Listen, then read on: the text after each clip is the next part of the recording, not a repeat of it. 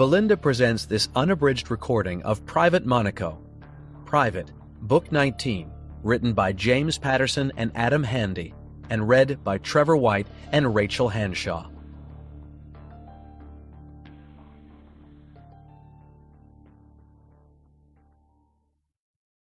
Chapter 1. Life hadn't been this easy for a long time. Justine and I had lingered over breakfast at the Hôtel de Paris in Monte Carlo. Our suite there was an extravagance for this leg of our European tour. It was opulent, bordering on decadent, but exactly the luxurious retreat we needed. I had kept my promise to bring her back to Europe for a vacation. In the past 2 weeks, I hadn't regretted for a moment the commitment I'd made earlier in the year, when we'd been investigating the murder of Father Ignacio Brambilla, the priest who was shot dead at the launch of Private Rome. We'd spent days battling the forces of evil on the streets of the Eternal City, exposing a conspiracy that extended from a deadly criminal gang known as the Dark Fates as far as the ancient corridors of power in the Vatican itself. We discovered the Dark Fates were the street, verging on paramilitary arm of a secret society known as Propaganda Tre, which had infiltrated almost every part of Italian society. We'd uncovered a conspiracy to seize power in the Vatican, and the conspirators, including Milan Verde, leader of the Dark Fates, had been imprisoned. As accustomed as I was to the challenges of running the world's biggest private detective agency, I had to admit I was enjoying the languid pace of our first proper vacation in a very long time. Late breakfasts, endless lunches, sights, beaches, and award-winning dinners and shows had replaced crime scene photos, fights, and chases, and given me and Justine the time and space we needed to enjoy each other's company. She looked amazing today in a lightweight green summer dress. The bright sunshine picked up the highlights in her brown hair and made her eyes sparkle. She'd caught the sun during the weekend we'd spent on the beach in Antibes and seemed relaxed and revitalized. We crossed Avenue des Citronniers and headed for a row of 2-story buildings constructed in the French Empire style, with ornate, colonnaded facades. They evoked past grandeur, but were dwarfed by the contemporary apartment blocks surrounding them. This was our only work appointment of the entire trip, and was one of the reasons we'd come to Monaco. Philippe Duval, Monaco's former Minister of the Interior, had reached out via Eli Carver, the U.S. Secretary of Defense and a man I now considered a friend, to see if I'd be interested in establishing a private office in Monaco with him. I'd done my homework, and Duval had impeccable credentials. He'd had a reputation for being a tough but fair minister and a track record of meeting threats head-on. He was exactly the sort of partner I liked to work with, and I appreciated Carver's introduction. With Monaco's wealthy population and connections to France, Italy, Spain, and North Africa, this location was an interesting proposition, and the timing of our trip meant I could also take Justine to the Monaco Grand Prix. I hoped a couple of days attending one of the world's most iconic motor races would make up for this work meeting intruding on our vacation. Duval's office was above the storefront of an independent financial advisor in one of the most impressive buildings overlooking the tree-lined avenue. Monaco was a hub for the super-rich. A tiny principality on France's southern border, it had taken a bite out of the French Mediterranean coastline and, in addition to the premium beachfront, offered both high-end gambling and wealth protection, which was the polite term for tax avoidance. "It's a beautiful part of the world," Justine remarked as we neared Duval's building. "I could cope with coming here once or twice a year." "I bet you could," I replied, taking her hand. "So could I." I stopped and pulled her in for a kiss. "I wish we could have stayed longer in bed," she whispered as we parted. I was tempted to suggest we skip the meeting and return to the hotel, but I never got the chance to utter the words. There was the roar of an engine, the squeal of tires, and a white van screeched to a halt beside us. The rear doors opened, and 3 men in ski masks jumped out and ran toward us, brandishing pistols. "Get in the van!" the tallest of the trio yelled, waving his gun at me. Justine caught my eye and nodded. Neither of us had any intention of complying. Chapter 2.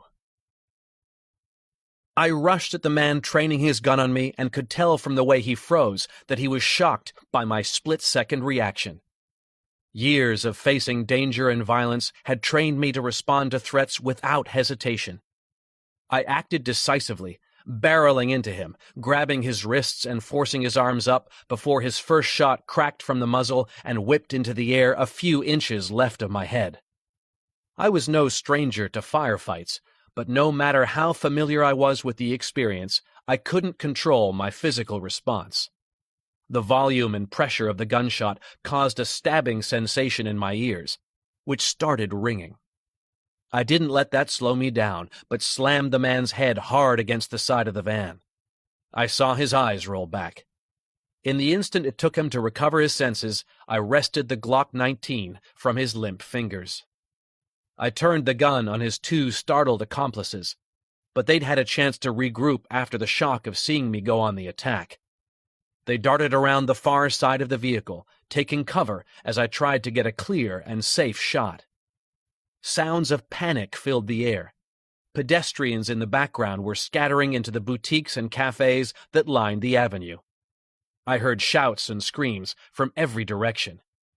There was movement to my left, and a masked driver emerged from the vehicle carrying some kind of club in his hand. Justine barged into the door, slamming it hard and wedging him between it and the chassis.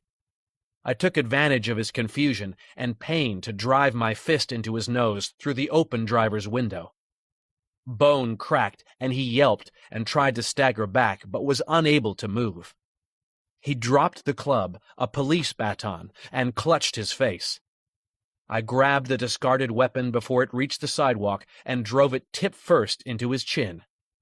His head snapped back and he went limp, crumpling in a heap on the driver's seat. "Jack!" Justine yelled, and I turned to see one of the other assailants round the van, gun leveled at us. "Drop your weapons!" he yelled, his Italian accent unmistakable.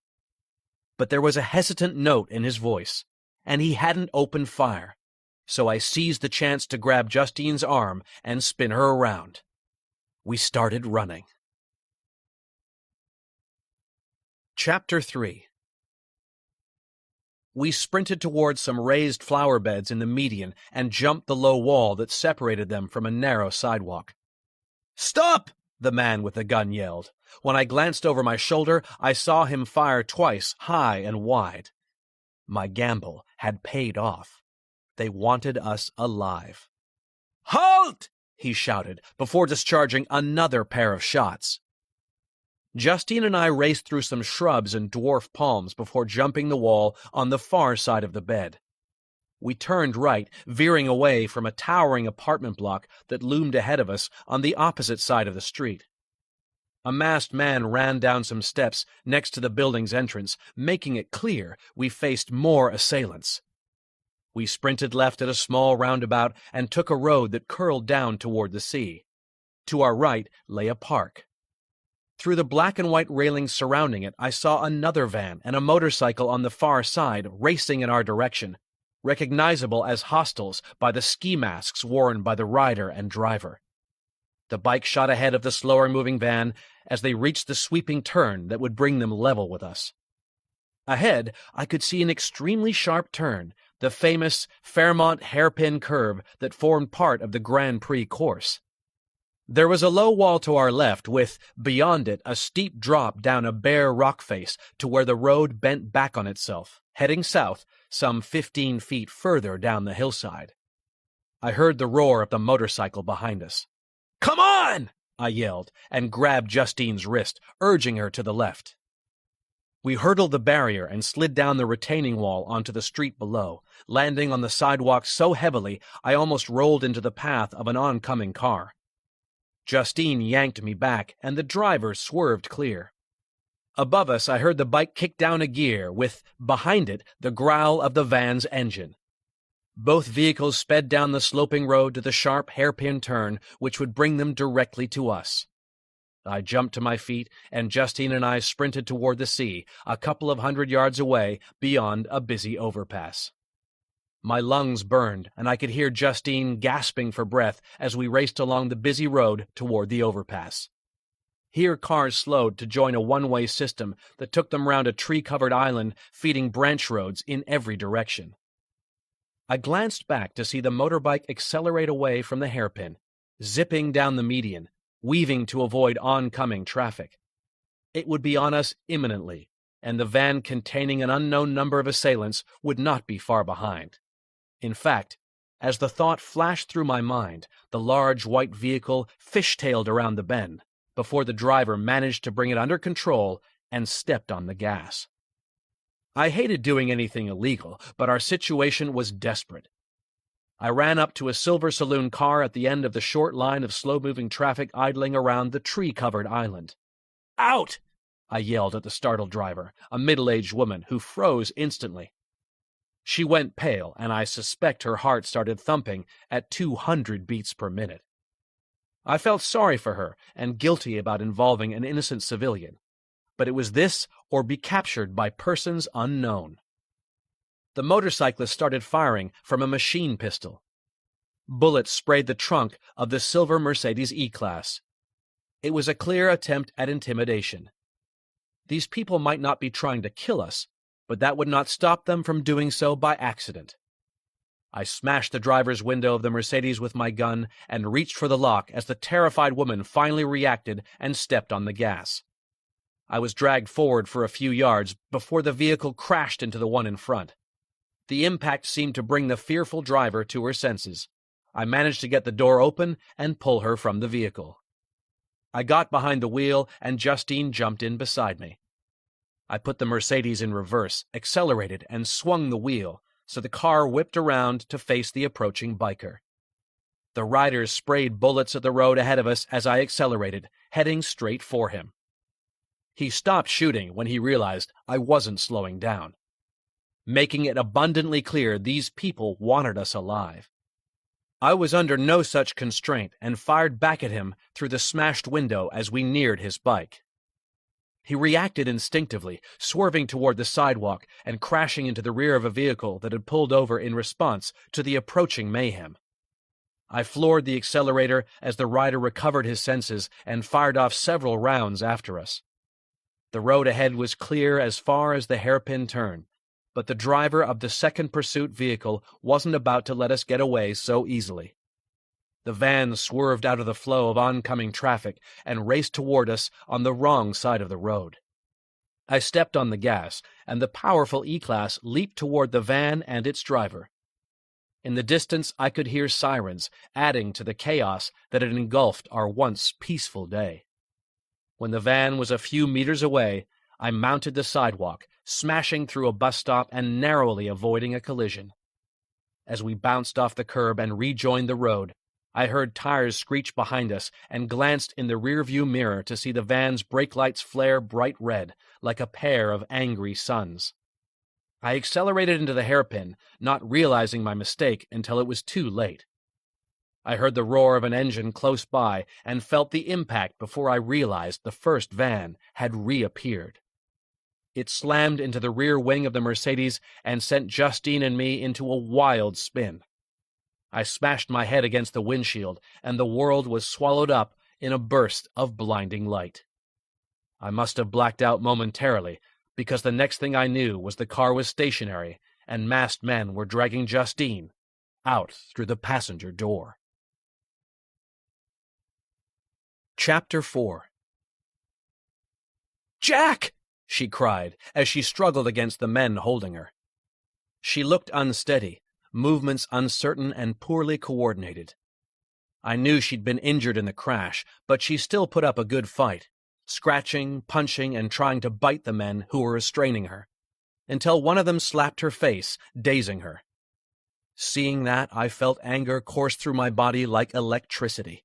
I glanced around to get my bearings. The Mercedes had smashed against the bollards outside the Fairmont Hotel, a luxurious low-rise residence overlooking the bay. The van that had rammed us, engine smoking, was wedged against the rear driver's side door. The second vehicle, a white Fiat van, came racing toward us, and behind that came the motorcycle. Feeling dizzy, I forced open the door and looked around, hoping to see the Glock I'd confiscated. There was no sign of it. My knees felt weak and my steps faltering. The world spun, and I could feel liquid running down the side of my face.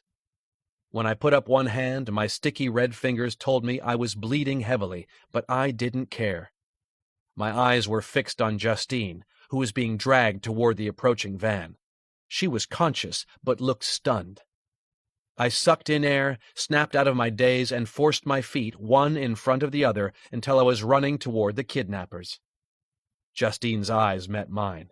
As if revived by the sight of me, she renewed her struggles against her captors. "Jack!"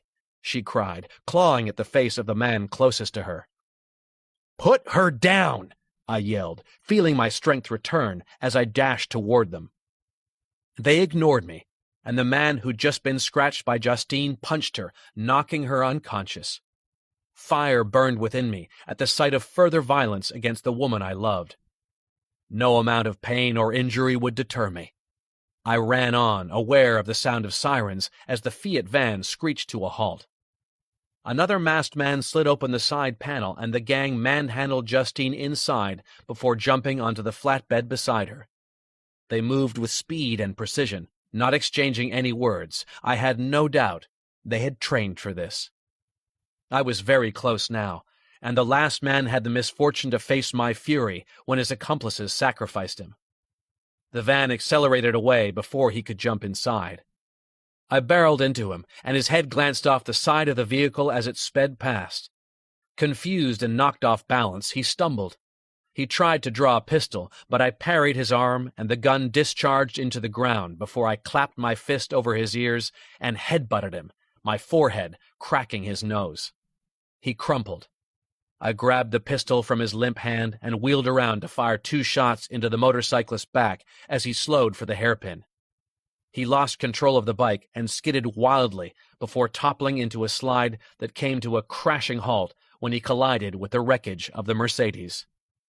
As the white Fiat van raced away up the steep incline, weaving around vehicles whose drivers had stopped to watch or video the carnage, I ran over to the bike.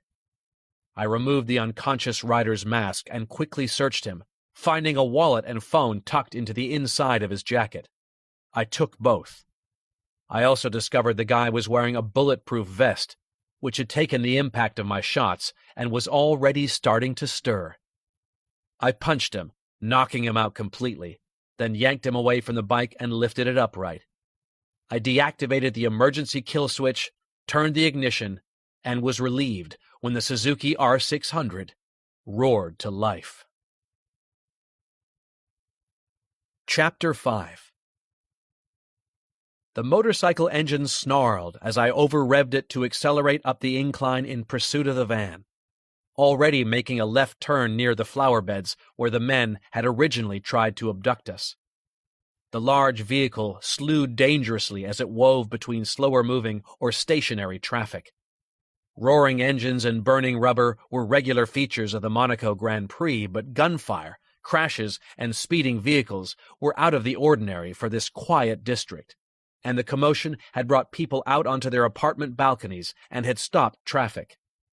The rest of the world seemed to be on pause as I roared by. I kicked up a gear, and the angry buzz of the engine became a deep drone as the bike gobbled up the road, closing the distance to the van. Tall trees lining the edge of the small park flashed by to my left. To my right was a blur of boutiques and restaurants. Patrons were open-mouthed on seeing the mayhem disrupting their otherwise peaceful day. Some of them had their phones out and were trying to capture the action racing past. Ahead, the van approached an intersection. The driver hit his horn with a heavy hand, blaring an alert to any vehicle ahead to stay out of his way as he shot up the center of the road, grinding between cars on both sides, knocking off wing mirrors and smashing up bodywork. The stench of burning diesel filled the air as I followed, catching my first glimpse of flashing blue lights as I sped across the intersection. There was a police car racing toward us, heading south along the avenue lined with palms. Ahead, the van was speeding towards Place du Casino, a grand square of historic buildings, including the iconic Casino de Monte Carlo, which resembled an Ottoman palace. The buildings to my right gave way to the lush greenery of the casino gardens and then a road. Down this, fast heading toward me, I saw a motorcycle ridden by another masked man. He was brandishing a submachine gun and was on an intercept course. I swerved left around the outside of the square, trying to avoid him while still keeping one eye on the Fiat, which had continued straight ahead on the road crossing the broad square, heading west. I heard the rattle of gunfire over the roar of the bike's engine and glanced behind to see the gunman directly to my rear, lighting up the road around my back tire. He was trying to unseat me. I cut right, mounting the sidewalk for a moment before the tires bit into the beautifully manicured lawn of the casino gardens. Passers-by cried out and scurried clear as I shot across the green space. I heard more gunfire and felt the rear tire burst. I stepped on the brake and slowed the bike sufficiently, so that when the rim of the wheel hit earth and I lost control, I wasn't moving fast enough for the impact to injure me seriously. The bike went south in a slide, while momentum carried me north, rolling and tumbling over the grass. Winded, I forced myself to my feet and saw the gunman stop on the north side of the square to reload his weapon. Terrified bystanders scattered, running into buildings, side streets, and alleyways. Beside me, a taxi driver started the engine of his BMW 5 Series and made ready to move. I caught sight of the van ahead, rounding a corner to disappear down a narrow street, running alongside an imposing building that looked like a museum or art gallery. I sprinted over to the taxi, opened the driver's door, and pulled the startled cabbie from his seat. He was a heavy-set man who looked like he wasn't afraid of trouble, but I think the scale of the violence he'd just witnessed in this peaceful, privileged enclave had momentarily converted him to pacifism. It didn't last. He started to object and struggle against me. I dragged him away from his vehicle and jumped inside. I shut the door and locked it while the cabbie pounded against the windscreen, cursing me. Ignoring his protests, I looked back at the motorcyclist who began to spray the wheels of the BMW with bullets. The gunfire terrified the cabbie, who ran for cover. He just cleared the danger zone moments before bullets thudded into the tires, puncturing them. Satisfied he'd immobilized me, the motorcyclist twisted his throttle and took the same course as the van. I floored the accelerator, fighting for control of the car, which now had 2 flat tires and was running on wheel rims. But unlike a bike, it was possible to steer it on flats, and I didn't need to go far. I aimed for the shortest point between me and the gallery, judging it perfectly so that the gun-toting motorcyclist would have no time to react when he figured out we were on a collision course. I swung the wheel at the last minute, and the BMW lurched into a sharp turn and side-swiped the bike, knocking the rider clean off the saddle. The bike hit a low stone wall in front of the gallery and fell onto its fairing as I stamped on the brakes. I jumped out of the BMW and ran toward the fallen cycle. The masked rider was stirring nearby, but I kicked him in the head, knocking him cold, my eyes hardly leaving the white van, now almost at the end of the long, straight road directly ahead of me. The sirens were growing louder. I became aware of increased activity, roaring engines, screeching tires, and shouts of protest when I lifted the bike. There were vehicles around me, men and women yelling, but I paid no attention. I mounted the bike, resetting the engine kill switch and pressing the ignition. Nothing happened. I looked down to see oil everywhere. The bike had been totaled by the impact. Up ahead, I saw the van make a right turn and disappear from view. My focus shifted abruptly. As I registered, the cops were out of their vehicles now, aiming pistols at me, yelling instructions for me to get off the bike and lie down with my hands behind my back. Reluctantly, and with a sick feeling of loss swelling in my stomach, I complied. I had failed the most important person in my life. I had lost Justine. Chapter 6. Monaco Police Headquarters was located in a modern concrete building with a red tile fascia. It stood directly west of Port Hercules, the city-state's principal harbor, which was crowded with luxury yachts in town for the Grand Prix. I wasn't under arrest, but Valérie Chevalier, the inspector in charge of the investigation, had made it clear I wasn't free to leave either. She was a tall, slim woman with sharp eyes and a no-nonsense demeanor, honed during years working with the force's Criminal Investigation Division. After being given the all-clear by a police doctor, I'd sat in an interview room on the first floor of the 5-story building and tried to hide my mounting frustration as I recounted what had just happened. Monaco was a society in which rank still mattered, and I could tell Duval's name carried weight as a former minister of the principality. I wasn't looking for special favor by revealing who we were going to meet, just explaining what Justine and I had been doing on Avenue des Citronniers that fine May morning. My account of events stacked up with those of eyewitnesses, and Valérie told me my story was supported by city surveillance and police video footage from vehicles and body cams. Her team had also been deluged with phone footage shot by members of the public after an appeal went out on television and radio. The attack was big news in this normally law-abiding city-state. I'd asked the inspector to call Jean-Luc Leterrier, Private's lawyer in Paris, to request him to recommend a local attorney. However, it seemed I might not need representation, because she was prepared to accept my actions were proportionate to the crimes that had been committed against me, and that no one other than the perpetrators had been injured. The first man I'd knocked off his bike near the Fairmont hairpin had apparently fled the scene, but the guy I'd taken down in Place du Casino was in custody and refusing to talk. Valérie said he had a phone and wallet on him, but that they contained no identifying data or materials, and he was refusing to give his name. I suspected the wallet and phone I'd taken from the first motorcyclist would also be anonymized. I'd signed them over to the booking sergeant when the police had taken my belongings. I'd told him they belonged to me, and he'd slipped them into a custody bag along with my own stuff. I hoped Maureen Mobot Roth, Private's head of technology and resident hacker, would be able to work her magic on the biker's phone, and do it faster than the police. Inspector Chevalier kept leaving me alone, disappearing to attend to new aspects of the unfolding investigation. The room's whitewashed walls were stained yellow by time, its chrome chairs and steel table were unforgiving, and its strip lighting emitted a slight flicker that was certain to induce a headache sooner or later. I guessed her most recent absence could be explained by the fact she was off conferring with her superiors. She returned after 20 minutes and told me, "You may go."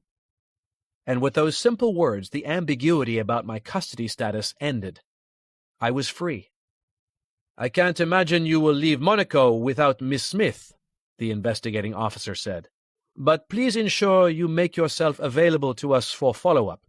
We may have more questions and hopefully some positive news.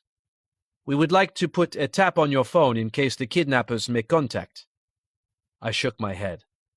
"That won't be possible. My phone receives confidential calls and information from clients. If the kidnappers make contact, we'll record everything and run our own traces." Chevalier's face puckered as though she'd encountered a bad smell. "I thought you would say as much. Please make sure you tell us if contact is made. Ransom demands are the best way to recover kidnapping victims." She smiled.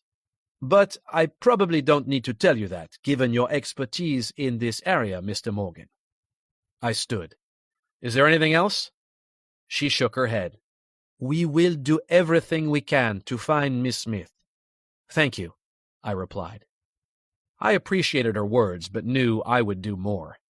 I would tear the city apart if need be. I was terrified of what might be happening to Justine and felt terrible guilt for failing her. I planned to devote all the expertise the inspector had mentioned, along with Private's considerable resources, to tracing and rescuing the most important person in my life. "I suspect you will make your own efforts to find Miss Smith," she remarked. "But don't impede our investigation, and please share anything useful and observe the laws of Monaco At all times. I nodded. But those men, those hateful men, had crossed a line in targeting Justine. I couldn't make any promises that might affect my capacity to act. If laws needed to be broken, so be it. And the first law I broke was tampering with evidence and impeding an investigation by pretending the first biker's phone was my local cell, and his wallet my traveling billfold for emergencies. After some paperwork, I left the station with both items and all my own belongings. I had my phone out and was about to call Mobot when I saw a face that I recognized across the busy lobby. Looking immaculate in a tailored gray suit was the familiar, elegant figure of the man we'd come to Monaco to see, Philippe Duval. Chapter 7. "Mr. Morgan, Jack, I am so sorry to hear about what happened," Duval said, offering me his hand. "Based on news reports and information from my friends in the police, this was no street robbery gone wrong." I shook my head. No, it was targeted. They tried to abduct us both, and when that failed, they took Justine. "I'm so sorry," he repeated. I considered myself a good judge of character, and he seemed genuinely concerned and shaken. "Such things don't happen in Monaco, and the fact it took place outside my office when you were on your way to meet me." He didn't need to finish the sentence because we both understood the implication. He was demonstrating intelligence as well as empathy. If he hadn't shown up at police headquarters, he would have been the second person I spoke to after being released. "I need to know who you told about our meeting," I said. There was no point in choosing my words more tactfully. There were a limited number of ways the kidnapped gang could have known where we'd be. An operation like that took careful planning. It wasn't a spur-of-the-moment thing. "It is natural for you to be cautious in your dealings with me," Duval said. "We don't really know each other, only by recommendation of Eli Carver and by reputation, but I can assure you I told no one of our meeting. I didn't even record it in writing, a security habit from my days as Interior Minister. And I can assure you I never record any sensitive information on a computer. My time in government impressed upon me the need for vigilance, and since I retired my ministerial post, my diary is not so busy that I cannot commit significant events to memory." He smiled. "I feel personally responsible for the disappearance of Miss Smith and would like to offer you all the assistance I can. I still have friends here and in government in Monaco and France. I will place all my resources at your disposal." He seemed genuine, and I was prepared to take him at face value, for now. One of the many things I planned to request from Mobot was a thorough examination of every aspect of Philippe Duval's life. I shook his hand. "I'm grateful for your support, Monsieur Duval." "Philippe, please," he corrected me. "I was eager for us to work together, but not under such circumstances." "I appreciate that, and I would like your help," I told him. "I'm going to need someone local to steer me around the hazards of Monegasque politics, someone who can name people with the capacity to pull off this sort of thing in broad daylight." He nodded. "We should go to my office then and discuss." I cut him off. I wouldn't put him on the inside of any investigation until I heard the outcome of Mobot's review. First, I need to call my team and set certain things in motion. "Of course," he said. "I understand. Tomorrow, then?" I nodded. "Shall we say 8? "See you there," I replied, and we shook hands again before he left. I paused before discreetly following him out of the lobby. Much like police headquarters in Rome, this building featured an archway that connected the street with a parking lot filled with liveried police vehicles. I turned away from the lot and stepped onto the street that ran alongside. To my left, at the other end of the street, lay the main port. I could see the bristling forest of yacht masts. Opposite me was a ramp leading to an underground parking garage, and next to it a narrow street with an ice cream parlor on one corner. I stood beneath the awning as I took out my phone and dialed. It was a little after 3 p.m. in Monaco, which meant it was 7 a.m. in Los Angeles, but I knew Mobot would already be up. "Jack," she said enthusiastically when she answered. How's the honeymoon? I mean vacation. Very funny, I replied. She and Cy had been cracking wise about a secret European wedding ever since Justine and I had told them about our vacation plans. It's over, I said. Justine has been kidnapped. I heard a sharp intake of breath and felt Mobot's shock. You're not, she began. No, I interrupted. I'm not kidding. Justine has been taken. I want you to alert the entire private organization. I want everyone on this. We have to find her. Chapter 8. Justine had never known such fear.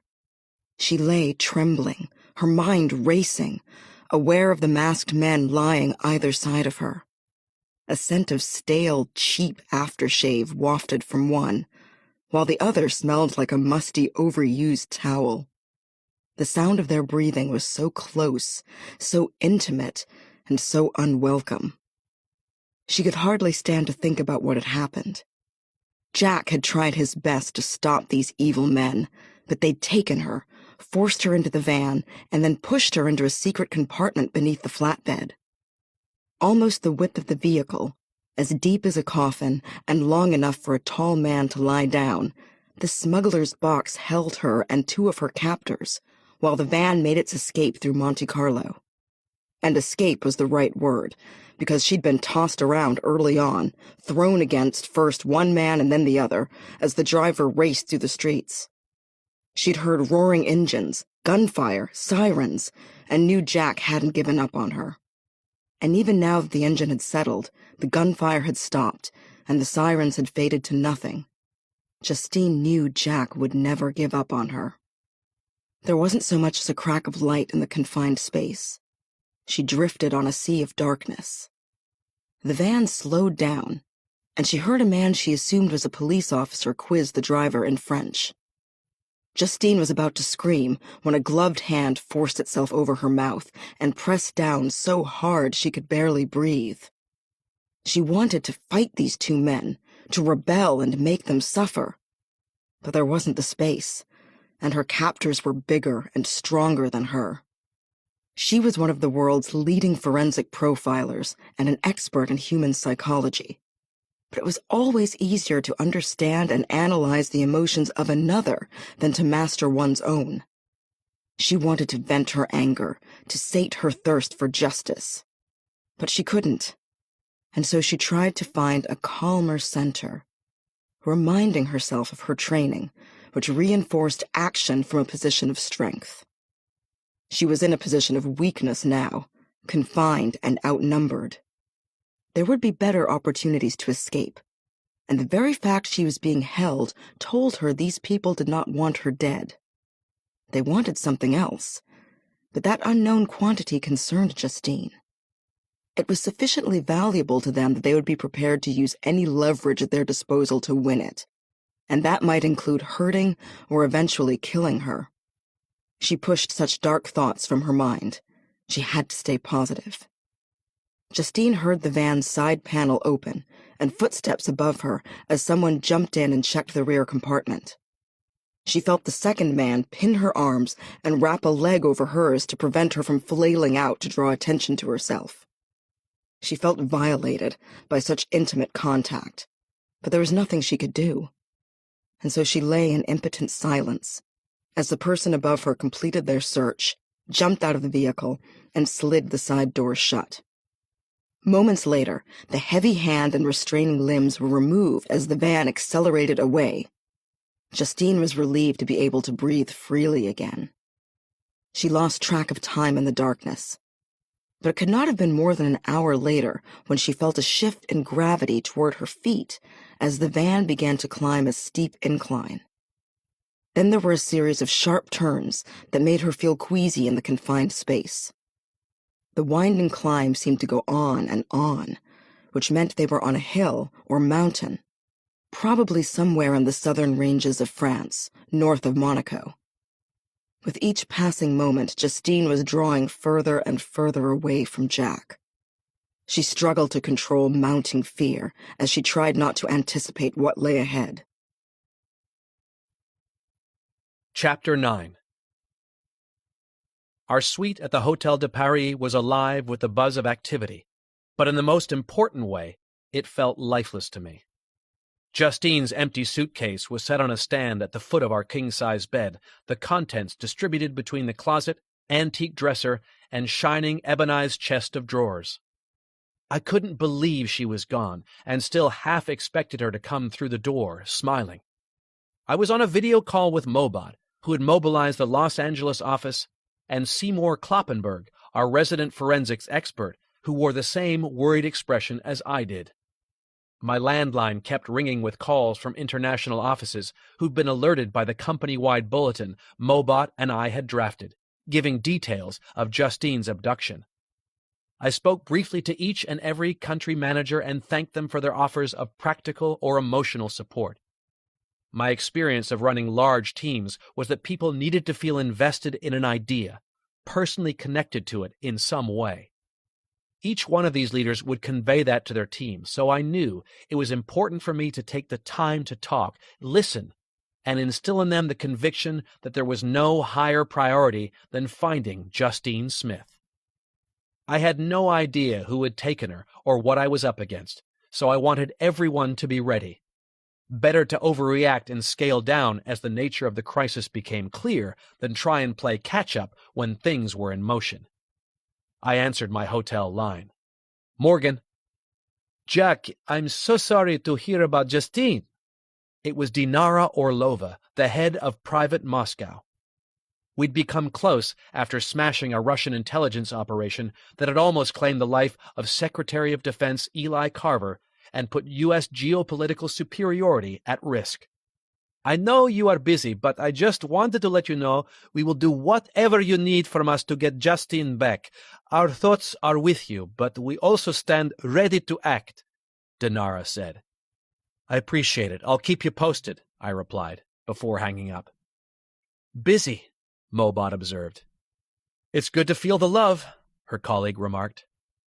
On the video call, I could see both of them in Private LA's fourth-floor server room. They were surrounded by members of Mobot's team, all focused on screens full of information on Justine's abduction. Mobot was a formidable white-hat hacker, a digital genius who used her skills for good.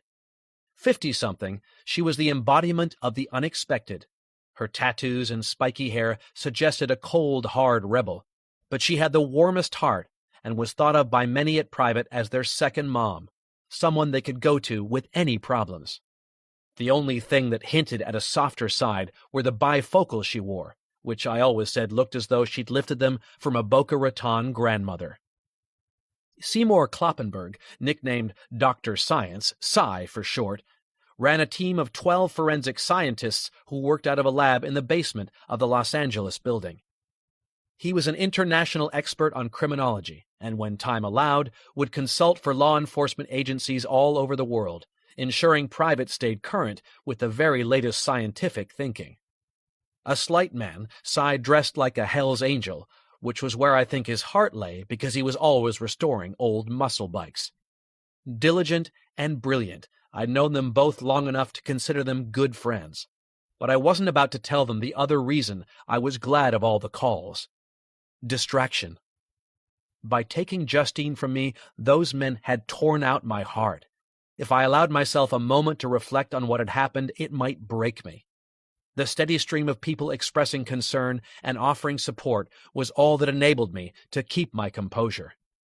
I was grateful when my landline rang again.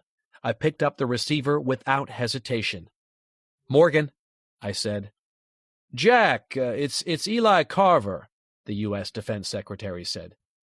"Philippe Duval told me what happened. I'm so sorry. I'm sure you're being pulled in every direction, but I want you to know that if there's anything I can do, you are to call me. I'm in London right now, so we're almost in the same time zone. You need something, you pick up the phone any time, day or night." I'd seen news reports on the London summit Carver had organized, which aimed to bring lasting peace to Eastern Europe. War had spread instability throughout the region, and Carver had made it his mission to ensure lasting peace and American geopolitical security by negotiating a multilateral non-aggression pact, with the tacit threat of U.S. military intervention in the event of a breach. I'd saved his life during the Moscow investigation, when he'd been taken hostage at Fallon Air Base by a deep-cover Russian operative who tried to murder him, and since then our paths had crossed enough times for us to become friends. "Thanks," I replied. "I appreciate the call." As a senior member of the government, he knew what it was to face a crisis, and he didn't linger. "Any time, Jack, you hear me? And anything," he reiterated. "I hear you, sir," I replied. "Good, and cut the sir stuff. Keep me posted," he said, before hanging up. "I've pulled the data from the SIM," Mobot announced as I replaced the receiver. I could see her peering at her screen. "It's encrypted, but I can handle that. Once I break it, we'll know where the guy you took it from has been." She was talking about the data from the SIM card in the phone I'd taken from the first motorcyclist. I downloaded the contents and sent the file to her through private secure server, along with images of fingerprints I'd taken from the wallet and phone. Cy was working on those to see if he could come up with a match. I was impatient and eager for a breakthrough that would lead me to Justine, but experience had taught me these things took time. Burning with nervous energy, I almost jumped when there was a knock at the door of my suite. "Careful, Jack," Cy cautioned, glancing at the web camera that was picking up their end of the video call. He needn't have worried. When I glanced through the spy hole, I saw a skinny, uniformed bellhop. The young guy was peering into a mirror opposite my suite and fixing his hair. He held a brown envelope. I reached into my pocket for a €5 note as I opened the door. "Package for you, Mr. Morgan?" he said, turning away from the mirror. "Thanks," I replied, taking the envelope and handing him the tip. I closed the door and tore open the package to find a cell phone inside. The device rang almost immediately, and the screen displayed the words, "Unknown number." "Hello?" I said when I answered. "Mr. Morgan," a distorted voice replied. "we are the people who have Justine Smith. Listen carefully." Chapter 10. If you pay attention to what I say and do exactly what we tell you, both you and your woman will be unharmed, said the machine-altered voice. I swallowed my anger at the dehumanizing description of Justine as my woman, and the fact that this coward was using intimidation and threats of violence against her to coerce me. I focused on remaining as dispassionate as possible and applying my experience as a detective to the situation. Their choice of phone was the second indication we were dealing with professionals. Mobot had tapped my cell and the hotel line, and her team was ready to run a trace at a moment's notice. If the police were in any way competent, they would have at least covered the hotel switchboard, but here was an unexpected element. And like the scale and discipline of Justine's abduction, it suggested we were facing people with a high degree of experience in serious crime. "No," I said, gesturing at the phone expressively, so I would be seen by Cy and Mobot via my computer webcam. On screen, I saw their reactions as they registered who I was talking to. Cy shrugged in frustration, and Mobot threw up her arms in exasperation. They realized the kidnappers had circumvented our plans to trace them. "No?" the machine voice answered. The growling distortion was so effective it masked whether the speaker was a man or a woman, but even through the vocal disguise, I could hear hesitation. "Good. No," I repeated. "I'm not new to this, and neither are you. Professional to professional, let's show each other proper respect. You know what I need from you next." I'd spun that out for as long as I could because every second gained meant further grounds for hope. Mobot was marshalling all the means at her disposal, poised to act upon any slip-up, phone log, mast relay, or data packet she could trace while I was on the phone to the kidnappers. "Proof of life," I continued after stretching out the pause. "I need to know you have Justine and that she's safe and unharmed." I didn't bother with macho threats uttered to serve my own ego. We both knew what would happen if she had been harmed, and I'd already settled on the best way to deal with this person when I got my hands on them. I didn't need to broadcast it. They would find out soon enough. "Proof of life," the voice sneered. "Proof of life," I reiterated coolly. "Okay, the voice said before hanging up. I lowered the phone. Is it over? Cy asked. I nodded. You give me the number of that phone you're holding, Jack, right now, Mobot instructed, and I want all the data off the SIM. And when you're through with it, you better tell the Monaco police, Cy suggested. I nodded again and walked to my computer.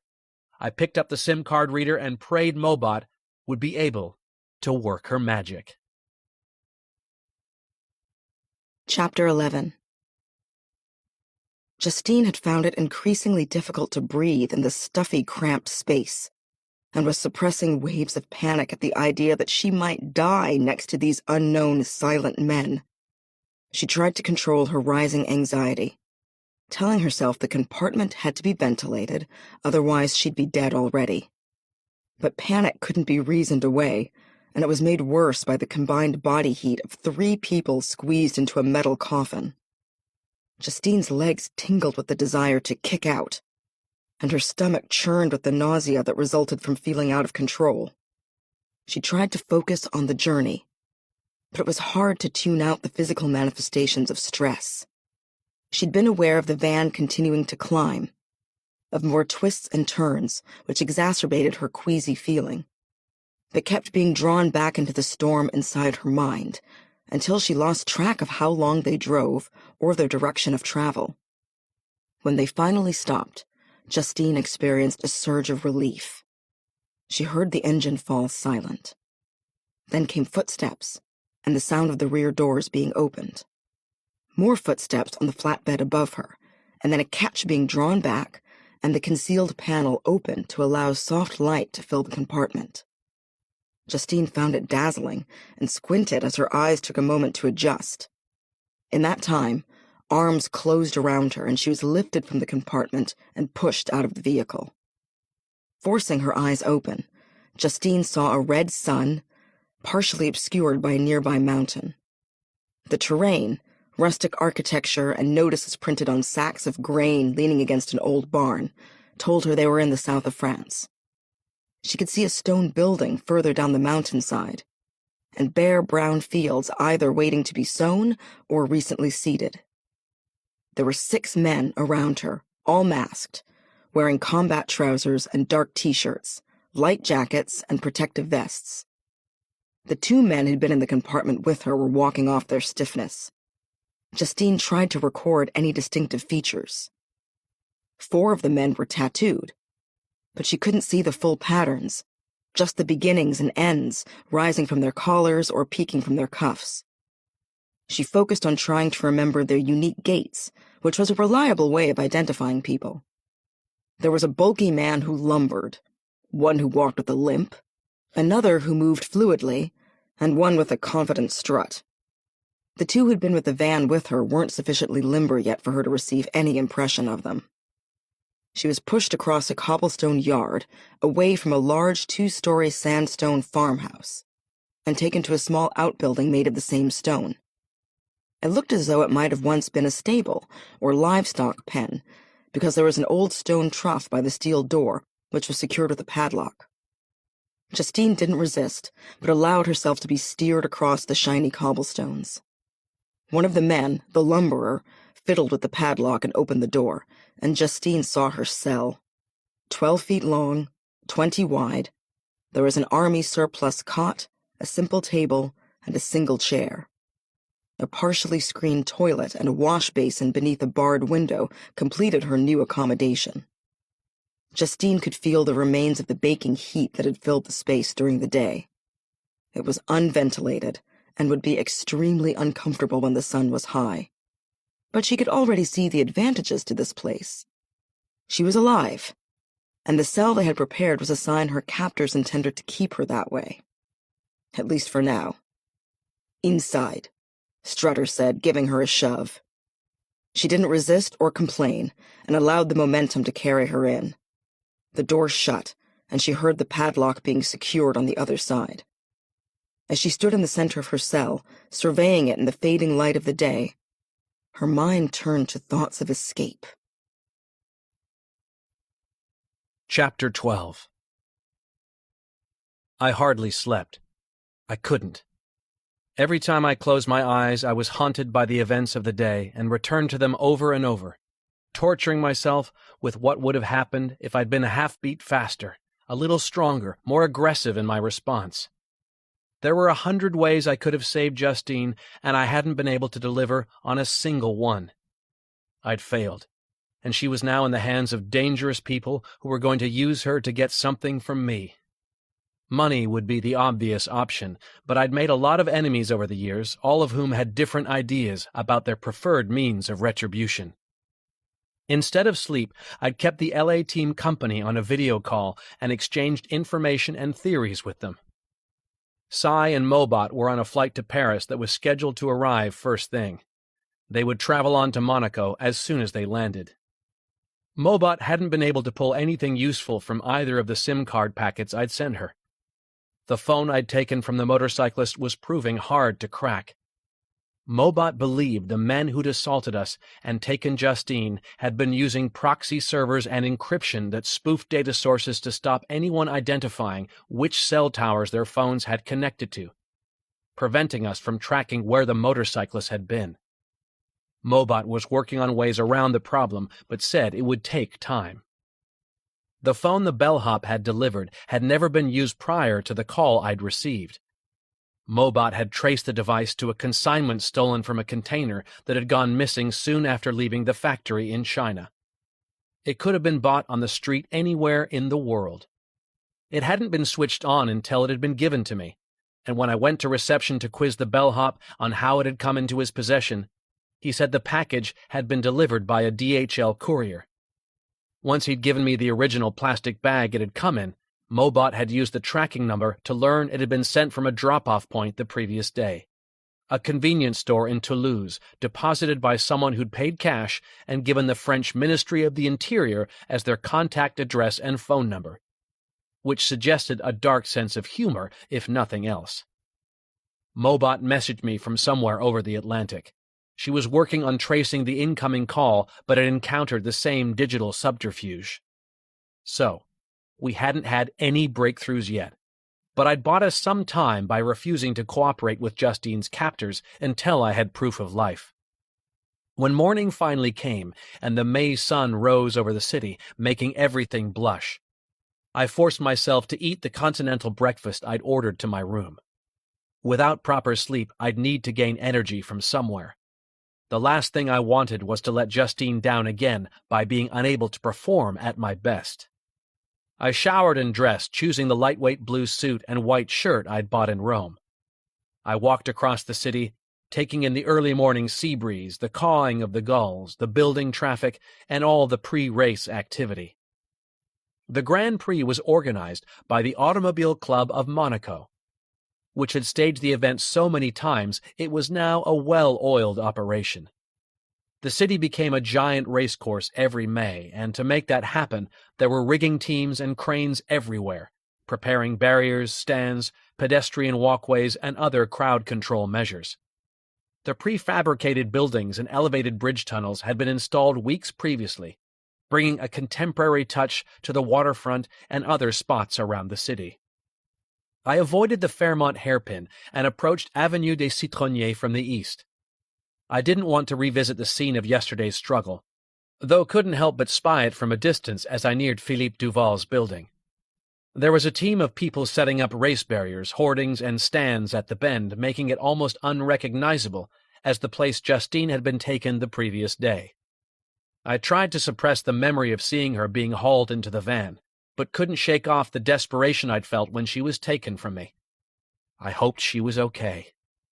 I hurried along the broad sidewalk, past the boutiques, the sweet-smelling flower beds, and a cafe that filled the air with the scent of coffee and fresh pastries. Duval's office was accessed through a colonnaded entrance at the end of the terrace. I stepped through the baby-blue double doors, presented myself to the security guard who sat behind a plywood desk in a cramped lobby, and was directed to the second floor. A broad marble staircase doubled back on itself to take me to the upper story, and I found Duval's suite marked by a sign on the second door to the left. I could see an expansive reception area through the part-glazed door, and a woman in her late 30s sitting at a large desk. Bonjour, monsieur, she said when I entered. I'm here to meet Philippe Duval, I replied. One moment, she said, before disappearing into another part of the office hidden from view behind a partition. The reception area was bright thanks to the large windows overlooking the street. I could see trees in the park opposite, their branches swaying lazily in the breeze. Good morning, Mr. Morgan, Duval greeted me when he appeared from behind the partition moments later. He approached and shook my hand enthusiastically. Mobot's team had declared him clean as a whistle, with no question marks over his integrity, and none of our European offices could find so much as a whisper of criminality or corruption. He was a vanilla former minister from a tiny, wealthy principality who was figuring out what to do after a lifetime in state politics.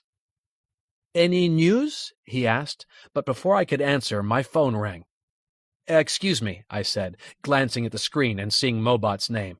I have to take this. Of course, he said, and I stepped away to answer the call. Sai and I just arrived in Paris. I've got a location from the phone you took from the biker, Mobot said without so much as a hello. It's a hotel in a place called Menton, just along the coast from Monte Carlo. You're a genius, I replied. I'm in the mood for compliments, she said. It's been a long day. Let me know what you find. Will do, I assured her, before hanging up. I turned to Duval. Do you have a car? Chapter 13. Monaco was well known as a wealthy city-state, but the roads still needed to be cleaned, hotels staffed, utilities provided, and the wheels of society kept running. The wealthy residents weren't going to waste their time on such menial tasks, so they drew their workforce from less affluent neighborhoods across the invisible border with France.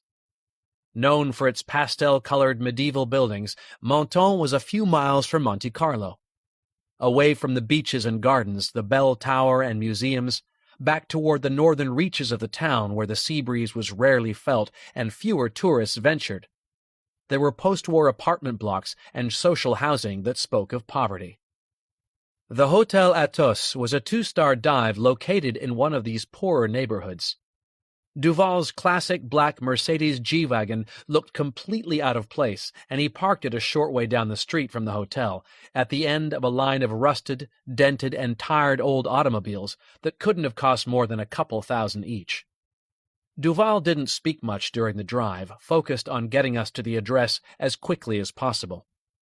But as we left the car, he said, You know, the law obliges me to inform my former colleagues at the Monaco police of anything relevant to an ongoing criminal investigation. I tensed, very aware I was walking alongside a former government minister.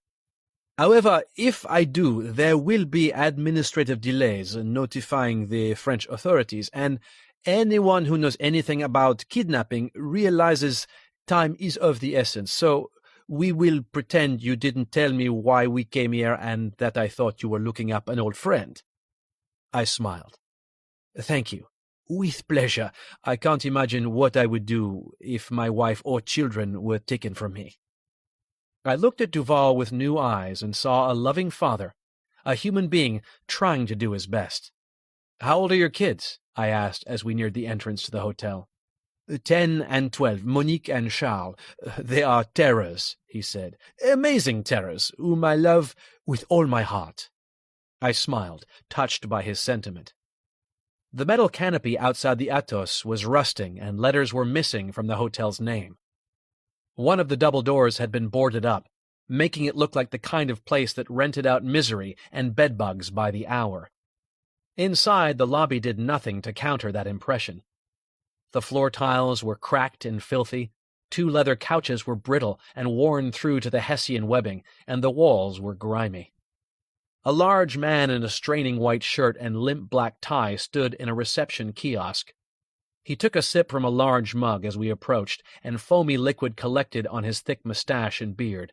He wiped it off with the back of his hand. Bonjour, monsieur, he said. Comment puis-je vous aider? We will speak English for the benefit of my friend, Duval said, nodding at me. Of course, the receptionist replied. We're looking for a man, Duval revealed. Police? The receptionist asked nervously. Private investigators, I said. This man is believed to have been involved in a kidnapping. In Monaco? The receptionist took another sip of his milky drink and wiped his mouth. I saw it on the news. I nodded. Wow, he said. We get troublemakers here, but never someone like that. Who are you looking for? Those things work? I asked, pointing at the surveillance cameras in the corner of the lobby. He nodded, and minutes later we were in a cramped, messy office behind the kiosk, reviewing footage from the previous morning. I saw the biker emerge from the solitary elevator just before 7 a.m. He smiled when he was met by a man at the hotel entrance. His confederate kept his back to the cameras and stayed at the very edge of the frame. That's him, I said. Room 21, the receptionist replied, on the second floor. Did he come back after this? I asked, pointing at the man leaving the building. I don't think so, the receptionist replied. Not unless he returned when the night shift was on. Can we take a look at the room? Duval asked. The receptionist led us upstairs and took us into a musty single room, which contained a bed, rickety wardrobe, and cracked bureau. There was no luggage, litter, or any sign that the room had ever been occupied, and the bed was perfectly made. Tidy, Duval observed. Or careful, I suggested. Someone with something to hide. I opened the wardrobe and found a pair of jeans and a shirt hanging inside. How did he pay? I asked. Cash? The receptionist's reply didn't surprise me. Passport? Duval asked. Spanish ID in the name of Pablo Cortez. We'll need a copy, Duval told him. The police will too. The receptionist looked exasperated. I imagined a lot of his clients wouldn't want cops sniffing around the place. But he had the wisdom not to share any such thought with us. My tolerance for people who took cash and looked away from wrongdoing was extremely low. I focused instead on searching the room. The bureau and bedside cabinet drawers were empty, but when I got down on my hands and knees and checked under the bed, I saw something flat and gray just beyond the edge of the frame. A key card. It was blank and could have belonged to the biker or a prior guest, but it was all I had, so I feigned a close search under the bed. As I was padding around, I palmed the card and slipped it into my pocket as I stood up. Anything? Duval asked. I shook my head. We should notify Monaco police, see if they can identify the guy from his photo or pull anything useful off those clothes. Chapter 14. The ancient stone was already starting to bake, and Justine was sweating as she used a broken chair leg to gouge a gap out of the mortar between two of the big stones forming part of the outer wall. She'd chosen a stone roughly the diameter of her shoulders and had moved the table against the wall to obscure what she was doing. The angle of the tabletop to the door meant her work wouldn't be seen by a guard performing a casual check on her. And such checks had happened every couple of hours. A masked man would unlock the door, poke his head inside, and leave quickly, satisfied all was as it should be. What they didn't see was the growing mound of mortar dust beneath the table and the deep groove around the stone. She prayed the wall was only a single course thick. The thought of moving even this one stone was daunting, but she pushed that problem from her mind and focused on the task at hand, removing every inch of ancient mortar, 1 millimeter at a time. She was grateful that age and the long hot summers had made it brittle and relatively easy to erode. Justine had been working on one spot and had dug about 12 inches deep, creating a sharp, narrow dip in the binding around the stone. She could feel a change in the composition of the mortar as she worked, hunched under the table. She crouched forward, and when she'd removed the chair leg from the depression, she peered into it and saw glints of light shining through a thin mesh of mortar. One more push, and she'd be on the other side. She now knew how thick the wall was, and that she wouldn't have to dig through another layer of stone, and that lifted her spirits. She started on the mortar immediately next to the deep groove, but her excavation didn't last long. She heard the sound of the padlock on the other side of the door. She'd been disturbed in the night and had immediately leaped into bed and pretended to be asleep, but she was drenched in sweat, and if they saw her sleeping during the day, they might become suspicious. So she decided on another approach. She scurried out from beneath the table and strode toward the door. The moment it opened, she said, "I can't take it in here. It's like an oven. I need a fan or a cooling unit. Fresh clothes, too." She stopped when she saw the face of the man who'd stepped into her cell. He was lean, with short black hair and about a week's stubble. He had piercing eyes that looked devoid of pity, and his scowling face suggested a festering, ever-present rage. But the most concerning thing about him wasn't his features. It was the fact he wasn't wearing a mask.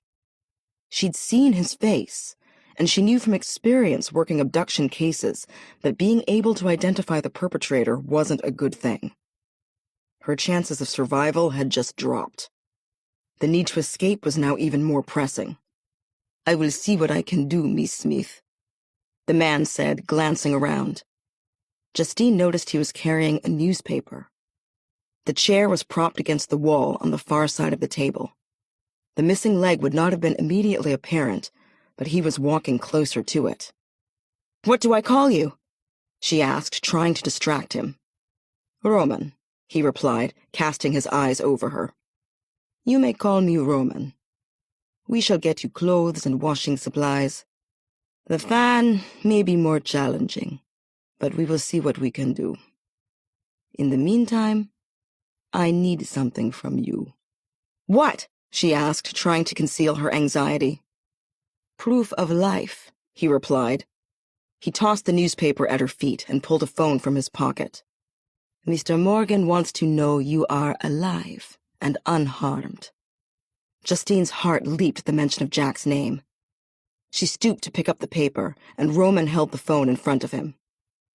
"Please send Mr. Morgan a message telling him you are in good health," he said before he started to record. Chapter 15. Inspector Chevalier arrived at the Hotel Athos an hour after Duval had made the call. She said that we weren't permitted to search the room without permission from the French authorities, and that the Police Nationale were obtaining the necessary clearance. A folded 50-euro note had convinced the receptionist to play along with the story Duval and I had agreed, that we had never been in the biker's room. It staved off any bothersome questions about contamination and removal of evidence. I'd placed the keycard I'd found in my wallet and would claim it was for the private building in L.A. if I was searched. Technically, I was interfering with an investigation, but I knew I'd be quicker than the cops, and that no one could analyze and trace the card faster than Mobot. If I'd left it to the police, the card would still be on the floor of the biker's hotel room, waiting for a search warrant. "Are you sure you can't just go in?" Duval asked the inspector between calls. She seemed to spend most of her time on the phone. "The receptionist is most eager to cooperate." We'd learned his name was Guillaume. Hearing Duval speak, he nodded enthusiastically. I think he was keen to let the cops do their stuff, then vacate the premises. The assortment of guests who'd shuffled through the lobby didn't look like people who stayed on the right side of the law. "And if this is an innocent man, or the case goes to trial?" Chevalier asked. She was being very conscientious and thorough, perhaps beyond what was reasonable, I thought, but my experience of the European judicial system was limited. "You gentlemen can go," she told us. "I thank you for the lead, but we'll take it from here. I will have official approval and a forensic team on site before midnight." I had to resist the urge to smile wryly. It was currently a little after 1 p.m. She was allowing herself almost 12 hours. "Thank you, Valerie," Duval said. I couldn't bring myself to respond, and joined the former minister outside. "What now?" he asked. "Could you take me back to my hotel?" I replied. "Or I can get a cab if it's out of your way." "Nonsense," he replied. "Monaco is a small place. It is no problem to me at all." 40 minutes later, I was walking along the wide corridor to the suite Justine and I had shared. As I approached, I heard music playing through an open door to my left. It was the sort of heavy metal I'd come to associate with one man. I knocked before pushing open the door to see Cy and Mobot on their feet, heading toward me. "It's good to see you, Jack," Mobot said. She gave me a warm hug. "I'm so sorry. I'm sorry. I just don't know what to say." I stepped back and saw tears in her eyes. It was a rare event that left Mobot speechless and tearful, and her emotions moved me. I swallowed the hard lump in my throat. "It's okay," I assured her. "They say she's well and unharmed. I'm waiting for proof of life." Cy shook my hand. "Come in, Jack." He patted my shoulder as he led me into their suite. "We asked for a room near yours. They gave us this 2-bedroom suite, said it was the last one available, something about the Grand Prix. Only the biggest and busiest week of the year. You're lucky they had anything left," I replied. "You guys got here quickly." They had already started transforming their living room into an operations center. Mobot had her computer workstations on the dining table, and Cy was unpacking surveillance and analytic gear from a collection of large flight cases. "LAX to Charles de Gaulle," Mobot replied. "Then a connection to Nice, pretty smooth. You get anything from the Hotel Athos?" I nodded and took the key card from my wallet. Nondescript, gray, with no distinctive markings. "I found this under the bed in the suspect's room." I produced a color photocopy of the passport he'd presented at the hotel and gave it to Cy. "Passport is in the name of Pablo Cortez. I'm guessing it's fake, but worth running." Cy nodded and went to a laptop on the dining table. Mobot studied the keycard briefly before reaching into a flight case and producing a card reader, which she connected to her workstation. She inserted the card into the reader. Moments later, a prompt appeared on screen. Mobot typed a series of commands to interrogate the reader. "Some keycards are anonymized, but law enforcement asks manufacturers to make identifiers where possible," she explained. "It's like metadata and can be used to identify people or locations in an emergency. Some manufacturers comply, others—" Her voice trailed away, and then resumed with a note of excitement in it. "Automobile Club of Monaco. This card opens something at the Automobile Club." I was familiar with the organization, one of the world's oldest and most prestigious motoring clubs. It was famed for hosting the Formula One Monaco Grand Prix, the event that currently had the city abuzz. What would a violent criminal have to do with one of Monaco's most revered institutions? Chapter 16. I'd asked Duval to meet me at the Automobile Club headquarters, located on Boulevard Albert le Premier, a block down from the swimming stadium where the large prefabricated race center and stands had been constructed. The iconic 6-story headquarters was a mix of classical and contemporary architecture, with neoclassical columns and facades rising from a marble and glass floor. The place was the hub of the pre-race activity that stretched citywide as preparations intensified in the run-up to the weekend. I had guessed I wouldn't get access to the people I needed to talk to, not on the busiest week of the year, and not without help from someone well-connected. In this respect, Duval didn't disappoint. "I managed to secure 10 minutes with Myriam Lambert, the head of personnel," he said, as we met outside the entrance. "Thanks," I replied, following him inside. Anyone who has watched coverage of the Monaco Grand Prix will be familiar with this striking building, and the interior didn't disappoint. It was opulent and full of luxurious touches that accentuated the celebration of motorsport history. There was a restaurant and club facilities for members of the exclusive association, founded in 1890. Rich in marble, leather, gilt, and fine art, it was a wonderful environment with every comfort provided, from the inviting deep couches to the tables set with the finest crystal and porcelain. There was a museum next door, a chronicle of the history of the club and the race, and paintings and photos of automobiles adorned every wall of the club. "One of the jewels of Monaco," Duval said, as we walked through the building. "Ah, Miriam!" He made a beeline for a woman dressed in a pair of gray linen slacks and a cream blouse. She had wavy chestnut hair and a smile like a 1980s soap star, almost perfect except for the faintest glimmer of insincerity in her eyes. She said something in French to the 2 suited and booted men with her and stepped toward Duval. "Philippe, it's been a long time. How are Christelle and the children?" "Very well," Duval replied. "This is my associate, Jack Morgan. His partner, Justine Smith, is the woman who was abducted yesterday." Miriam gasped and gave me an apologetic look. "I'm so sorry, Mr. Morgan."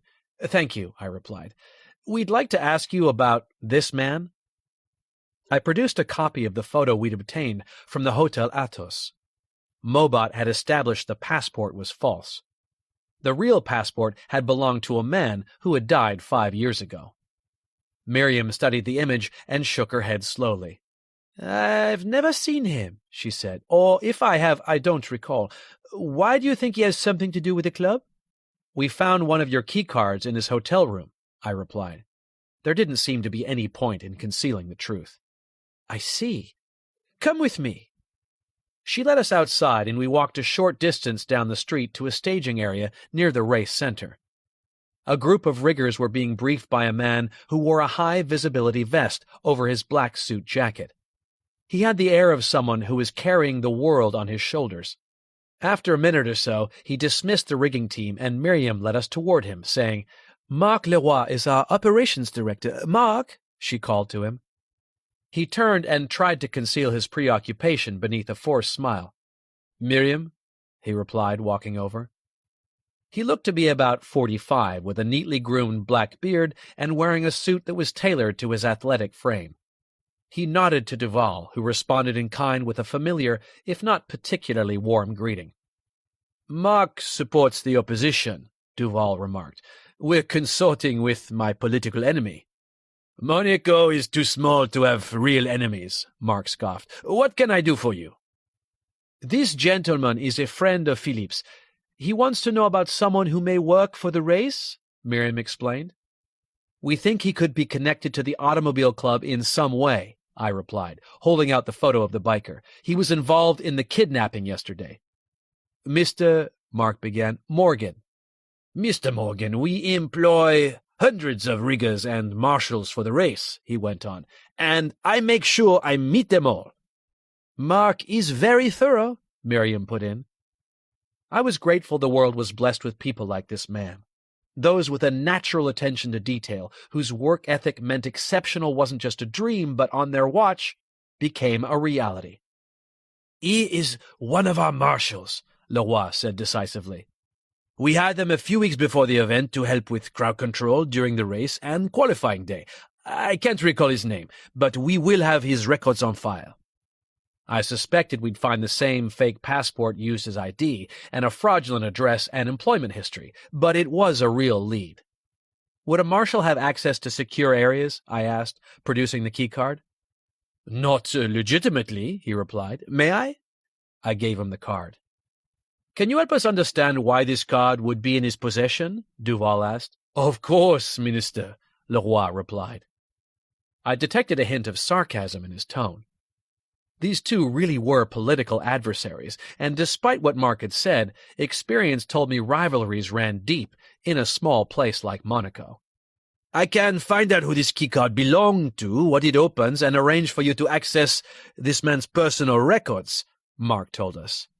"Thank you," I replied, wondering why a violent thug would have gone to the trouble of securing a job at one of the world's most famous motor races. Chapter 17. When Mobot thought of the French Riviera, she never imagined a place like the Promenade Val du Carré, the street on which the Hôtel Athos stood. She and Cy had taken a cab to Menton, the town a few miles east of Monaco. The driver had taken the scenic route to show them the pastel-painted buildings that had lined the seafront for centuries, before heading inland past car dealerships, mini-marts, and simple apartment buildings until they reached the run-down neighborhood that was home to the seedy hotel. Cy and Mobot stood on the corner directly opposite the Athos. A trio of police cars had parked out front, and the French uniformed officer at the entrance suggested the cops were in the process of examining the biker's room, or at least preparing to. Jack had told them Valérie Chevalier was hoping to have a forensics team in place by midnight, which meant she and Cy wouldn't be able to access the room for a long time. But based on Jack's account, they would be unlikely to find anything useful anyway, and Mobot wasn't keen to waste time duplicating the same work as the cops. "Thoughts?"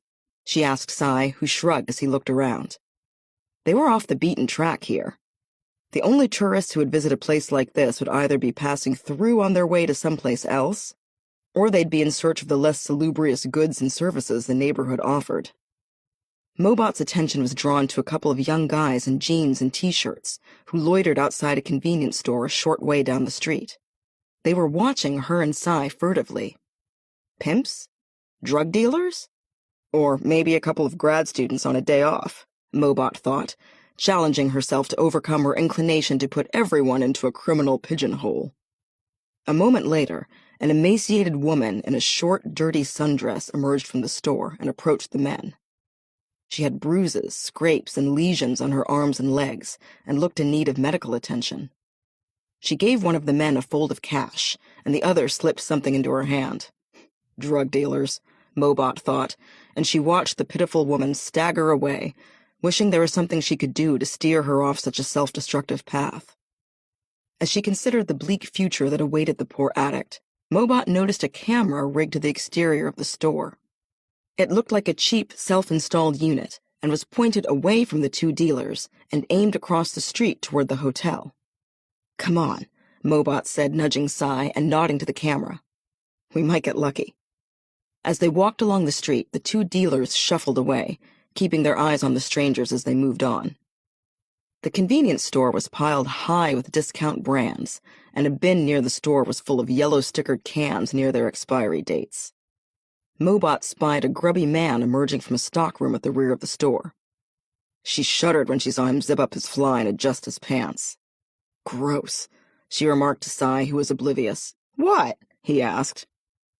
"Either I'm judging an innocent man who has just been to the bathroom, or we've got someone here who exploits the vulnerable," Mobot replied. "Let's find out which." She reached the checkout counter at the same time as the debauched-looking man. "Do you speak English?" she asked. He nodded. "You having a busy day?" Mobot said. The guy looked puzzled. "You want to buy something?" "Your surveillance footage for the past week, from the camera out there." He gave a hollow laugh. "That is very expensive." "How much is your marriage worth?" Mobot had noticed the man's wedding ring as he'd adjusted his fly. He looked bemused. "Because we have photos of the young lady who just left this store with more money than she came in with, and your wife might be interested to know how she earned it." The guy looked as though Mobot had hit him. His mouth opened and closed a few times. Finally, whatever he was trying to say fell away, and his bluster dissipated, leaving him fearful, compliant. "USB okay?" he asked. "USB is fine," Mobot told him. "Last week?" He checked. "The past 7 days," Mobot confirmed, and he hurried toward the stockroom. "Wow," Cy said, finally breaking the stern, impassive silence he'd maintained throughout the exchange. "You're something else." "Never miss an opportunity to teach a scumbag a lesson," she replied, waiting patiently for the footage. She knew she wouldn't have to wait long. The sleazy man would be keen to get them out of his store. Chapter 18. The door to Mobot and Cy's suite was ajar when I passed it on the way back to my and Justine's room. So I knocked and went inside to find my colleagues sitting at their workstations reviewing video footage. "Hey," I said. Mobot started. "Geez, Jack, don't sneak up on people like that." Cy looked round coolly. "I knew he was there. Hey, Jack." "What are you doing?" I asked. "We scored footage from a camera outside a convenience store. It's pointed at the sidewalk and street, but it catches the hotel too," Mobot revealed. "We've already got photos of 2 of the biker's accomplices." She minimized the video footage and clicked open a photo library showing one of the white vans used in the kidnapping. It was parked outside the hotel, and there were 2 men in the front cab. Both had unkempt stubble. One had a shaved head, and the other long, dark, curly hair. Mobot cycled through a series of images, blowing up the originals to pick out the 2 men more clearly, capturing their faces in the closest possible detail. "Clear images of both the driver and passenger," she said. "This is from the morning of the attack. We're just checking the rest of the week to see if they show up any other time." "Got nothing else so far," Cy added before resuming his review of the footage.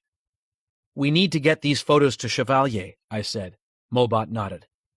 "I'll also run them against the databases I can access and see if I can call in a favor at Quantico," she said, referring to the FBI's computer lab.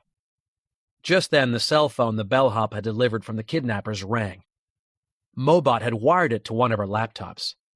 As I picked up the device, she moved to the connected computer and checked a tracing program. She nodded at me. "Hello?" I said, answering the call. "You have your proof of life," the distorted voice responded, and the phone vibrated to indicate an incoming message. I looked at Mobot, who was programming commands into a prompt window. She glanced at me and signaled for me to play for more time. "Let me check," I said, and didn't wait for a reply as I switched from the call to the messages folder, where I found a video sent from a withheld number. I opened it and pressed play to see Justine in what looked like a barn. She was standing in front of a stone wall and held a copy of today's newspaper. "I'm alive and in good health, Jack," she said before the clip ended abruptly. My eyes filled, and I fought the desire to vent my fury at the caller. Expressing my anger would get us nowhere. I tried to calm my thundering heart, which thumped scalding fire through my veins. Cy was on his feet and had caught sight of the video over my shoulder. He gave me a sympathetic look and put a reassuring hand on my shoulder. I saw Mobot working furiously to trace the call through various private networks, but she was running into complex systems that tested even her. "I've got it," I said. "So now you know. Mrs. Smith is unharmed, and that we are professionals who mean business," the machine voice said. "You will do as you are told. You will be sent an address at the end of this call. You have 2 hours to reach the address and collect the package that is waiting for you." "What's in the package?" I asked, playing for more time. My question was met with silence. "Can I talk to Justine?" I tried. "You will find out what is in the package when you collect it, Mr. Morgan," the anonymous voice replied. "You will speak to Miss Smith when you have completed the tasks we set for you." The phone vibrated to indicate the arrival of another message. "You have 2 hours. Do you understand, Mr. Morgan?" the voice asked. "I understand," I replied, before the line went dead. "Tell me you got something," I said, turning to Mobot. She shook her head forlornly. "Work your magic, Mo," I implored her. "Do whatever you have to." I checked the message. "I need to go to Nice," I said. "I'm coming with you," Cy announced. "Make sure you don't walk into a trap." I smiled. "Thanks. Let me get my gear," he said. He ducked into his room and emerged moments later with a large holdall slung over his shoulder. "Let's go," he said. "Stay in touch," Mobot advised. "Will do," Cy replied. He followed me out of the suite, and we started out to find whatever awaited us in Nice. Chapter 19. The taxi wouldn't take us to the address I'd been sent. It was on Avenue de la Méditerranée in Moulins, which, according to the research sign I did back in the gray Honda CR-V, was one of the most notorious neighborhoods in Nice. The streets oozed disrepute, and every single building exhibited signs of physical decay. The tower blocks and tenements of Moulins were surrounded by major arterial roads, supermarkets, and office buildings, penning in the poverty behind a perimeter of commerce and industry, so that the social failure to provide these people with better lives couldn't be seen by the casual observer. And it seemed few visitors had the courage to venture inside the perimeter. Moulins was listed in a number of travel guides as a dangerous part of Nice that should be avoided. High-rise apartment blocks were interspersed with long, low-rise buildings with boarded-up windows, graffiti tags, and communal gardens that had been left to turn to dust and weeds. The few businesses inside the perimeter functioned behind bars and security grills. They were skewed heavily toward cut-price liquor stores and money shops that provided high-margin loans and wire transfer services. There were a couple used goods stores that almost certainly sustained a steady trade in stolen merchandise taken from more residential parts of the city. Gangs of young men and women congregated outside brightly lit kebab and burger joints, smoking weed from pipes. I didn't blame the cab driver, a genial but nervous man in his early 50s, for wanting to drop us just inside the perimeter. He told us that lawlessness was rife in the side streets and alleyways that lay to our west. I paid the man, and Cy and I headed along the gloomy street towards Avenue de la Méditerranée, at the next major intersection a couple of blocks away. The cab driver's local knowledge was spot on, because within about half a block, the streetlights vanished, and many of the lampposts were snapped in two.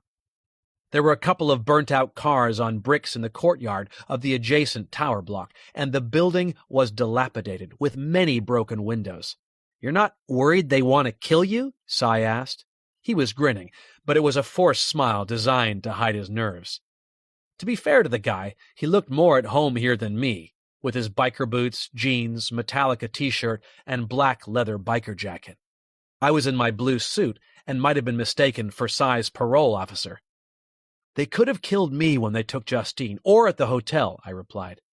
"They want to use me. If this was about money, we'd have had a ransom demand by now. They're planning to force me into something." Cy nodded, and we walked on. I sensed we were being watched and caught sight of a group of 5 men standing outside the next apartment block. They eyed us closely, muttering and whispering. "You feeling limber?" I asked. "We may need to get physical." Cy followed my eyeline and clocked the group. "Whatever it takes, right?" We walked on in silence, prepared for attack. We crossed 2 intersecting alleyways, venturing further into darkness and deprivation. I dealt routinely with criminals, viewing them as somehow set apart from the rest of us, but part of me wondered how much influence places like this exerted on the course of a life. Would I be the man I am today if it hadn't been for my early privilege? What would my life be like if I'd been raised on one of these mean streets? I didn't have any easy answers, but liked to remind myself every now and again that the kids and young people who cause so much crime and fear didn't choose to be born into poverty. We crossed the last intersecting alleyway and turned right onto Avenue de la Méditerranée. The address I'd been given was a little way north, the 3rd house in a row of 8. The short terrace was flanked to either side by tower blocks. The row houses could not have felt any sunshine in the shadow of such giants. They exuded a stale, neglected atmosphere. As we came closer, I saw mold and moss sprouting from the outer walls, which were covered in sprayed tags. Cy watched me nervously as we walked through a yard filled with scrap metal and rusting appliances. I tensed, my senses alert, ready for anything. The last thing I expected was for the front door of the house to open and for us to be greeted by a shirtless, muscular man in his early 20s. He wore a pair of shorts, had a thick mop of dark brown hair, a broad smile, and hazy, unfocused eyes. "Salut, mec," he said. "Oh, I forgot you're English. That's what they tell me." "American," I corrected him. "Oh, of course, Yankee Doodle, French fries, which you stole from the true land of liberty." He laughed at his own joke. "I've been waiting for you." He leaned into the hallway, and when he stood straight, he held a package. A padded envelope no more than 18 inches long and 8 wide. "This is for you," he said. "The man in the suit, they told me." "How did they tell you?" Cy asked. "Just now," the shirtless man replied. "On the phone. They knew you were coming." "They're watching," I said, looking around. "Do you know these people?" Cy asked. The man shook his head. "They are not stupid. A friend of a friend of a friend asked if I wanted to make Bitcoin in exchange for giving you a package." Cy and I shared a look of exasperation. Bitcoin was almost impossible to trace. "Most people in this world would kill for less than 1 Bitcoin, much less, so it was an easy decision. Now, you have your parcel, take it." He thrust it at me, and the moment I took it, he shut the door in our faces. "You think he was on the level?" Cy asked. "You think he's involved?" I shook my head. An operation like the one we're facing isn't planned somewhere like this. The people of Moulin are all about survival. Whatever we're up against, it's about a lot more than that. I tore open the package while Cy switched on his phone torch and shone it inside. "What the heck is that?" he asked. I didn't say anything for a moment, my eyes fixed by what I was holding. "It's a gun," I replied at last. "It's a 3D printed resin pistol and a dozen matching bullets. It's designed to circumvent metal detection." I hesitated, finally understanding why they'd taken Justine. "They want me to kill someone." Chapter 20. Cy and I sat in stunned silence for the first part of the taxi ride back to Monaco. The package lay on the back seat between us, infusing the air with evil. My every breath was heavy and filled with sorrow for the choice that lay ahead of me. "You can't know that's what they want," Cy said beneath the racket from the cab's radio, which played a lively pop tune completely out of keeping with our mood. 3D, printed, small caliber, I replied, taking care to talk quietly. Justine is leverage. They'll tell me it's a trade, but they'll probably kill her after I've done whatever they ask. Cy nodded slowly, conceding the truth of my words. What else could it be? "I'll tell you something else," I said. "That guy knew we were coming because someone phoned him, which has to mean they were watching, and if they were, they might have been taking pictures." "Setting you up?" Cy suggested. "Yeah, the thought crossed my mind," I said. "Why not deliver the package to the hotel, like they did with the phone? Why make me come out here? Could it be to get surveillance photos of me collecting an untraceable weapon from a cutout? Frame me as an assassin?" Cy pondered what I'd said, but my own thoughts were disturbed by my phone, which displayed an unfamiliar number. "Hello?" I said. "Jack Morgan," Eli Carver responded. "You didn't make good." My mind was so attuned to the kidnapping, I was momentarily confused and thought he was referring to the package and that he might somehow be involved. "You didn't keep me posted like I asked," he went on. My brain kicked into gear. "Mr. Secretary, it's been non-stop." "So I hear," he replied. "Philippe has given me the headlines." But Duval only knew part of the story. "Jack, please cut the Mr. Secretary crap and remember what we've been through together. Let me know what's going on, and if you need help, I want you to pick up the phone. I can't speak for you, but I consider us friends." "Thank you, Mr. I caught myself. "Sorry, force a habit. Thank you, Eli. I'll check with my team and see if there's anything we need." "Good," he replied. "Now, I've got to go to post-dinner drinks the Brits have organized. See if we can push this peace deal over the line with some champagne and cocktails." I knew from the news that the London summit was on the verge of a breakthrough and presumed that, as Secretary of Defense, Carver's job was to protect the might of the U.S. military at the negotiating table. The difference between him succeeding or failing to secure a deal was the difference between lasting peace or chaos in Europe. "Good luck," I said. "You too," he replied before hanging up. "Carver?" Cy asked. I nodded. "He's putting himself at our disposal. If there's anything we need from him, we just have to ask." "We should send the images and footage from the convenience store camera, see if the NSA can identify them," Cy suggested. "Yeah, let's talk to Mo. See if there's anything else she needs," I replied. I was careful not to exploit my connection to the U.S. Defense Secretary, but if he wanted to get involved, I wouldn't pass up the offer of support from the most capable intelligence apparatus in the world. I would do whatever it took to get Justine back, because I suspected the people who'd taken her had violent endings planned for us both. Chapter 21. Mobot was deep in concentration when Cy and I returned to the hotel. She was comparing a still from the convenience store footage to a mugshot. She held a deep-fried chicken wing and was nibbling on it absently.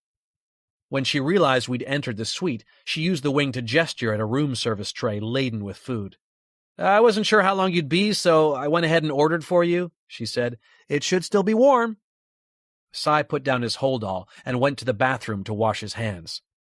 I pulled up a chair next to Mobot, who'd connected her laptops to the large flat-panel screen hanging on the wall opposite. Her eyes were ringed with dark shadows, and she exuded tiredness, but I knew her well enough not to bother advising her to rest.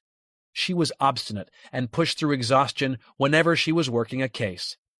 She'd do anything for Justine, who couldn't have mattered more to her if she'd been a flesh-and-blood daughter. "What have you got?" I asked, drawing closer. "Dinar Orlova ran the stills through a contact in Moscow and got a possible match." Mobot gestured to the mugshot on the big screen, which showed a man with a stubbled head who looked like the driver of the white van outside the hotel. "It's him," Cy said, picking up a chicken wing from the basket on the food tray. "Fried food? It's almost like being back at home." He took a bite of the chicken. "I asked for Taste of America," Mobot replied. The waiter actually tutted when I placed the order, but I told him I wanted fried chicken, burgers, pizza. I think pizza's Italian, Sai scoffed. How do you know it's him? I asked, diverting them back to the job. The image from the surveillance footage isn't great quality. The shape of the nose, mouth, but mostly it's the eyes, Sai replied. The eyes always give a person away. I took another look at the man and understood what Sai meant. According to Russian authorities, his name is Nikolai Oberin, Mobot revealed. He served time for robbery, assault, wounding. Not a nice guy. You think this is linked to what happened in Moscow? Sai asked. I sighed. I hope not. I don't know. It was an honest answer. I thought I'd finally dealt with the blowback from the Moscow investigation while I was in Beijing, but we'd angered some pretty powerful people, so it wasn't beyond the realms of possibility. Eli Carver has said he'll give us whatever we need. I thought he was making a throwaway remark when he first suggested it, but he just called again and told me to use him. Mobot gave a satisfied nod. Department of Defense has a long reach. It would put our normal capabilities on steroids. Right, I responded. Email these details and anything else you want checked out to this address. I wrote Carver's secure DoD email address on a sheet of paper. And send him a message to let him know what you want. Speaking of what people want, what did they want with you in Nice? She asked, gesturing at the package in my hands. I shot Sai a hesitant glance, and he nodded. I wasn't in the business of keeping secrets from the people I trusted, but I was ashamed of what was in the envelope. Slowly, I took out the resin gun and put it on the table. Mobot's eyes widened when she registered what it was. I think they want me to kill someone, I told her. The price of Justine's freedom is someone else's life. Chapter 22. If Mobot slept at all, she must have done so during the 2 hours I shut my eyes. When I woke, she was still at her workstation, seemingly sustained by fragrant herbal teas and grim determination. Eli Carver had connected her with someone known only as Weaver, whom he referred to euphemistically as a Department of Defense analyst, which meant he was probably running desk intelligence for one of America's many acronym espionage agencies. Weaver and Mobot traded information and messages, while Sai and I reviewed the huge volume of data submitted by private offices around the world. The identification of Nikolai Oberin had opened up numerous avenues of inquiry and additional background on the man himself.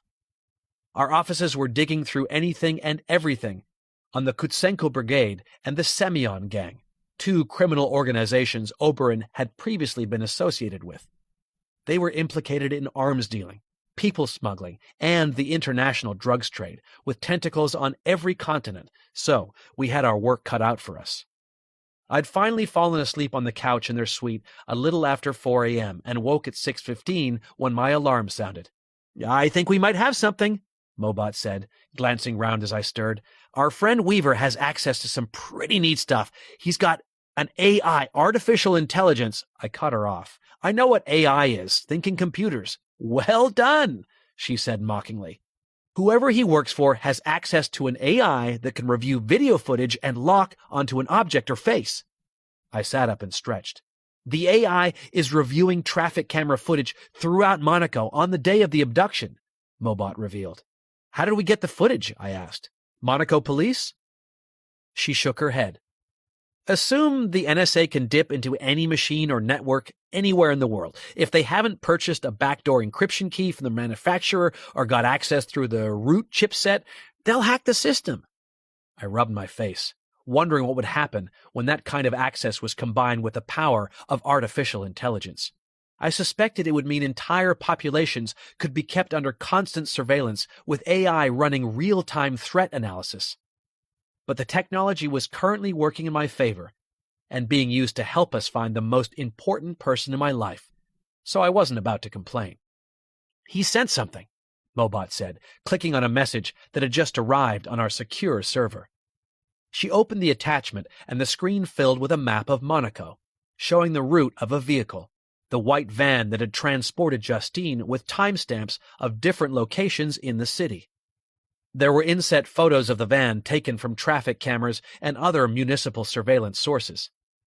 Each photo was also time-stamped and identified by location and device name. The final photo had been taken by a traffic camera near a police checkpoint at the edge of the city. It showed an officer searching the van. So either they'd hidden Justine somewhere in Monaco, or they had a concealed compartment in the vehicle. The timestamps of the van's journey through the city from the abduction to the police checkpoint ruled out the vehicle stopping anywhere. I'd followed it for a large part of its journey and knew they hadn't removed her, so I guessed she was hidden in a false ceiling or floor when it was searched. I was pained by the thought of a police officer being so close to finding her. I couldn't bear to picture her captive and afraid, surrounded by enemies. Mobot must have sensed my pain because she minimized the map and the photos. "We've got a time and a location, Jack," she said.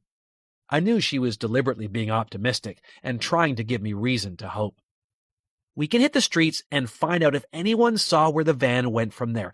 I'll get Weaver working on whether he can pull anything from the French side," Mobot said. I nodded. "I'll ask Duval if he'll partner with me. His local knowledge will be useful when we pound the streets. I want you and Cy to go to Monaco Police Headquarters. Beg, borrow, steal, call in every favor to get Cy access to their forensics lab. See if the biker's clothes from the hotel or anything from the guy they have in custody can help narrow down a location." Mobot nodded and smiled, but it looked a little forced. "She'll be okay, Jack. We'll find her." I hoped she was right. And as long as there was hope, there was everything to play for. Chapter 23. Cy was in his second favorite place, a lab. His favorite place was his garage at home, where he restored old motorbikes, and the smell of grease, metal, and 2- and 4-stroke combustion brought him to life. Labs were a close second, though, and even this under-equipped example was a better place to be than the hotel suite, staring at a computer screen. Cy didn't know how Mobot did it.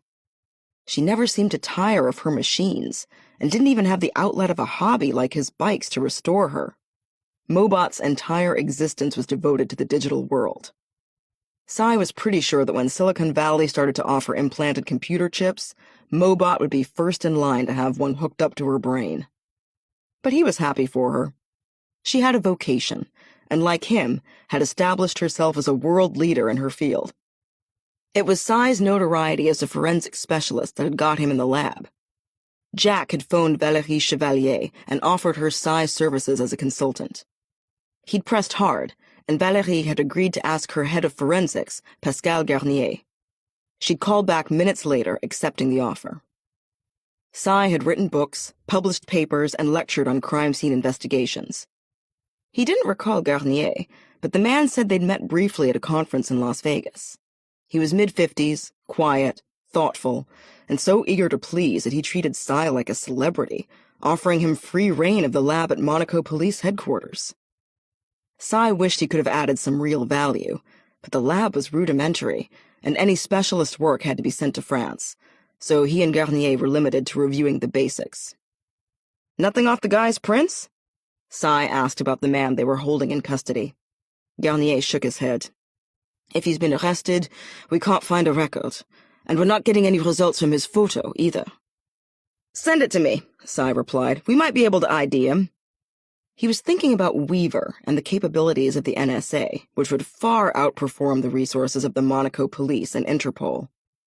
He rocked back on his swivel chair and put a supporting hand against a lab bench.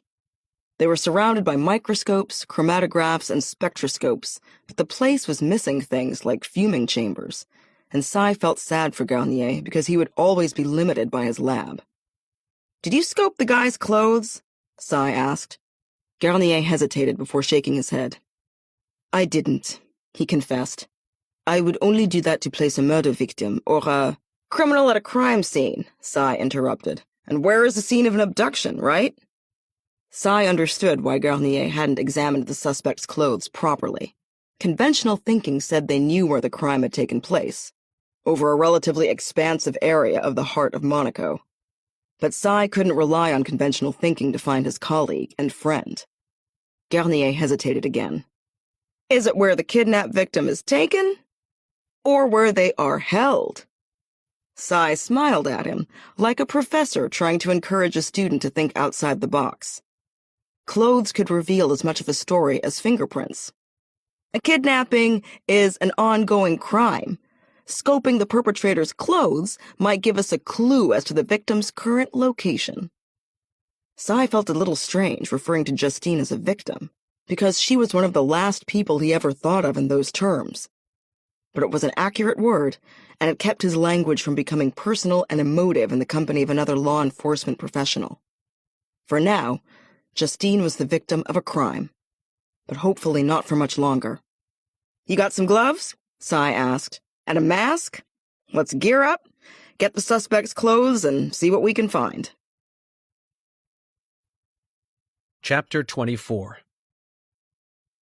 We stood on the Avenue Pasteur a few yards from the street sign welcoming people to Cap d'Aile, signaling the almost invisible border between Monaco and France. There was no indication of separate nations, just a welcome to a new district. Monaco was not officially part of the borderless Schengen area, but it had opened its borders anyway to facilitate frictionless travel. Technically, this spot on a narrow street, flanked by terracotta-colored office and apartment buildings, running off a busy roundabout, opposite a small store selling building supplies, marked the point where two countries converged. The checkpoint had been established a short distance from the border, just after the roundabout. I tried to imagine what Justine must have felt when the van was stopped by the cops at the hastily convened checkpoint.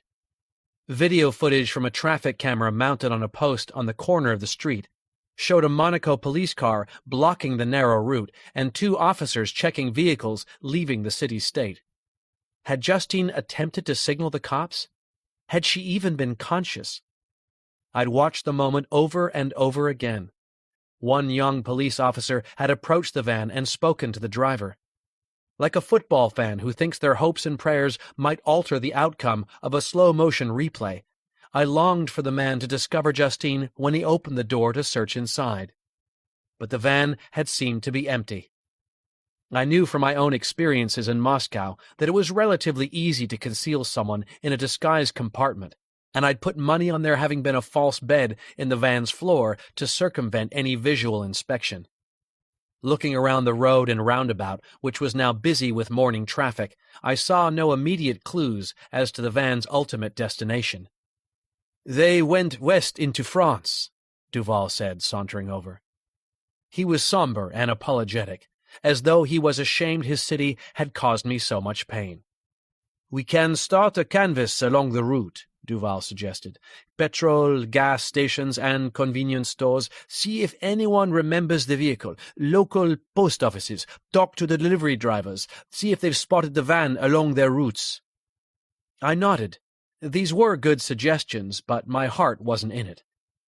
I knew this was the sort of thing the police did to work every lead.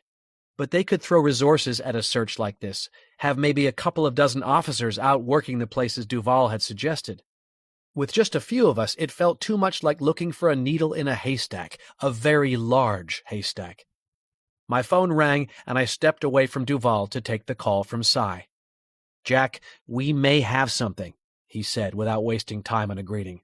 "We found traces of germinating seeds on the suspect's pants. Most of the land around Monaco is mountainside or scrub, so we can narrow down our search to only a few properties." My heart soared. "Good work," I replied, trying to contain my excitement. "What?" Duval asked, but I waved him away as Sai went on speaking. "Pascal Garnier, the chief forensic scientist here, has told Inspector Chevalier. I tried to persuade him to let us have the jump on the information, but he isn't a malleable guy, very much by the book. Chevalier says it's going to take her a while to coordinate with the French police, and she doesn't want to send an advance party to investigate in case it spooks them. She wants simultaneous raids on all the possible locations." I could understand her logic, but it was extremely frustrating not to be moving immediately. "How long?" I asked. Sai hesitated. 6, maybe 8 hours. "That's too long," I replied. "My thoughts exactly." "Let's meet at the hotel," I said. "Figure out what we do next. I'll be there in 15. "Got it," Sai replied, before hanging up. "What is it?" Duval asked. "We might have a lead," I told him. "I need a ride to my hotel. I'll fill you in on the way." "Of course," he replied. and we headed for his car. Chapter 25. "What have you got?" I asked the moment I entered Cy and Mobot's suite. Cy was on his feet, pacing, and a tired-looking Mobot was at her workstation checking a satellite image. Cy nodded a greeting at Duval, who followed me into the room. "We found traces of germinating sunflower and lavender seeds on the suspect's pants. There was also a chemical fertilizer and a rare mold that favors dry stone barns. Most of the land around Monaco won't support those crops, but there are 3 farms in the Utel Valley 30 miles away from here that fit the bill," Cy said, leaning against the back of Mobot's chair and pointing to the valley on the map. "Utel is known for the quality of its lavender," Duval remarked. "They say the mountain soil makes it hardy and it grows a little closer to the sun for a sweeter fragrance." "Good locations to keep someone locked up," I remarked, studying the satellite image, which showed a collection of outbuildings around each of the 3 farmhouses. One of them was at the foot of the valley, near the main road that connected Utel with Saint-Jean-la-Rivière, a small village to the east. The second farm was a couple kilometers up the valley as the crow flies, and the third closer to the summit, a few kilometers higher. No prying eyes, hard terrain in the event of an escape, and good visibility in every direction in case of a raid, I said. I took a few restless paces. "If the cops go in heavy, there's a good chance the bad guys will see them coming and run. If it was me, I'd cross the ridge here." I gestured at a high point where the mountain joined the neighboring valley, and worked my way down, using the countryside for cover, checking each property en route. "Then why don't we do that?" Duval asked. "I will make some calls to Inspector Chevalier's superiors and see if I can speed up the wheels of justice. But waiting hours for a police operation is unacceptable in these circumstances, surely. Why don't we pay a visit?" Mobot, Cy, and I exchanged approving glances. "Why not?" Duval went on. "You are a tourist, enjoying the sights of southern France. We survey each property, and if we see Miss Smith or anything suspicious, we notify Inspector Chevalier, and she can use the information for a targeted raid, with perhaps more urgency this time." Mobot nodded. "I bet a crime in progress gets a higher priority," Cy noted. "Okay," I said. "The prime objective will be to observe and report. We're not equipped to engage an organized enemy." Mo raised her eyebrows. "If we find Justine, will you be able to resist the urge to attempt to rescue?" "None of us are any good to her dead or captured," I replied, but my answer lacked conviction. I'd gladly sacrifice myself for Justine, and knew there was a chance I would throw logic out of the window if I found her. Our conversation was cut short by a call on the phone the kidnappers had sent me.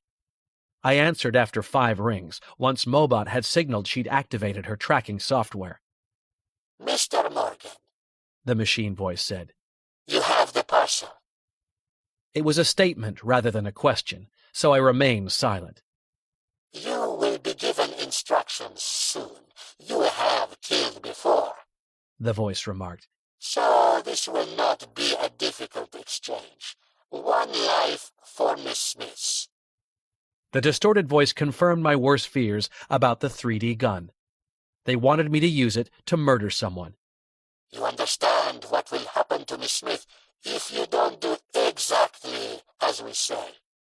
I hesitated. "Yes," I replied at last. The line went dead, and I looked at Mobot, who checked her software and shook her head. "They're going to give me a target for assassination," I told the others. "I'm not killing an innocent. We go to the mountains, we find Justine, and we help the police get her back." Chapter 26. Justine's fingers were raw, and the muscles in her arms ached. Her clothes, jeans and a t-shirt provided by her captors, were damp with sweat, and more poured out as the sun neared its high point.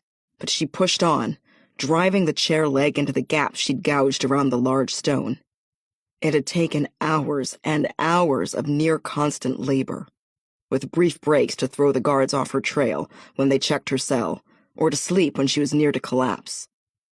The mortar was harder in some places, more impacted, less affected by rain and atmospheric conditions, and her progress had slowed when she'd hit those. She'd wanted to weep at her painstakingly slow progress, and at times had wrung her hands and paced the room in frustration. But she always came back and pushed on, driven by a hunger for freedom and a thirst for her normal life. Her life, not the captivity imposed on her by others. There was about an inch of mortar left to be ground away. The remainder of the join was wafer thin, ready to crumble the moment she tapped it away. But there was still an inch of almost solid mortar connecting the stone to the rest of the wall. No matter how hard this section was, though, Justine's spirits soared because she knew it wouldn't take her much longer to dig through it. The chair leg had been ground down to about half its starting length and was now the size of a large chisel, which suited her fine. It was easier to handle, and she'd settled into a steady rhythm, scraping away millimeter after millimeter. The motion was almost automatic now, and her focus on the mortar bordered on meditative. But thankfully she retained enough connection to the outside world to register noise nearby. "Get everyone set to go." She recognized the voice of Roman, the man who'd forced her to record the proof of life video. "We're moving out in 20 minutes. Make sure she's ready." They were moving. Why? Justine was filled with panic and despair. She was so close. If they took her somewhere else, there was no guarantee she'd get another chance to escape. She had to go now. She dropped the chair leg and pushed against the stone. It didn't budge. She heard movement outside. Footsteps coming closer. She listened, straining to discern what was happening. No, they weren't coming toward her, but there was activity near the building. Footsteps and the sounds of gear being moved. The muffled chatter of multiple voices. She didn't have long. Justine lay on her back on the dirty floor and placed her feet on the wall. She put her palms flat against the floor to either side of her and tried to find some sort of purchase before pressing against the selected stone with all her strength. It didn't budge. She looked up at the underside of the table and took a deep breath. She was running with sweat again and wiped her brow before pushing on the stone with renewed determination. She felt the slightest movement and heard a cracking sound. A tiny shift in the stone's position sent her heart flying, infusing her with new energy. The stone was moving now. She had no idea what it weighed, but couldn't recall doing anything quite so physically demanding before. She focused on the fact it was sliding away from her and kept up the pressure, ignoring the burning ache in her thighs. There was a sudden grinding sound and more movement as all the mortar fell away and the stone came completely free. She forced it out and pushed it to one side to create a gap in the wall she thought she could squeeze through. Outside there were voices and more footsteps, and these were definitely coming her way. Her dress and heels had been taken, so she was barefoot, but she didn't care. She had to escape. She moved to her hands and knees, and then slid onto her belly to ease herself through the hole. She put her head through it, squinting into the bright sunlight that greeted her. She heard a key in the padlock behind her, and forced her shoulders through a gap that was millimeters too small for them. The stone tore at her t-shirt and flesh as she wriggled through, but she didn't care about the pain. The feel of the sun against her skin and the sight of a nearby tree line spurred her on. She squeezed herself out as she heard the padlock clinking, got to her feet, and took her first few free steps as she heard the door swing open and a voice cry out in surprise. She sprinted across the cobblestone yard, onto dusty, rocky ground beyond, ignoring the stabbing pain of each step as her soft feet found jagged pebbles and shards of cracked stone. She kept her eyes fixed on the bushes beneath the trees, and her mind on freedom. She heard cries and men mustering on the other side of the building as she made it into the nearest undergrowth. She glanced back through the thick foliage and saw a man push his head through the hole in the wall. He scanned the yard but didn't see her. He withdrew and yelled at his accomplices. "Spread out and search the area! She can't have gone far!" Justine didn't wait to hear any more. She pressed on through the scrub, and once she'd cleared it, started sprinting through the woodland on the far side. Chapter 27. Duval had made some calls to his contacts in the Monaco police while he prepared for the expedition, but had no luck pushing them to deploy faster. Cross-border operations took time, he told us with an air of frustration. So we took matters into our own hands and set out for Utel. Duval drove us up the neighboring valley in his G-Wagon, which was more than capable of handling rough trails when the road ran out. Cy and Mobot had brought 3 gear bags with them, and when the terrain got too steep and rocky for the Mercedes SUV, Duval parked, and he, Cy, and I each took a backpack before we all set out on foot. It took us about 30 minutes to cross the ridge, and we reached a decent vantage point shortly after midday. We were on a rocky outcrop surrounded by Aleppo pines, overlooking steep, sloping fields of recently churned and sown earth. Further down the mountain to the west was the first farm, and beyond it a forest of pine and cypress. The farmhouse was an early 20th century rustic building constructed of yellow stone. There was a large cobblestone yard and half a dozen barns and outbuildings. It was the highest of the 3 properties we'd come to investigate, and I knew it was our target the moment I saw armed men in the yard and others fanning out into the surrounding woodland. "What are they doing?" Duval asked. I took a pair of field glasses from my backpack and scanned the scene more closely. I noticed a large stone beside an outbuilding that had a hole visible low down its wall. "I think Justine escaped," I said, suddenly alive with excitement at the thought of her slipping away from her captors. Mobot held out her hand, and I gave her the field glasses. "They're certainly searching for something," she said, as she examined the farm and its surroundings. "I count 16 men. Most are armed with pistols or submachine guns, a couple of automatic rifles." "That seals it," Cy remarked. "I'm going to call it in," Duval said, stepping away from us to use his phone. Cy put his backpack on the ground and opened it to remove a collection of small flight cases. While he rooted around them, Mobot returned the field glasses, and I surveyed the scene. I spied the shaven-headed man, the driver of the van, from the convenience store video, and noticed another man in the center of the farmyard. He was issuing instructions and appeared to be in command. He was slim and muscular with short black hair.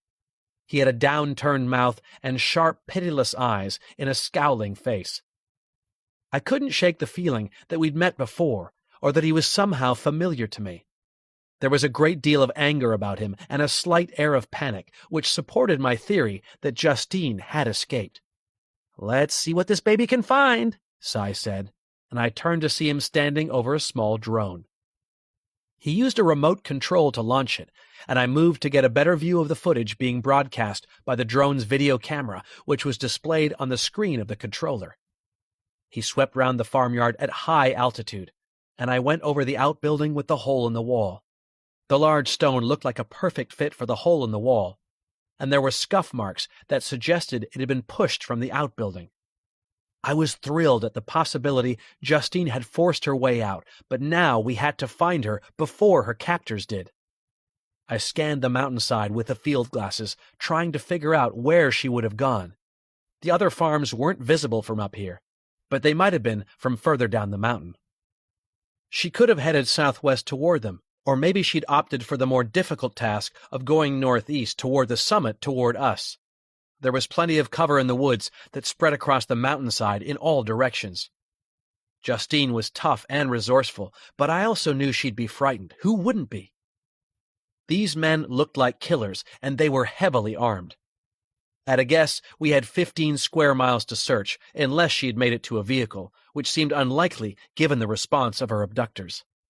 Her escape seemed recent because they were searching on foot, hadn't gone far from the farm, and weren't making any use of the vans, pickup trucks, or SUV in the yard. "How do you find someone who doesn't want to be found in a place like this?" Cy mused. An idea that had been forming in my mind suddenly crystallized. "I think I know," I said. Chapter 28. Justine's feet were filthy and bleeding. She was exhausted and breathing heavily as her aching legs carried her across the dusty earth between the trees in the ancient woodland. She headed down the mountain as fast as she could, bounding over rutted, uneven ground, ignoring the tilt and roll of her ankles, praying they wouldn't sprain or snap. Even beneath the shade of the trees, the air was hot and close, but Justine didn't care. She was simply glad of the cover they provided, which had kept her safe so far.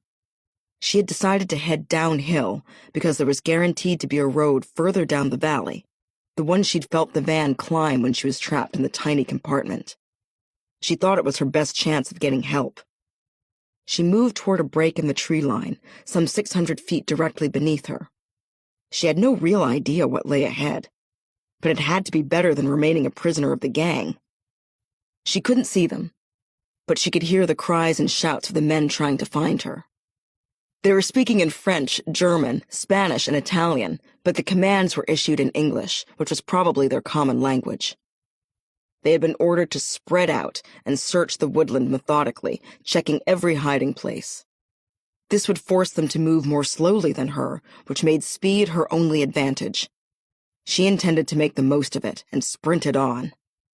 Her heart skipped at the sound of an explosion, and for a moment she thought someone might have fired a sniper rifle at her. But there was a second explosion, and a third, and as their echoes died away, Justine heard shouts of panic coming from further up the mountain. She ran to the edge of the forest and broke cover to see as much of her surroundings as she could. There was a newly plowed field directly ahead of her, and further up the slope the farm she'd escaped. The main house was on fire, and there were men in the yard, guns raised, shooting into the air.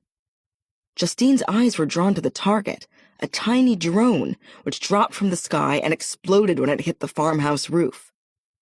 The blast was disproportionately large compared to the size of the craft, and Justine guessed it had been rigged with explosives. Not something cops would do, which meant... She cast her eyes over the mountainside, searching for Jack, and knew the moment she saw the flash of a reflection that the attack had been part distraction, part alert to get her to look uphill. Someone was using a mirror to communicate with her, and whoever was sending the signal was about 3/4 of a kilometer uphill, near the summit. She thought about heading back toward the signal, but Jack had taught her Morse code one rare, rainy California afternoon. She recalled enough to know the repeated message said, "Go to Eagle." It didn't make sense, at least not to Justine, and for a moment she wondered whether she'd read the message wrong. And then she saw it. A rock formation to the east. Emerging from the bare rock face beneath the trees, about 1/2 kilometer away, was an outcrop that looked like a giant bird. She calculated it would take her 4 to 5 minutes to traverse the rough terrain. Justine heard gunfire and saw her pursuers further up the slope. They'd spotted the mirror signal and were targeting it. The reflected glare disappeared, and Justine prayed whoever had been sending her the message had managed to get away safely, because some of her captors were closing in fast on the position.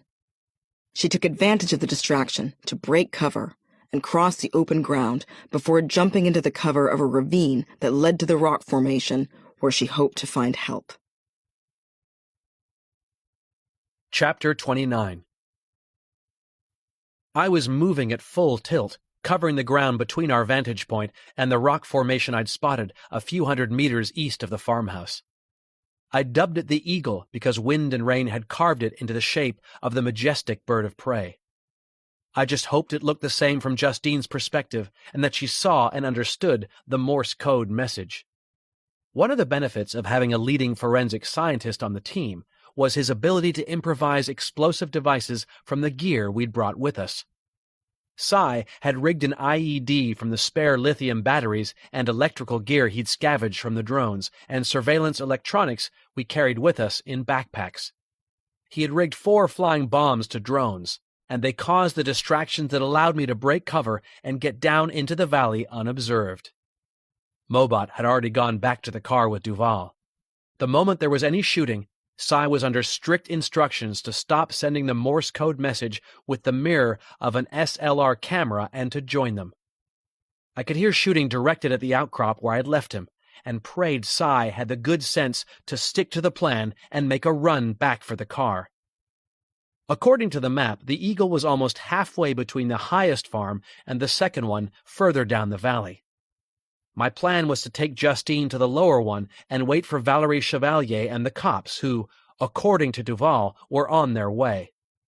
He told the inspector that we'd located the gang and there was a crime in progress.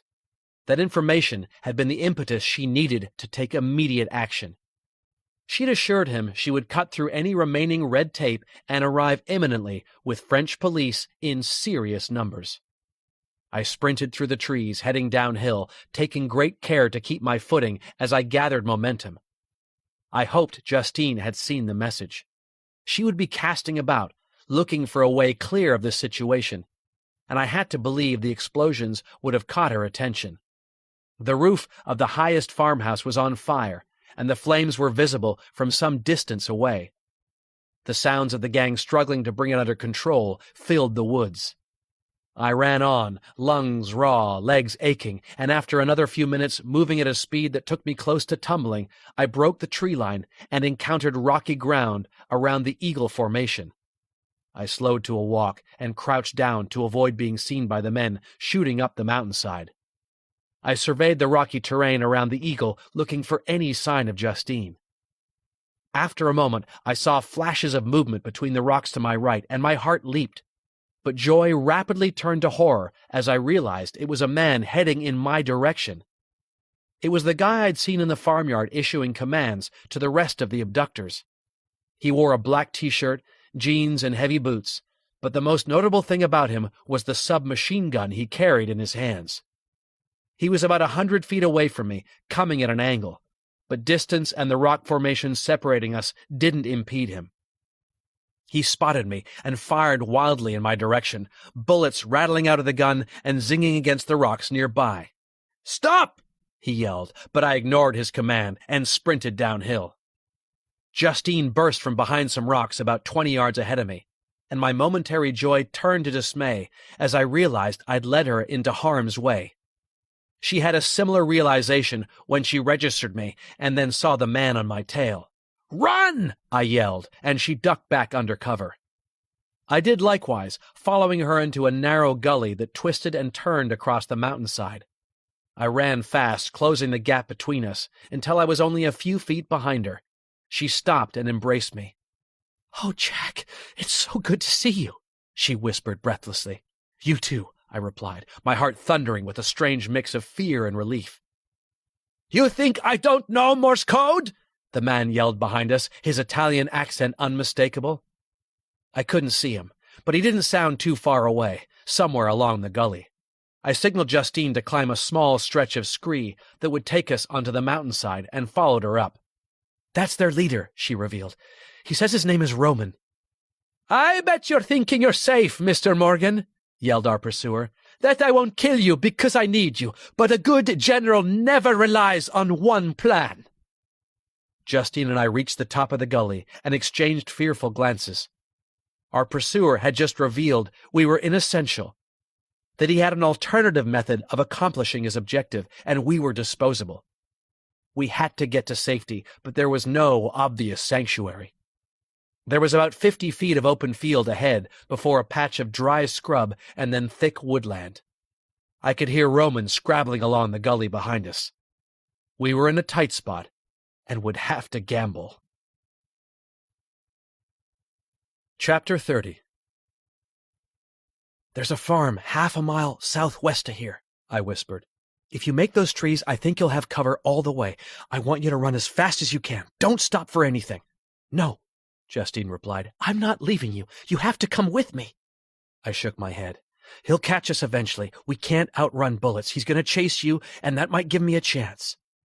Justine wavered, but a volley of shots startled us both, hitting the scree beside us and forcing us on over the lip of the gully. We ran across open ground, sprinting for the tree line. When we were halfway, I slowed and stopped. Justine had tears in her eyes as she glanced back at me, but she kept running. She understood that if we both went, we'd both die. Separately, we might have a chance. I rapidly retraced my steps the way we'd come, toward the gully, and saw the top of the shooter's head as he clambered up the scree. I glanced over my shoulder just in time to see Justine disappear into the trees. She was safe. As long as I stopped this man, she would stay that way. He saw me as he crested the lip of the gully and raised his gun as I sped toward him.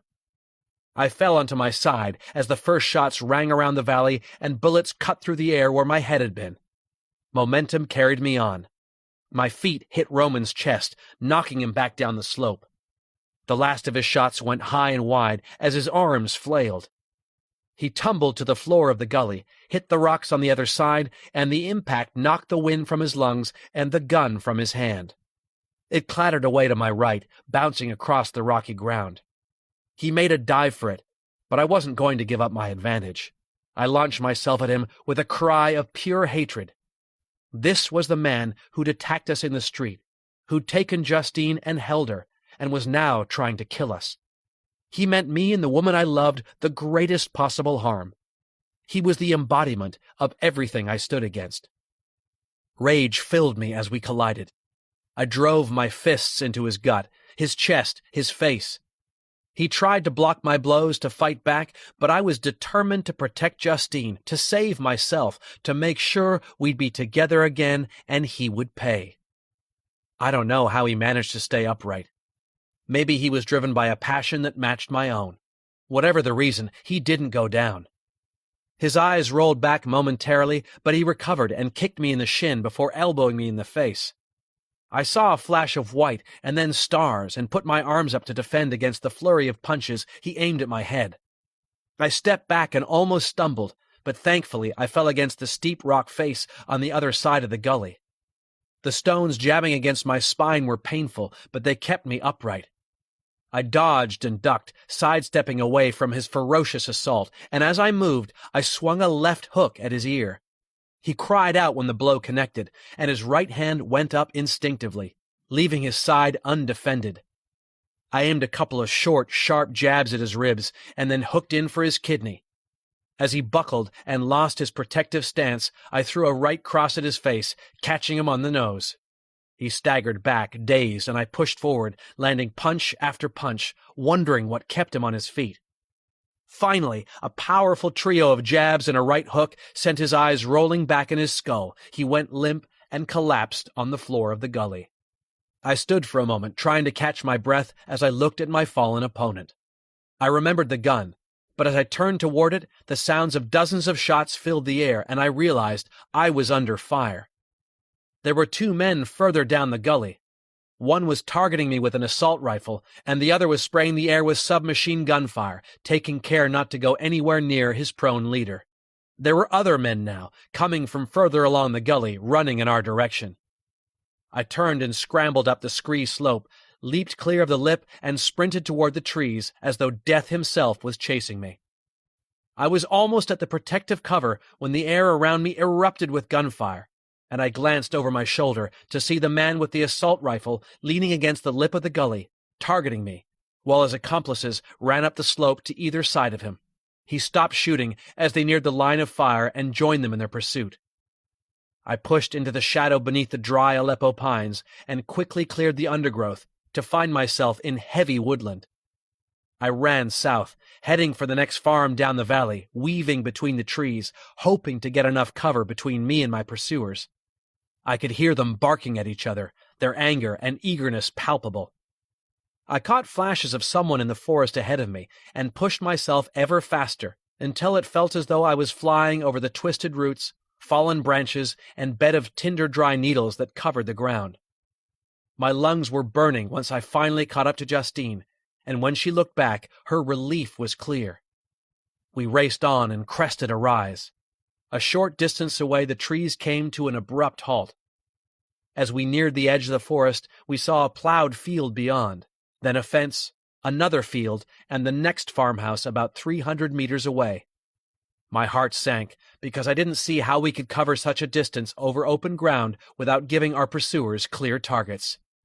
"Jack," Justine said breathlessly, drawing my attention to a farmer who was no more than 50 meters away. He was working on the fence that separated the two fields, clearly a boundary between the two farms. There was a pickup truck parked on a track a short distance to his left. More gunfire behind us. I glanced back, but couldn't see the shooter, just the trunks of trees some distance behind us, splintering as bullets hit them. It felt like a blind gamble designed to intimidate us. The man working on the fence looked up at the sound of the shots, puzzled at first, and then anxious when he saw us break cover and sprint toward him. "Get in the truck!" I yelled, and Justine added in French, Monte dans la voiture!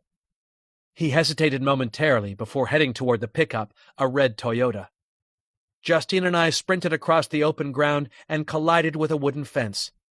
I helped her over as splinters and chips burst into the air all around us. I looked back to see our pursuers at the tree line and half climbed, half vaulted over the boundary. The middle-aged farm worker had the sense to get the engine started. He threw open the passenger door as Justine and I raced along the track with bullets chewing the fence and ground near us. She dived into the pickup. I followed a split second behind. "Drive!" I shouted, slamming the door shut, and the farm worker hit the gas. The Toyota sprung forward, fishtailing wildly as it accelerated along the track, the tires fighting for purchase in the dry dirt. A moment later, the truck got traction and sped away as a hail of bullets hit the tailgate. Soon, we were well out of range, on the road that would take us down the mountain to safety. Chapter 31. If you've ever experienced trauma, you'll understand the way time slips away from you. The world shifts in and out of focus. One moment you're in the cab of a pickup truck being driven by a French farmer called Marcel. The next you're in a police interview room, giving an account of your extreme experiences, and later you're on a busy boardwalk overlooking a crowded marina, holding the hand of the most important person in the world, wondering how you got there and whether you've just awoken from a nightmare. And with the slips in time, like a stone skipping across the surface of a lake, comes an unpredictable trajectory of emotion. Raw, volatile rage spinning into relief, knocking you off balance into guilt, anxiety, fear, your body flushing hot and cold, heart pounding for no apparent reason, then easing only to start racing again. This was my afternoon and early evening, jumping through conflicting emotions, buffeted by the aftermath of events, recounting what had happened to Valerie Chevalier and her colleagues, urging them to start a manhunt for Justine's abductors. The inspector had informed me the gang had abandoned their base and seemingly scattered to the wind before the police arrived. Roman's words played on my mind. He didn't need me anymore, if he ever had. Today, he'd been intent on killing Justine and me because he had a backup plan to help him achieve his wider objective. The person he had wanted me to murder in exchange for her life was still out there, and their continued existence was on the line. His words suggested someone else would kill them if I didn't. I needed to know who the intended target was. Reconnecting with Mobot, Sai, and Duval outside police headquarters had given me a feeling of transient jubilation, which was amplified by all the congratulatory messages we received when we notified the entire private organization that we'd recovered Justine, or more accurately, that she'd escaped and found us. The contents of our bulletin passed me by. Mobot drafted it, and in my disorientated, unsettled state, I had to trust she knew what to say. There had been a drink at Duval's insistence, a cognac to settle our nerves. But I wanted to be alone with Justine, and so I made our excuses and we went for a walk along the broad promenade by the Hercules Marina. The sun had fallen over the horizon, but there was still a pink glow in the sky.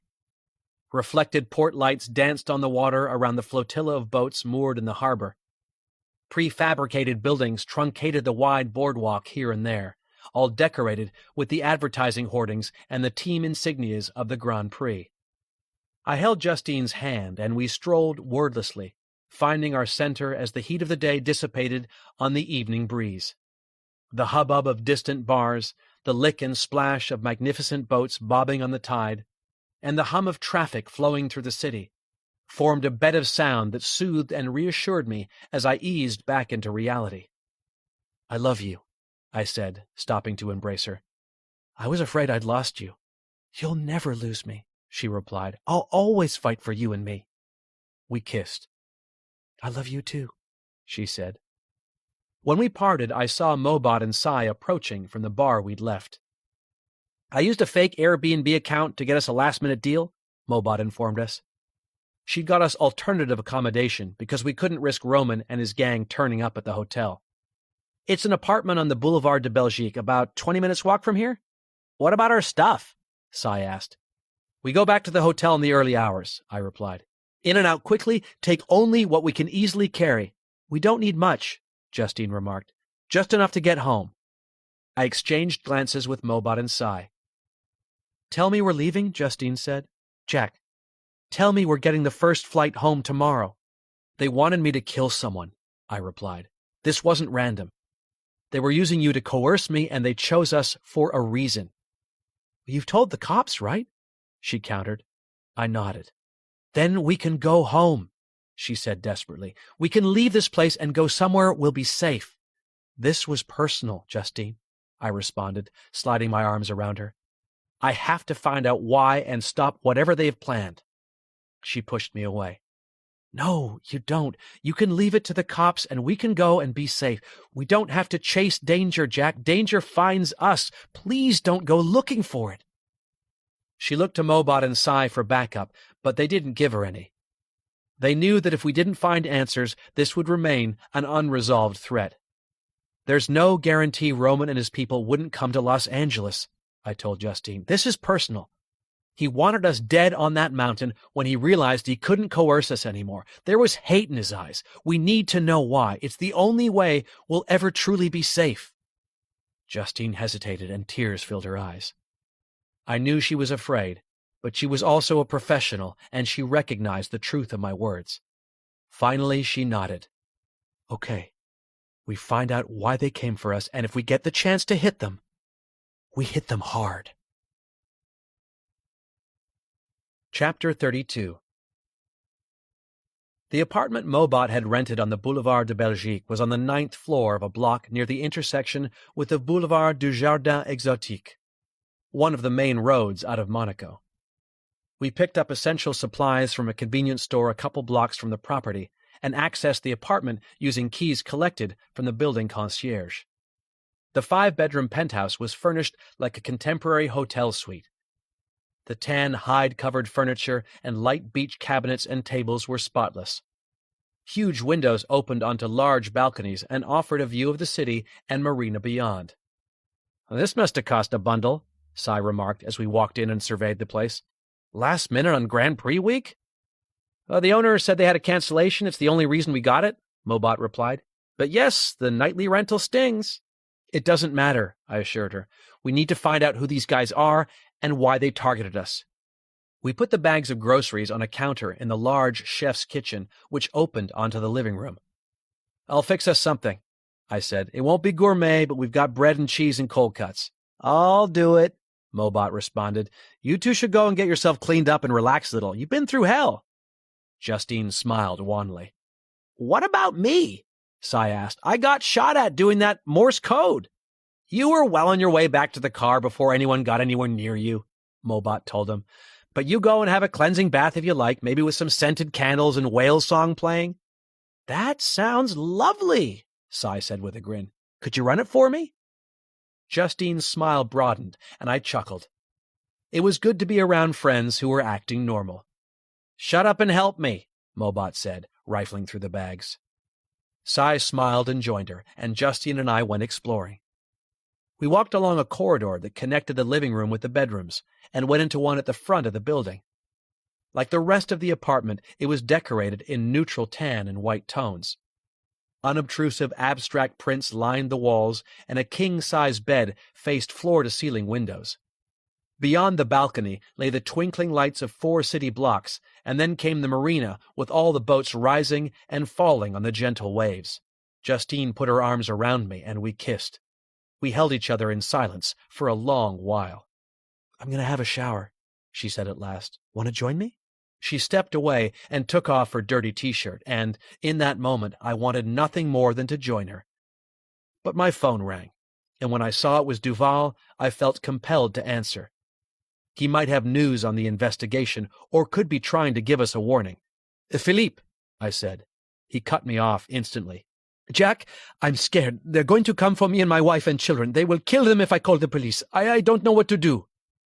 Justine realized something was wrong and eyed me with concern. Where are you? I asked. At my office, he replied. They know I was involved in the rescue. Stay where you are, I told him. I'm on my way. Chapter 33. No amount of persuasion would convince Justine, Mobot, and Cy to let me go to Duval's office alone. I'd pointed out the possibility that Justine's abductors were using him as bait to take one of us hostage, or that Roman was laying a trap to kill me and the others. But it didn't matter what I said, my friends insisted on facing the danger with me. That's how the four of us ended up in a Renault traveling east to the Avenue des Citronniers. We sat in silence, each with our own thoughts. Justine and I were still in the clothes we'd worn during our escape from Roman, and we must have looked a motley bunch to our taxi driver, a middle-aged man I guessed was originally from Morocco, because of the national flag air freshener that hung from the rearview mirror.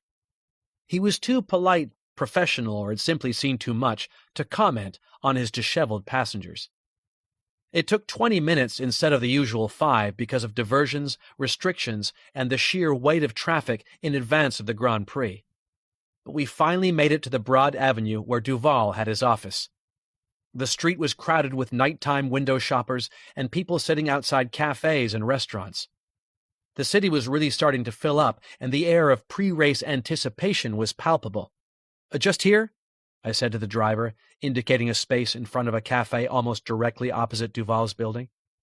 The driver nodded and pulled to a halt. I paid the fare and tipped him €5. Cy and Mobot had brought a couple of the gear backpacks we'd taken to the mountainside farm, and they retrieved them from the trunk of the Renault. "I'm going in alone," I said, as the cab moved on. Justine tried to say something, but I stopped her. "If it's a trap, you can help me if you're out here. You're no use to anyone if you walk into something with me." Cy and Mobot nodded sagely. "I want eyes and ears on you," Mobot said, reaching into her backpack and producing a tiny camera disguised as a stars and stripes pin, which she fixed to my crumpled lapel. "Put this in." She handed me a Marie, a microphone, and in-ear receiver, which I inserted into my left ear canal. "Wait here," I said, indicating the cafe. "Have a drink, and if you see anything dangerous, let me know, then call the cops." Mobot paired a small flat screen with her headphones and put them on. "Say that again?" "Call the cops," I repeated, and she gave me a thumbs up. "Audio and video, you're good." Justine took my hand and squeezed it. I kissed her before I crossed the street and headed for Duval's building. I took the same route I'd taken the morning after her abduction, walking along the parade of stores, past the financial advisor's office to the colonnaded entrance at the end of the terrace. I found the front door ajar and the reception area deserted. It was well outside office hours, and the absence of people was unremarkable. But the unlocked front door was disconcerting. I paid even more attention to every creak and rustle, alert to the slightest hint of danger. I crept upstairs, listening to the sounds of an empty building settling after a hot day, and beyond its walls the hubbub of a city preparing for a huge party. I headed for Duval's office and found his door half open. I pushed it wide and entered the lobby. The place was completely still. The only sound came from the street. "I don't like it," Mobot said through my earpiece. She'd be almost directly opposite the windows of Duval's office, and I had no doubt she, Cy, and Justine would be clustered around the tiny video screen, watching what I was seeing. "Where is he?" Mobot asked. I didn't answer, but instead crept toward Duval's private office. The door was closed, so I reached for the handle and twisted it slowly. I eased the door open, and as I did so, I heard an ugly, invasive sound rise above everything else outside. The screech and scream of sirens, close by and drawing closer still. When I saw what was on the floor of Duval's office, I realized why they were coming. Philippe Duval had been shot twice in the head, the visible powder burns suggesting a close-range execution. My new friend and prospective partner in Monaco had been murdered, and I was the only person in the building. Was I being set up? Almost certainly. Lying beside him was an FNX 45 tactical pistol with fitted suppressor. I had no doubt it was the murder weapon and would be free from prints. I'd walked into a trap, but it was one that went completely beyond my expectations. Duval's phone call had made me fear for his life, not think I would be framed for his murder. "Get out, Jack!" Mobot said, as the sirens reached the Avenue des Citronniers, and the first tires screeched outside. "Run!" Chapter 34. I hesitated, not as a result of confusion or indecision, but because I noticed something in Duval's hand. I crouched to examine it, and saw it was an old Nokia phone from the days before touchscreens and 5G. What was he doing with something like this, and why had he died clutching it? I grabbed the phone as more sirens arrived with screeching tires, barked commands, and the sounds of commotion on the street below. I heard the tramp of heavy footsteps. "Come on, Jack," Mobot said. "Get out of there!" I ran from Duval's office, wondering why Roman wanted me to be framed for murder rather than luring me somewhere he could kill me. Why wouldn't he just try to abduct one or more of us again? Maybe he was just getting me out of the picture while he tried to take Justine or Mobot or Sai, I thought, and sudden panic sent adrenaline surging through my body. "You guys need to leave now," I told Mobot. "I'll meet you at the apartment." "But," she tried. I interrupted her. "No buts. I don't like this. We're all at risk. Go now." "Okay," she conceded, and I heard her relay my instructions to Sai and Justine. I crossed the lobby, but when I reached the door to Duval's suite, I was greeted by shadows rising up the stairwell wall and the sound of thundering boots. I knew the exit was blocked, so I retreated and shut the door. I ran to a window behind the reception desk, grabbed the handle and pushed it open. A safety bar kept the gap to 6 inches. I picked up the receptionist's heavy chair and smashed it into the frame, breaking the restraint. The window swung wide. I climbed onto the sill and looked around. There was a column rising to my right with climbable features, fleur-de-lis, flowers and cherubs carved into the stone, that looked as though they could take my weight. The door to Duval's suite burst open, and a squad of police officers in black tactical gear raced inside. That was my cue to make a leap of faith and grab the cap of a floral motif. The stone held, and I used it to haul myself off the window ledge. Below me, dumpsters, pallets, and recycling bins crowded the alleyway behind the building. But as I looked west, I saw police officers running from the street into the narrow cut-through, making a fall into one of the dumpsters a risky endeavor that would likely end in my capture. I went up instead, climbing as fast as I could, ignoring the shouts and sounds of activity from inside the office below me. Within seconds, I was on the flat roof of the building, sprinting east. I managed to get a 50-foot head start on the first cop to follow me up.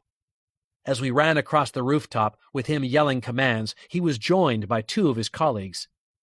With 3 police officers on my heels, I saw a fire escape on the adjacent building.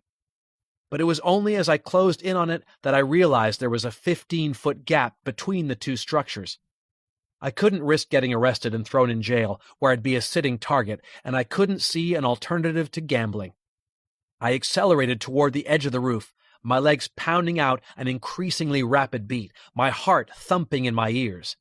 And when I was a step away from falling, launched myself into a long jump, my arms flailing for purchase, my legs kicking out for something solid. I flew across the gap, and when I slammed into the metal fire escape on the other side, tried to find a grip.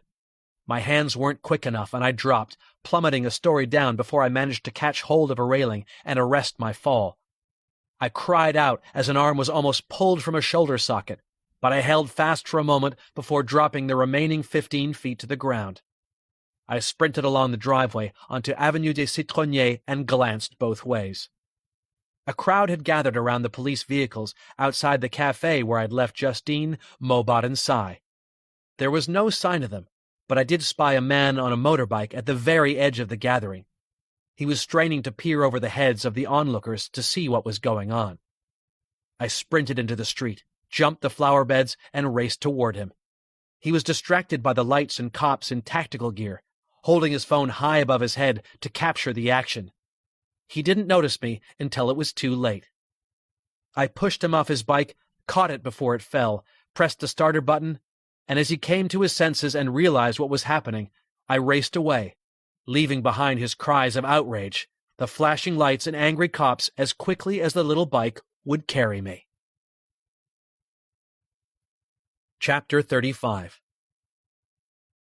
I ditched the bike in an alleyway off the Boulevard du Larveteau and covered the ground back to the apartment on foot, taking care to avoid busy streets, bright lights, and crowds. I hurried along quiet residential roads and crossed to the other side whenever I encountered people. After 15 minutes, I found the delivery entrance at the back of our building and pressed the buzzer for the apartment. "Jack?" Justine said through the speaker moments later. "Yes," I replied. "Buzz me in." After a short pause, the door clicked, and I pulled it open and hurried up the back stairs to avoid the concierge. I had no idea whether I was now a wanted man, but I wasn't going to take any chances. Justine was waiting for me in the stairwell. She threw her arms around my neck. "I was so worried when I saw Duval," she said. She'd been watching the footage broadcast from my pin camera. "I'm okay," I assured her. "Come on," she said, taking me by the hand. "Mobot has found something." I followed her out of the stairwell, along the corridor, and into our apartment. I breathed more easily when Cy locked and bolted the door behind us. He patted my shoulder. "Glad you made it, boss." "Me too," I replied. "Come on," Justine said, leading me into the large living room. Mobot was at one of her spare laptops, which I assumed had been in one of the backpacks. On screen was a photo of Roman. I recognized it as a mugshot, and the booking card read Marc Barat and identified the arrest as having been made by the Marseille police. "You okay?" Mobot asked, "or do you need a breather?" "I'm okay," I replied honestly. Justine squeezed my hand and smiled at me. Tiredness would probably hit me soon, but right now I was too wired with adrenaline to feel the slightest fatigue. Earlier this afternoon, I sent stills of the drone footage we took at the farmhouse to Weaver, and he identified this man, photo-matching a mugshot taken in Marseille 8 months ago, Mobot revealed. "I'm guessing the name is false, but it looks like he was busted during a drug deal." "How'd he get out?" I asked. Mobot shrugged. "It's not in the record." I frowned. Why was a drug dealer targeting us? And who did he want me to kill? "I want you and Cy to go to Marseille," I said to Mobot.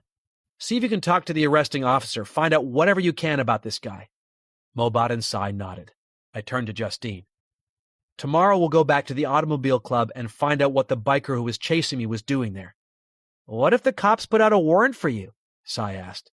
"I'll have to be nimble," I replied with a smile, before returning my attention to Mobot. "Can you keep an eye out, see if I'm flagged as wanted?" Mobot nodded. I could feel exhaustion creeping in, but my day wasn't yet done.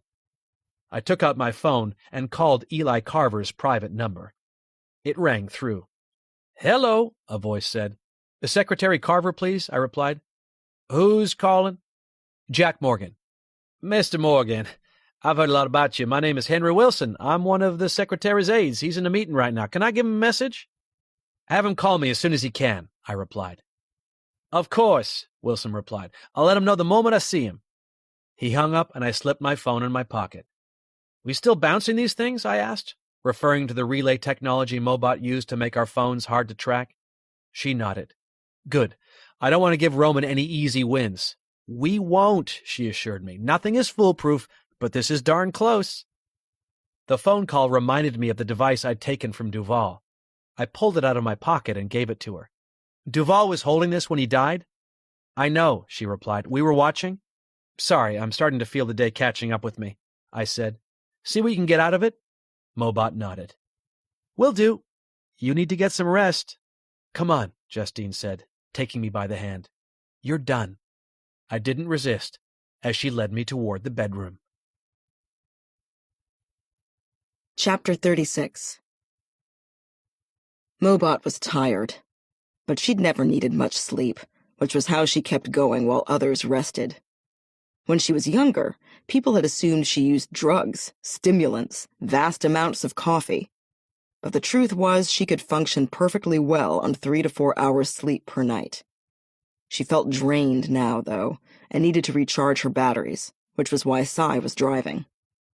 After an early hour's visit to the hotel to grab the gear and clothes they needed for the rest of their stay, Mobot and Cy had returned to the apartment where she'd connected Duval's phone to analysis software she'd designed. It would circumvent the rudimentary security of the old Nokia and provide a detailed log of calls, messages, and any other activity the device had been used for. She had left it running while she and Cy followed up the lead in Marseille. They had taken a cab to Nice airport and collected the hire car Mobot had reserved in a false name, using a fake driver's license and credit card she carried for just such emergencies. They'd been at the rental desk when it opened at 7:30 a.m. and were on the road in the Ford Kuga, heading for Marseille by 8 o'clock. Cy kept the car at a steady cruise once they hit the A8, a 6-lane highway that would take them west through the dry foothills and mountains of southern France for almost 200 kilometers. The journey time was a little over 2 hours, and Mobot made the most of it, drifting off within 5 minutes of them joining the highway. The smooth road, steady rhythm of the wheels, and gentle rocking motion of the vehicle lulled her into a deep, dreamless sleep. When she opened her eyes, Mobot saw one of the most deprived neighborhoods she'd ever encountered. She and Cy were on a 2-lane road, heading west toward a huge port. Cranes and container yards were visible in the distance. To their right was a flyover, and beneath it a tram line. On the other side was an eastbound 2-lane road. This broad, multi-level, multi-vehicle thoroughfare was flanked by a strange mix of gray, late 20th century office blocks and apartment buildings, constructed in a rustic French style, complete with rusting balconies and flaked, rotting, slatted wooden shutters. There was graffiti everywhere, and hardly any greenery. Mobot could see a single tree sticking through the cracked concrete beside a distant parking space. "You are out," Cy remarked. "I thought I should let you sleep. Did I miss anything?" "Aliens," he said somberly. "On the road, outside Marseille. They waved us in to be assessed for abduction, but rejected us as atypical human specimens." I want to laugh, but I can't without hearing a joke. "That's just cruel," Cy said. "Besides, who's joking?" "You're such an idiot," she responded with a smile. "You don't know. There could be someone out there," he said, pointing at the sky. Mobot frowned at him before shifting in her seat. "Where are we?" "Port District. Police precinct is that orange and brown monstrosity up ahead." Mobot looked at the unusual building. It wasn't as drab as some of the concrete structures surrounding it, but it wasn't far off. An oblong structure with an orange fascia covering the exterior of the ground floor, the remaining 4 stories were adorned with brown metal slats. It looked like a depressing place to work. 15 minutes later, after parking in the adjacent side street and presenting themselves in reception, Cy and Mobot found themselves in the office of Stéphane Porcher, a senior inspector they'd been told could answer questions about the Marseille drug bust. He had a computer, but everything else spoke to a mind from another era. Books and files and papers were stacked everywhere. There was an old hi-fi system and record player on the bureau in the corner, and a mini basketball hoop was hooked over the top of a corkboard covered in photos and case notes. Porcher was lean with stubble so rough it looked as though it could slice through rhino hide. His eyes were shadowed by too many years on the job, but his smile was wry and impish, as though he was a bolt short of being fully hinged. "Sit down, Americans," he said, showing Mobot and Cy into his time capsule office. They looked around and saw there was only one seat other than Porcher's, and it was covered in books. "That's okay," Mobot replied. "We'll stand." "As you wish," Porcher said with a gracious wave. He lowered himself into his own seat. "What can I do for you?" "We won't take up much of your time," Mobot responded. "We want to ask you about this man." She produced the mugshot of Roman taken after his arrest. "Ah," Porcher said, studying the photograph carefully. "Le trépas. Death. The Grim Reaper. I never thought I would see him again." "Why?" Cy asked. "Because I didn't think he was human," Porcher replied. "And I thought he had gone back to hell, where he belongs." He paused and seemed to drift off. Mobot and Cy exchanged bemused looks. "Come," Porcher said suddenly. "Let me show you how death works." Chapter 37. I woke early and watched Justine sleeping. She looked so peaceful and at ease, it was hard to believe she'd been a prisoner less than 24 hours earlier. Every so often, her face would scrunch into a frown, her legs would twitch, and she would whimper. I would stroke her hair and wonder whether she was reliving her escape or having a random nightmare.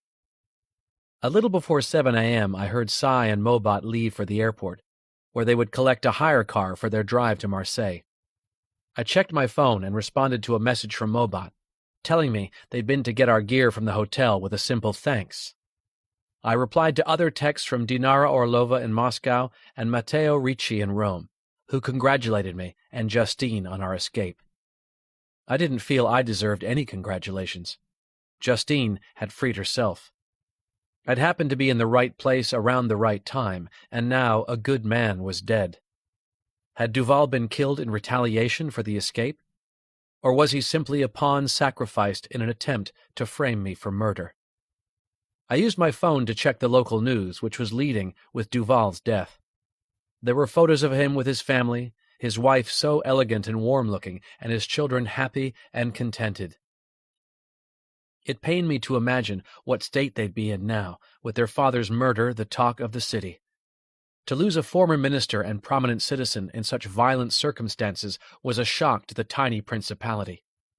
I hadn't pulled the trigger, but I had brought death to this innocent family's door, and my role in involving Duval made me more determined than ever to catch the people responsible and see them punished. None of the news coverage mentioned me, but there were reports of an unidentified man fleeing the scene. So it looked as though I'd been spotted, but had avoided identification thanks to the darkness and the confusion of the chase. Justine stirred. I put down my phone and pulled her close to me. "Morning," I said. "How are you feeling?" "Like I've run a marathon," she replied. "You?" "I've been better." She gave me a sympathetic look and kissed me. "I know," she said. "What happened to Philippe Duval wasn't your fault or mine. The people who killed him are the ones who should be held accountable." The rational part of me knew she was right, but guilt was often irrational. "Coffee and breakfast always make the day seem brighter," she said, rolling out of bed. She looked amazing in her tight shorts and vest, but I was dismayed to see the heavy bruising on her arms and legs, which had matured to shades of dark purple and blue overnight. She saw me looking and appraised herself. "They'll heal," she said. "Come on, let's find the people who made them and give them hell." An hour later, after showers, pastries, and coffee, we were in Miriam Lambert's office at the Automobile Club. The room was spacious and elegantly furnished, and like everywhere else in the building, a passion for motorsport shone through in the framed prints that lined the walls. There was a classic Formula One steering wheel displayed in a glass case on Miriam's gleaming antique desk. She looked harried, which wasn't surprising. The city was buzzing with anticipation for the weekend's race, and even this early in the morning the cafes and bars were packed with fans from all over the world getting the party started. "I'm so sorry to hear about Philippe," I said, deciding it was probably better not to ignore the murder, which was national news. "It's a tragedy," Miriam replied. "His children are so young." Her voice faltered as her eyes filled with tears. She took a deep breath. "What can I do for you, Mr. Morgan?" "This is Miss Smith," I said. "She was the victim of the recent kidnapping?" Miriam was surprised by the revelation. "I'm glad to see you're safe and well." "Thank you," Justine said. "We know one of the abductors secured employment here," I reminded her. "It's possible there were others." "What?" Miriam asked. "Why would that be?" I shrugged. "I don't know. That's what I'd like to find out." "How?" "When I escaped from the kidnap gang, I saw the faces of some of them," Justine replied. "I'm sorry that you suffered such an ordeal," Miriam said stiffly. "But if you think I can just let you look through our personnel records, you are mistaken. There are laws protecting privacy." Today Justine was looking elegant in a black floral dress, but bruises were visible on her delicate arms, and she made a point of staring at them, drawing Miriam's gaze. "These men are violent," Justine told her. "What if they planned something that could sabotage the Grand Prix?" I didn't give Miriam a chance to answer. There's nothing to prevent the Automobile Club of Monaco from hiring a private investigator to conduct a security review after discovering a suspected criminal was working here. It just so happens we're offering a new client discount of 100%, Justine added. So it won't cost you a cent, and it will save a great deal of potential embarrassment if we discover any other criminals among your ranks, people who might threaten the security and safety of the Grand Prix. Miriam nodded slowly, suddenly realizing the wider implications of failing to act on the intelligence we were giving her. I will arrange for you to have access to the employment files of all non-executive staff and temporary personnel, she said. Chapter 38. Miriam made good. She granted us access to an edited set of personnel records on a club laptop, excluding those of long-serving senior members of staff. As we passed through the building, we heard the hustle and bustle of a human resource command unit responsible for mobilizing a much larger race day army.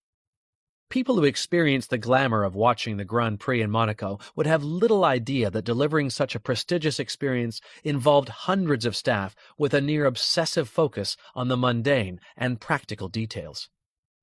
People here were fine-tuning the arrangements for barrier positioning, crowd control, free flow of local traffic while stands were built, roads were resurfaced, and temporary buildings took over the city. Travel arrangements for dignitaries, high-profile guests and drivers, plus teams and families, catering, security, and race day stewarding. We sat in a third-floor meeting room, surrounded by photographs of past Grand Prix winners, each image a shot of the victorious car crossing the finish line. Justine flicked through the employment records, clicking an arrow to cycle from photograph to photograph. In addition to the picture, these abridged records featured a name, a start date, and their position within the organization. There were over 1,000 currently active records, but the volume of files didn't faze Justine. By midday, she'd already been through more than 500 of them. I remained silent, not wanting to distract her from the rhythm she'd established. Every so often, I would walk to the window and look down at the street to the rear of the building, which was lined with rigging trucks, TV vans, media and automobile club staff members hurrying about their business. I recognized Marc Leroy, the club's operations director, barking commands at his crew of coordinators.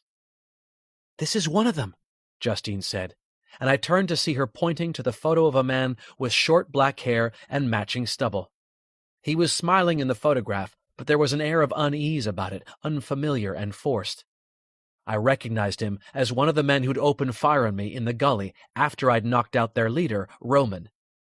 "Michel Augarde," I said, reading the man's name. "Almost certainly false," Justine remarked, and I nodded. False or not, we now knew her kidnappers were somehow linked to the Monaco Grand Prix. And if I'd been forced to place a bet, I would have said they were trying to infiltrate the event. Maybe to stage a murder, or possibly something on a larger scale. Justine hurried from the room, and I followed her along the busy corridor to Miriam's office. The personnel director had instructed us to interrupt her the moment we found anything, and we did just that, walking in on a meeting she was having with 3 members of her team. "Michel Augarde," Justine said. "According to the system, he was hired as a rigger 2 months ago." Miriam got to her feet. "We need to find Marc," she said. "Get me a radio." She directed her final remark at one of her colleagues. "No need," I responded. "He's out back with all the big trucks." Miriam led us through the building, and we skipped down the stairs, weaving around club members and staff. Miriam swiped a key card through a reader and took us into a service corridor that was full of scurrying personnel. Finally, we reached an exterior door that took us outside to a loading area, where we found Marc, checking his phone and simultaneously speaking into his radio. "Marc," Miriam said, and he looked up. "We need to talk to you about Michel Augarde." Marc seemed puzzled by Miriam's request. I noticed his eyes dart towards someone further along the street. I followed the direction of his gaze and saw the man calling himself Michel Augarde removing scaffolding from a large truck. His eyes met mine. The moment he registered me, he dropped the metal struts, which clattered loudly as they hit the ground, and set off at a sprint. Chapter 39. "Call the police!" I yelled before I raced after him. He had a decent head start, but I heard Marc yell to his staff, telling them to stop Michel. He raced past the first few people who reacted to Mark's instruction with bemusement. But once the surprise had passed, other riggers and marshals lunged for the running man, and he had to dodge their tackles and attempts to grab him, which slowed him down.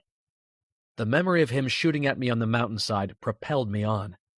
I sucked in air like a turbocharged engine and closed the gap as Michel climbed up the side ladder of a rigging truck and ran across the roof.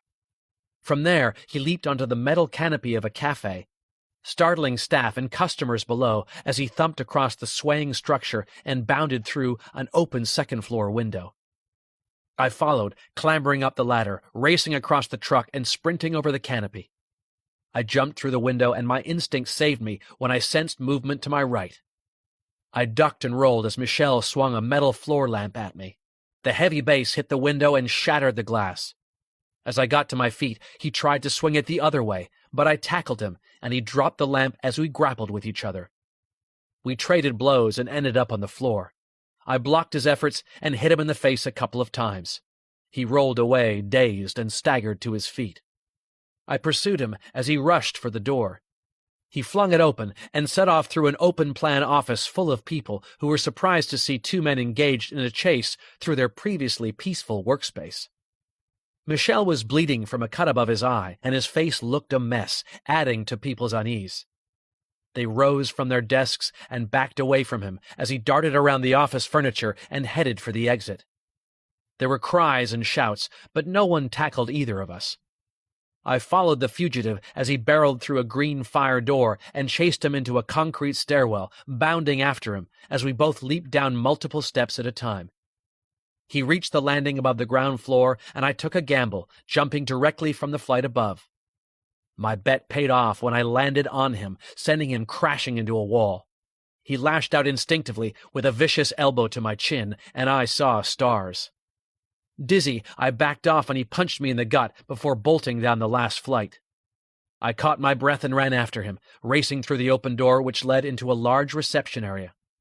Michel sprinted past a security guard and yelled something at him in French. The hefty uniformed man closed in on me, threateningly, while Michel raced through the main doors and ran onto the street. I didn't have time to deal with a misguided security guard, so I vaulted the barrier by the reception desk, swerved to avoid his clutches, and hurried outside. There was a sudden blast of sirens further along the street, and I was pleased to see 2 police cars round the corner directly ahead of Michel, but he kept running while the cars drove on, passing him without slowing. They screeched to a halt a few meters from me, and a uniformed officer jumped out of the passenger seat of the leading vehicle. He yelled, "Jack Morgan, you're under arrest! Stop where you are!" "Wrong guy," I replied dejectedly, but I slowed to a halt and raised my hands in surrender. Chapter 40. Mobot, Sai, and Stéphane Porcher were in a computer room in Marseille Police Department in front of 3 rows of machines set on terminals. There were no windows, and at the heart of the front row was a bank of a dozen screens stacked 3 high by 4 wide to create a single massive display. Porcher's colleague, a gray-skinned man with long black hair that shone with grease, was trying to get the composite display to show a set of video files. Porcher hadn't introduced them, but Mobot gathered the man's nickname was Tiefs, and he seemed to have a prickly relationship with the detective. Stéphane Porcher didn't move quickly, and neither did his colleagues. Someone had to physically chase down and apprehend bad guys, but Mobot doubted it was Porcher, who seemed cerebral and slightly disconnected from the world. Like Hercule Poirot or Columbo. He had an aura of curiosity, as though it was the web of mystery and not the adrenaline of the chase or any strong sense of justice that attracted him to law enforcement. "What did this guy do?" Mobot asked, hoping to move things along. Porcher held up one palm and nodded at the screen in front of them, indicating that she should be patient. She rolled her eyes at Sai, who smiled. Stéphane and Tiefs had a sharp exchange of words when the technology refused to cooperate. Mobot offered to help, but both men ignored her, so she sat back and watched Tiefs struggle on while Porcher grew increasingly exasperated. There were 3 other tech specialists in the room, and Mobot caught them all grinning and sharing mocking glances. Finally, after an excruciating delay, 6 of the screens came to life, and showed footage from different cameras within the precinct. The footage shared the same time code, so Mobot realized she was watching 6 different viewpoints of the same night. She knew it was night because she could see streetlights shining through the windows on a couple of the screens. One of the cameras was directed at the main booking hall of police headquarters, which was almost empty apart from 2 uniformed officers who chatted absently while doing paperwork behind a high counter. The other cameras showed mostly empty corridors, and there were 2 others aimed on the cell block. "Watch," Porcher said, leaning forward and pointing at the screen that displayed the booking hall. There was a blinding flash that turned the screen white. When the flare died away, Mobot saw part of the exterior wall had collapsed, and 4 masked men in body armor were clambering through the breach. They held submachine guns and opened fire on the 2 uniformed officers behind the counter. One of the cops managed to hit an alarm before he succumbed to his wounds, and the other screens showed cops running from offices and break rooms into the corridors. The 4 assailants moved into the cell block and shot another cop who'd been quick to respond to the alarm. There was no hesitation about any of their movements, and Mobot realized these men knew exactly which cell to hit. They primed the door with explosives. 2 cops ran into the corridor nearby and were shot instantly. Mobot thought one of them looked a lot like Porcher. She caught his eye and felt his trauma on reliving the moment. He nodded slowly as if answering a question. "If it hadn't been for my colleague, I would be dead." On screen, they saw another police officer dragging Porcher out of the cell block and into an adjacent corridor where cops set to work on a tourniquet to stem the blood streaming from a gunshot wound in his thigh. In the cell block, the masked attackers stepped away from the door and shielded their faces as the explosive charges detonated. A flak jacket was produced from a holdall and thrown over Roman, who was bustled from the cell like a president under heavy, close protection. 3 of the masked attackers formed an arrowhead around him, while the 4th went on point, shooting indiscriminately to clear a path. The gang ran from the cell block to the booking hall, shot 2 more officers who'd equipped themselves from the armory, and fled through the breach they'd created. The jailbreak had taken less than 3 minutes from beginning to end. 5 wounded, 4 dead, Porcher told them. "I'm so sorry," Mobot responded gravely. "That's rough," Sy remarked. "I'm sorry for your loss." Porcher waved their words away, but his eyes filled and he couldn't speak for a moment. Mobot wondered whether his slightly detached air was a consequence of antidepressant medication. She couldn't imagine what it would be like to live with the impact of such trauma. When Porcher finally found his voice, he said, "We had arrested 15 men that day. The information about the drug deal they were engaged in came from your American FBI. It was a huge bust for us, and the cells were full. They came only for this one man and left all the others. Why?" He eyed Mobot, and she wondered whether he was genuinely expecting her to have the answer. "It is a question that has bothered me for months," he went on. "And now you come here, looking for him. This was no street dealer." "Who were the others he was arrested with?" Sy asked. "The outlaws," Porcher replied. "They control much of the heroin coming into Marseille." "Where would we find them?" Mobot asked, and Porcher smiled sardonically. She had seen that expression before on the faces of people who thought she was crazy. "They are extremely dangerous," the detective said. "My advice would be to stay away." "We can't do that," Sy said. "We need to know who this guy is and why he matters so much." Porcher shrugged, disassociating himself from this plan. "Then go and see Baba Saidi. He was arrested that day. He used to lead the outlaws. Maybe he still does? He was in the cell next to the man who escaped." "Where would we find him?" Mobot asked. "Les Baumettes," Porcher replied. "He's in prison for the next 12 years and would probably welcome a visit." Chapter 41.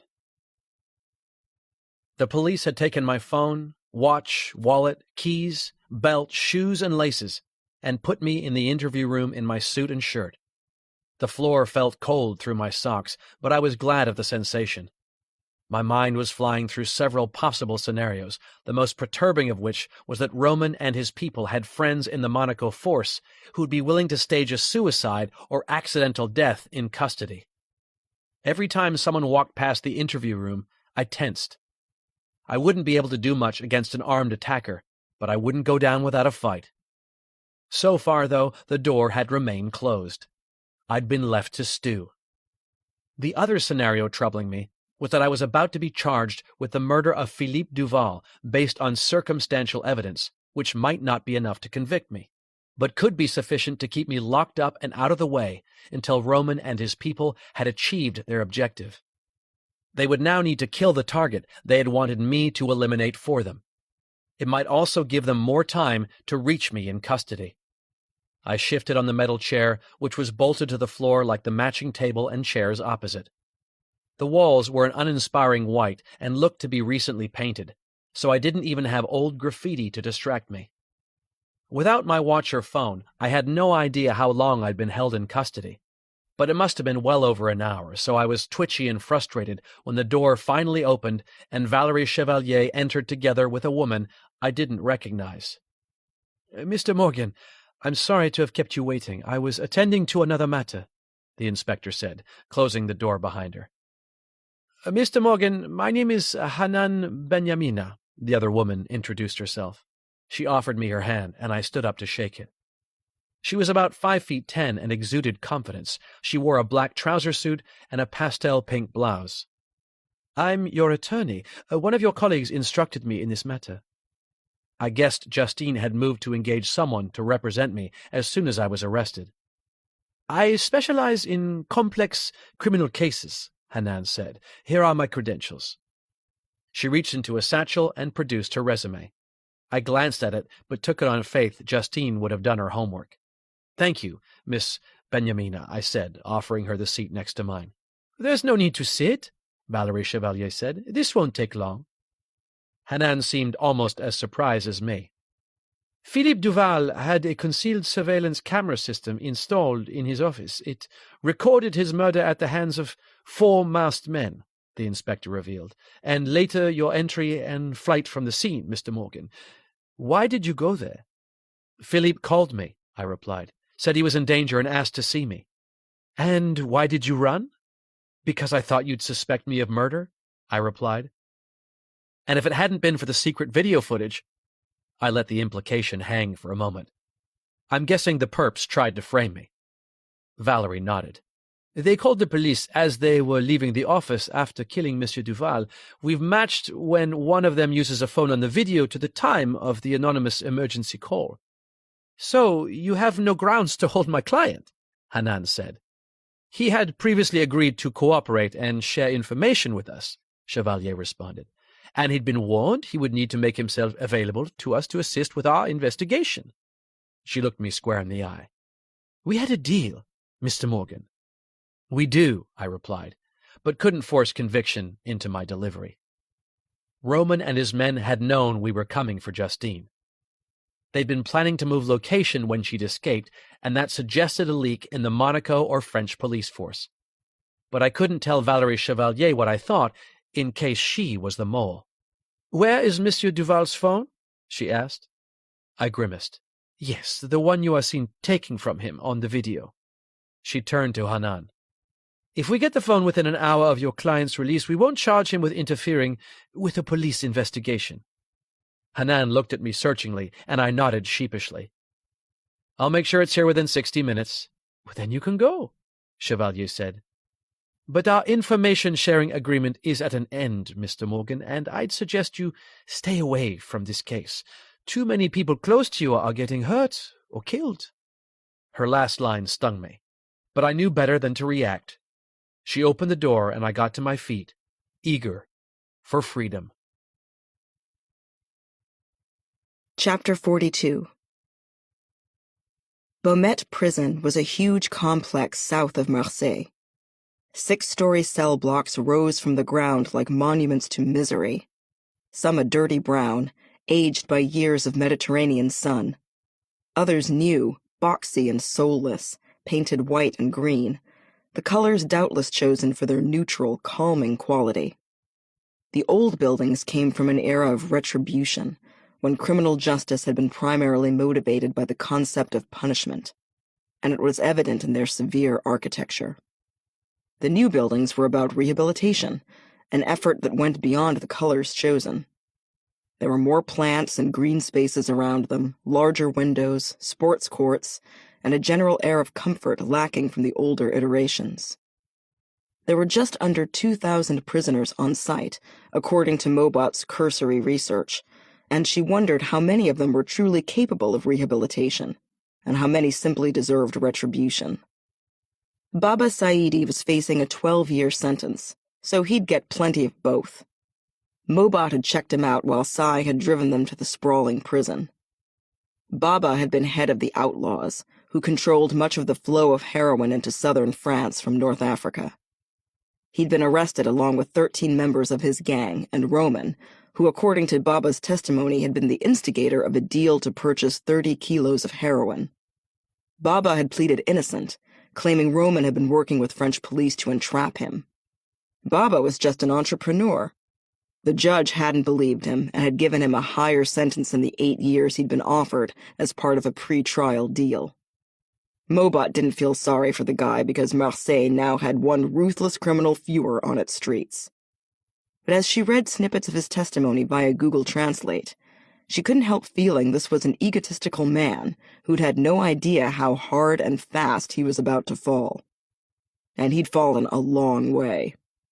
Sai parked the Ford Kuga in the visitors section of the huge complex, and he and Mobot cleared security in an orange brick building that looked like it had been glued onto one of the modern cell blocks as an afterthought. They joined a dozen other visitors, following a prison officer to the visiting room, an open-plan space with 24 round tables, each surrounded by 6 chairs. All the furniture was hard resin and bolted to the floor. It was also very uncomfortable, and Mobot was in the process of shifting her weight to find a tolerable position when she saw Baba Saidi shuffle into the room with a puzzled expression on his face. He had aged markedly in the months since his mugshot Porcher had shown them had been taken, as though prison had sucked the life from him.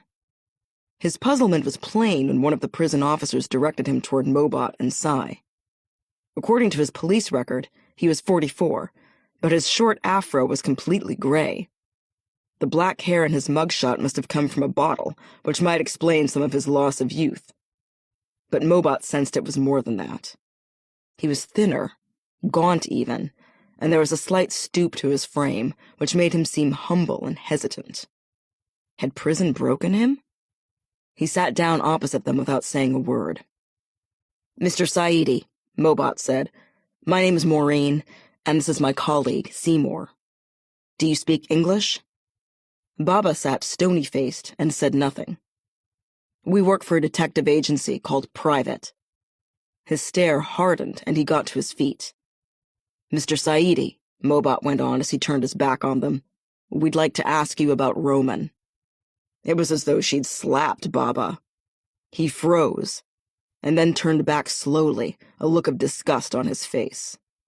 "How ibn Sharmuta," he said with a vicious scowl on his face. "I don't know what that means," Sai remarked. "He's a son of a bitch," Baba replied, retaking his seat. He directed his gaze at Mobot. "Go on." His accent was a mix of French and Somalian. "You were arrested with Roman, but he escaped justice," she said. "When I was tried, I thought this man was a police informant, that his escape was staged," Baba said. "But now I have had time to ask friends to check him out. I have learned the truth."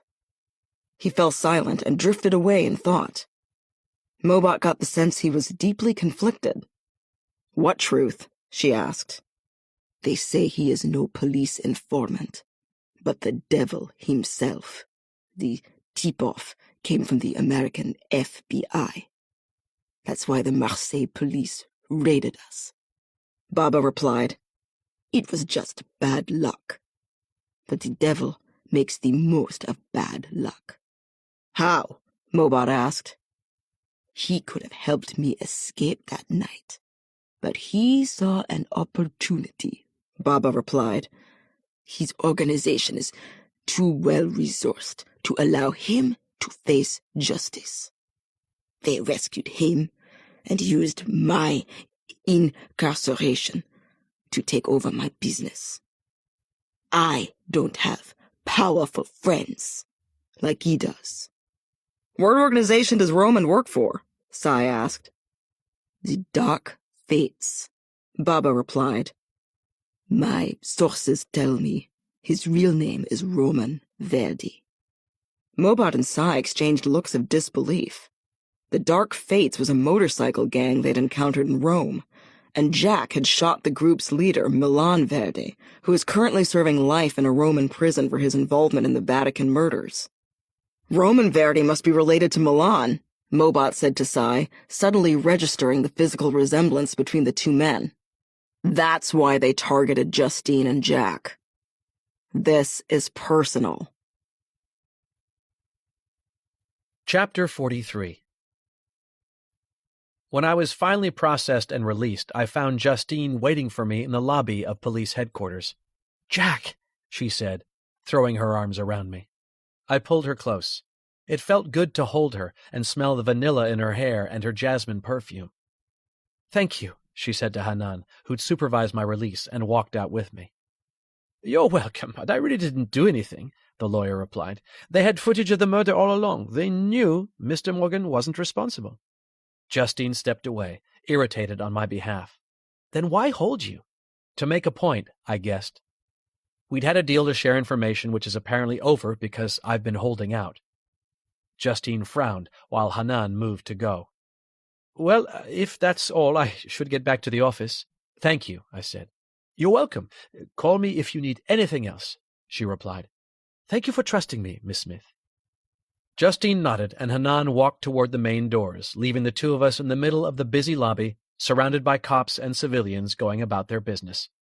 "The deal to share information is over?" Justine asked. "That's what Chevalier said," I replied. "And what if I knew where one of the kidnappers was?" I looked at Justine in disbelief. "After you were arrested, the guy you were chasing, Michel, stopped running, so I followed him, on foot at first, and then in a cab." I smiled and slowly shook my head at her. "I know," she said flatly.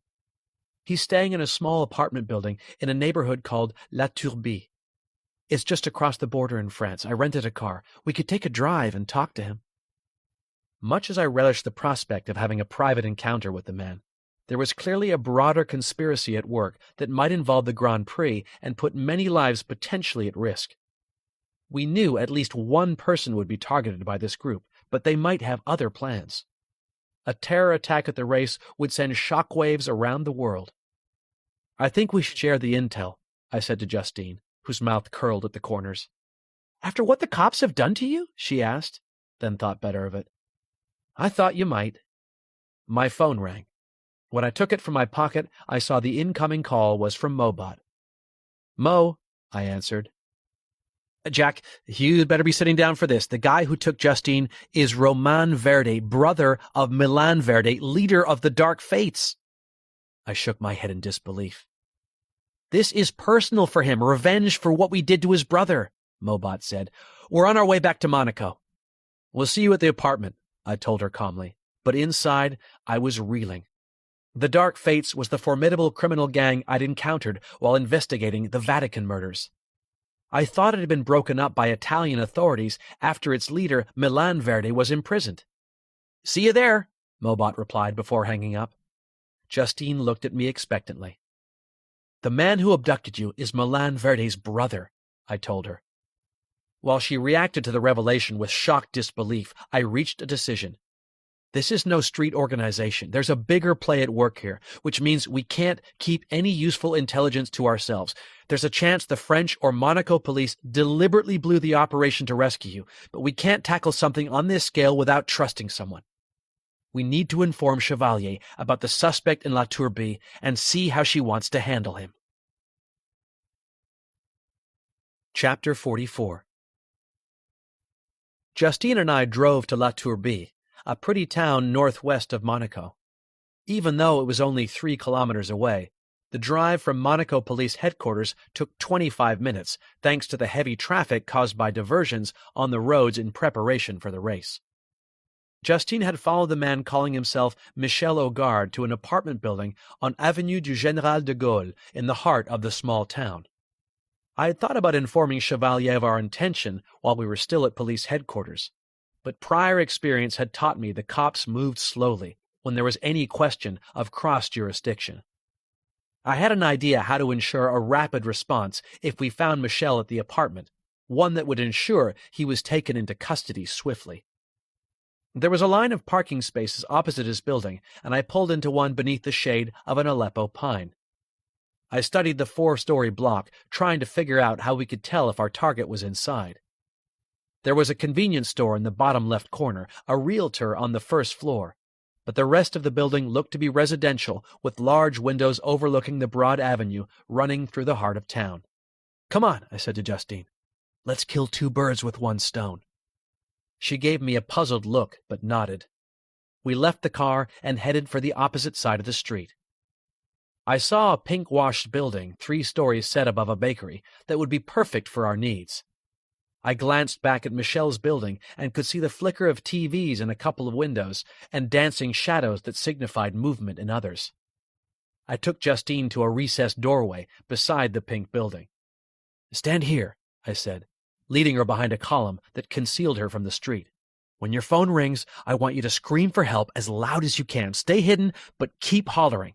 "Why?" Justine asked. "Where are you going?" "Up," I replied, indicating the roof of the pink building. I hurried over to the wooden entrance doors and forced them open with a powerful shoulder barge. The lock snapped. I hurried into a narrow hallway and ran up the black and white tiled stairs to the very top of the building. It was a utilitarian block that smelled of dry plaster and home-cooked food.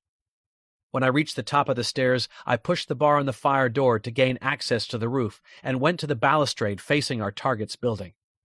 I settled into a crouch behind the low perimeter wall, ensuring I had a clear view of the front windows. I took out my phone and placed a call to Justine. A few seconds later, her piercing cries of "Help me!" echoed around the quiet street, and people came running out of shops and cafes, while the windows of nearby buildings filled with occupants drawn by the noise. I kept my eyes on the building opposite and saw Michel glance down at the street from his 3rd-floor window before swiftly withdrawing. I dialed 112 and was connected to an operator. "Do you speak English?" I asked. "Of course." "I'd like to report a woman being assaulted in a 3rd-floor north-side apartment, number 12, Avenue du Général de Gaulle in La Tourbie," I said. "You can hear her now." I held the phone out to maximize the impact of Justine's screams. This had been my original plan to ensure a swift response from the cops, but it also served to get our target to reveal his location. "Please send police officers," I said before hanging up. I called Justine, and she answered after a single ring. "Now what?" "Come up," I replied. "I'm on the roof. The cavalry is on its way. We might as well settle in and watch the show." Chapter 45. Justine joined me at the edge of the roof a few minutes later. We peeked over the balustrade and watched the building opposite. People drifted away from their windows in the absence of further cries for help, but soon returned when the sound of sirens filled the air. Once again, people peered out of their apartments looking for the source of the commotion. Not Michel, though. He never came back to his window, and the next time I saw him was in circumstances I could scarcely believe. He emerged from a side entrance beside the convenience store and hurried across the sidewalk to the corner of Avenue du Général de Gaulle and Avenue de la Victoire as the first police car arrived. Unlike the others that were approaching, this one didn't have its blue lights on, and its siren was silent. Justine glanced at me in surprise, because instead of running when he saw the cops, our target approached the vehicle, nodded at the uniformed driver and his partner, and jumped in the back. As the car rolled along Avenue de la Victoire, Justine's puzzlement turned to disbelief, a feeling I shared. "Did he just—" she said, her voice trailing off. "Let's go," I responded, and we hurried away. Less than a minute later, breathless and with hearts pounding, We were in the silver BMW 3 Series Justine had rented. I gunned the engine and followed the cop car along Avenue de la Victoire, racing to catch up with our target.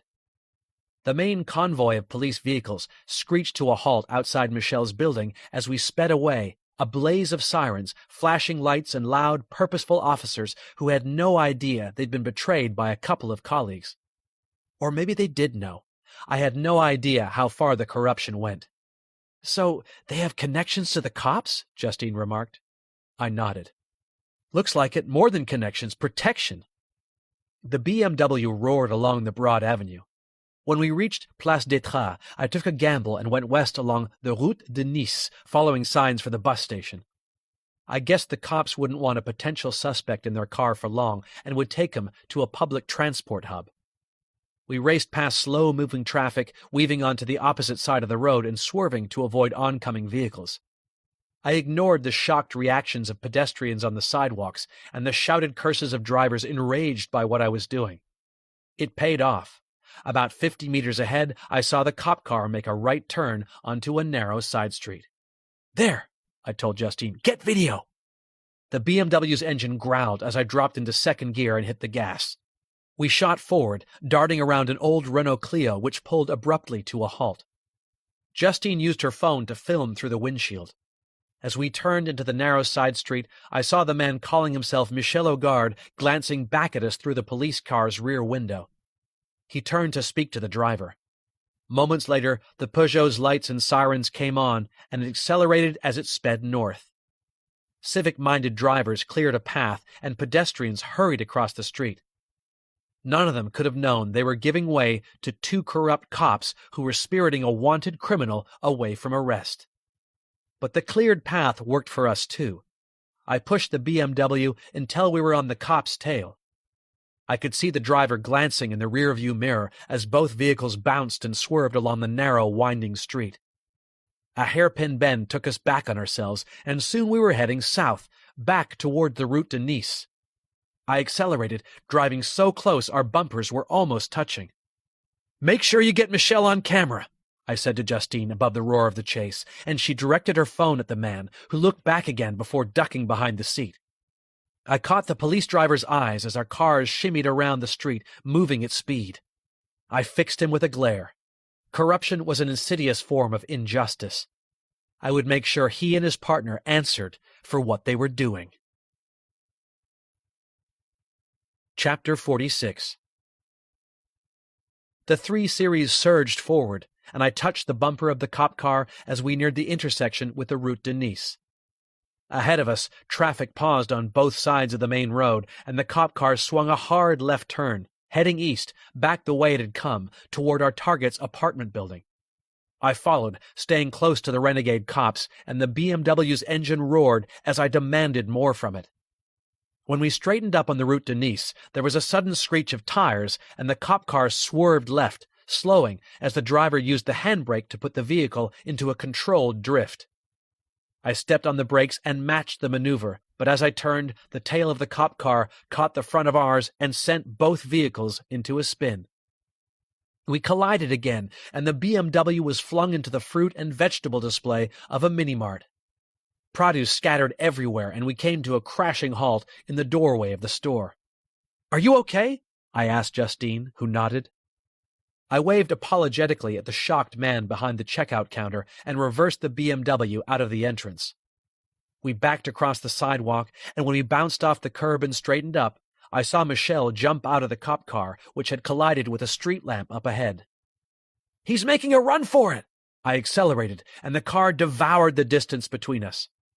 When we were 30 meters away and our target was just a blur running through the street market that sprawled across an entire block to our right, I stamped on the brakes so hard that Justine had to slap her hands against the dash to keep herself upright.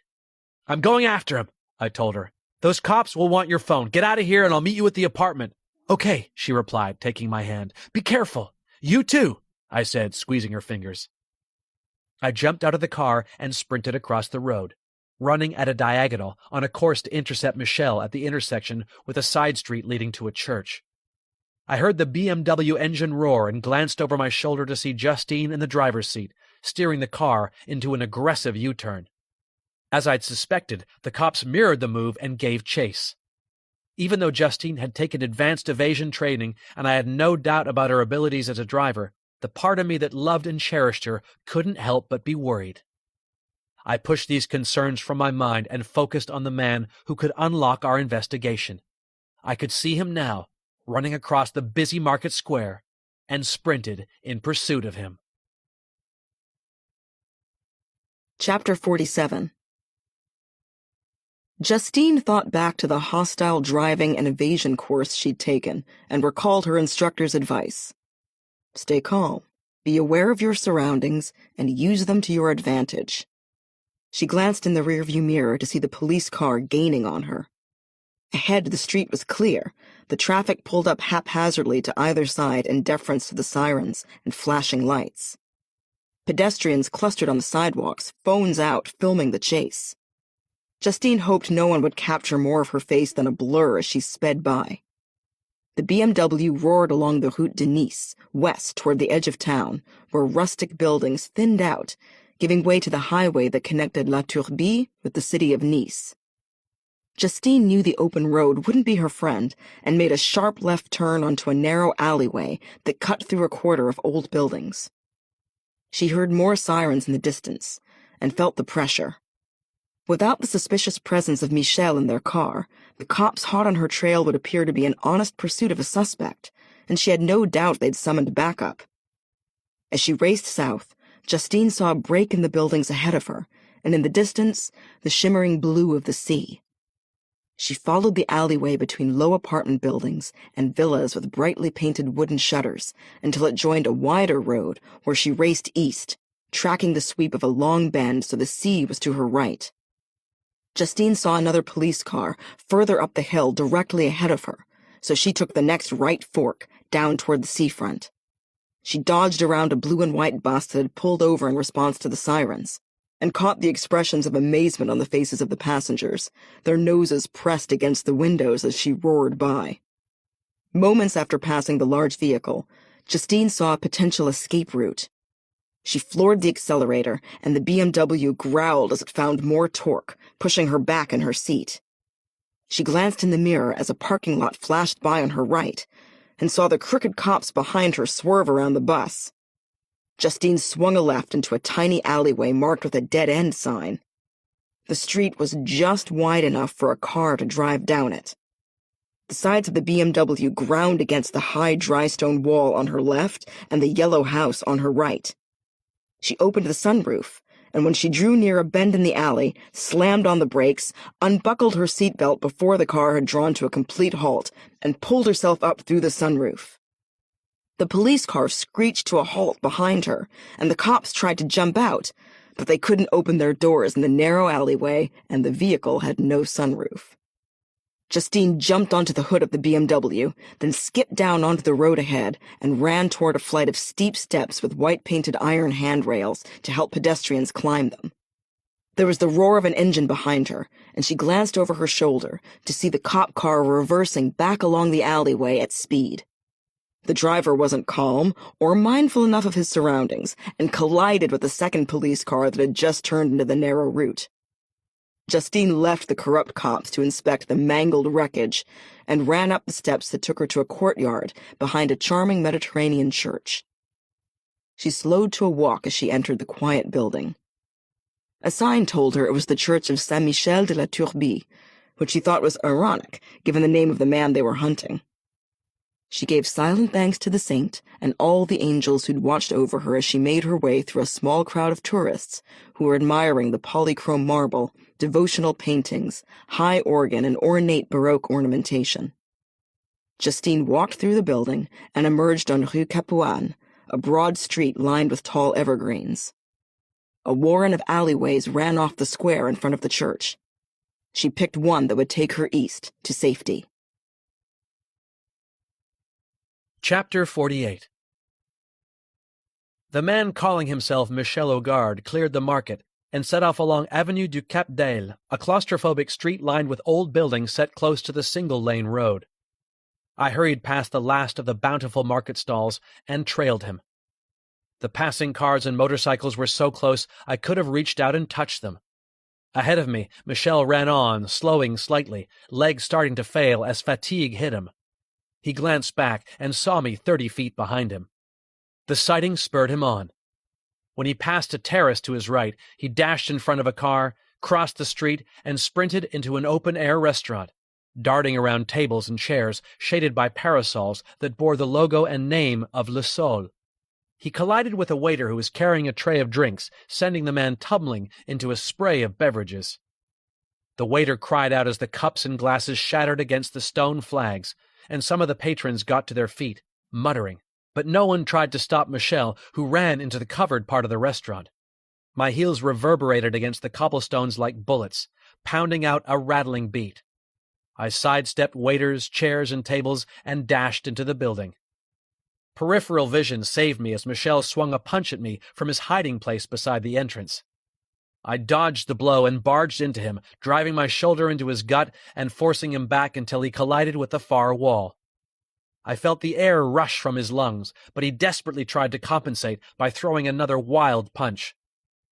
I stepped clear, and his fist found nothing but empty space. He lost balance and almost toppled forward. I seized the opportunity to drive a fist into his nose, knocking him back and setting it bleeding. Dazed and covered in fresh blood, he flailed at me wildly. As I dodged his chaotic punches, I knew I had the advantage. A heel kick to his shin deadened his left leg, and he buckled. An uppercut to his chin caught him hard enough to make his eyes roll back. A couple of jabs followed by a right hook, and he crumpled like a dead weight.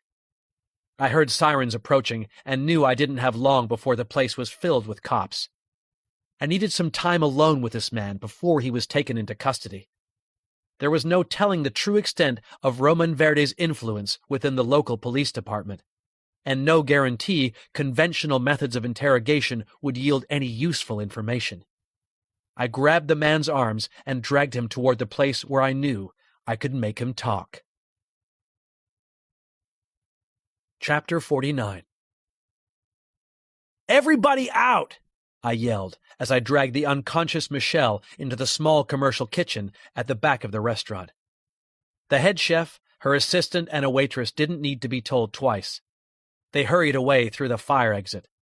The door had been propped open by a food waste container, and I could see the place opened onto a narrow alleyway that ran behind the neighboring buildings. I dropped Michel on the floor and shut the door to the restaurant, ignoring the inquiring looks from a man who was brave enough to peer down the service corridor. I locked the interior door, but knew it wouldn't hold long against the police. The distant sirens grew louder as I ran across the kitchen, dragged the bin away from the fire door, and allowed it to swing shut. I didn't have long and started with a physical search.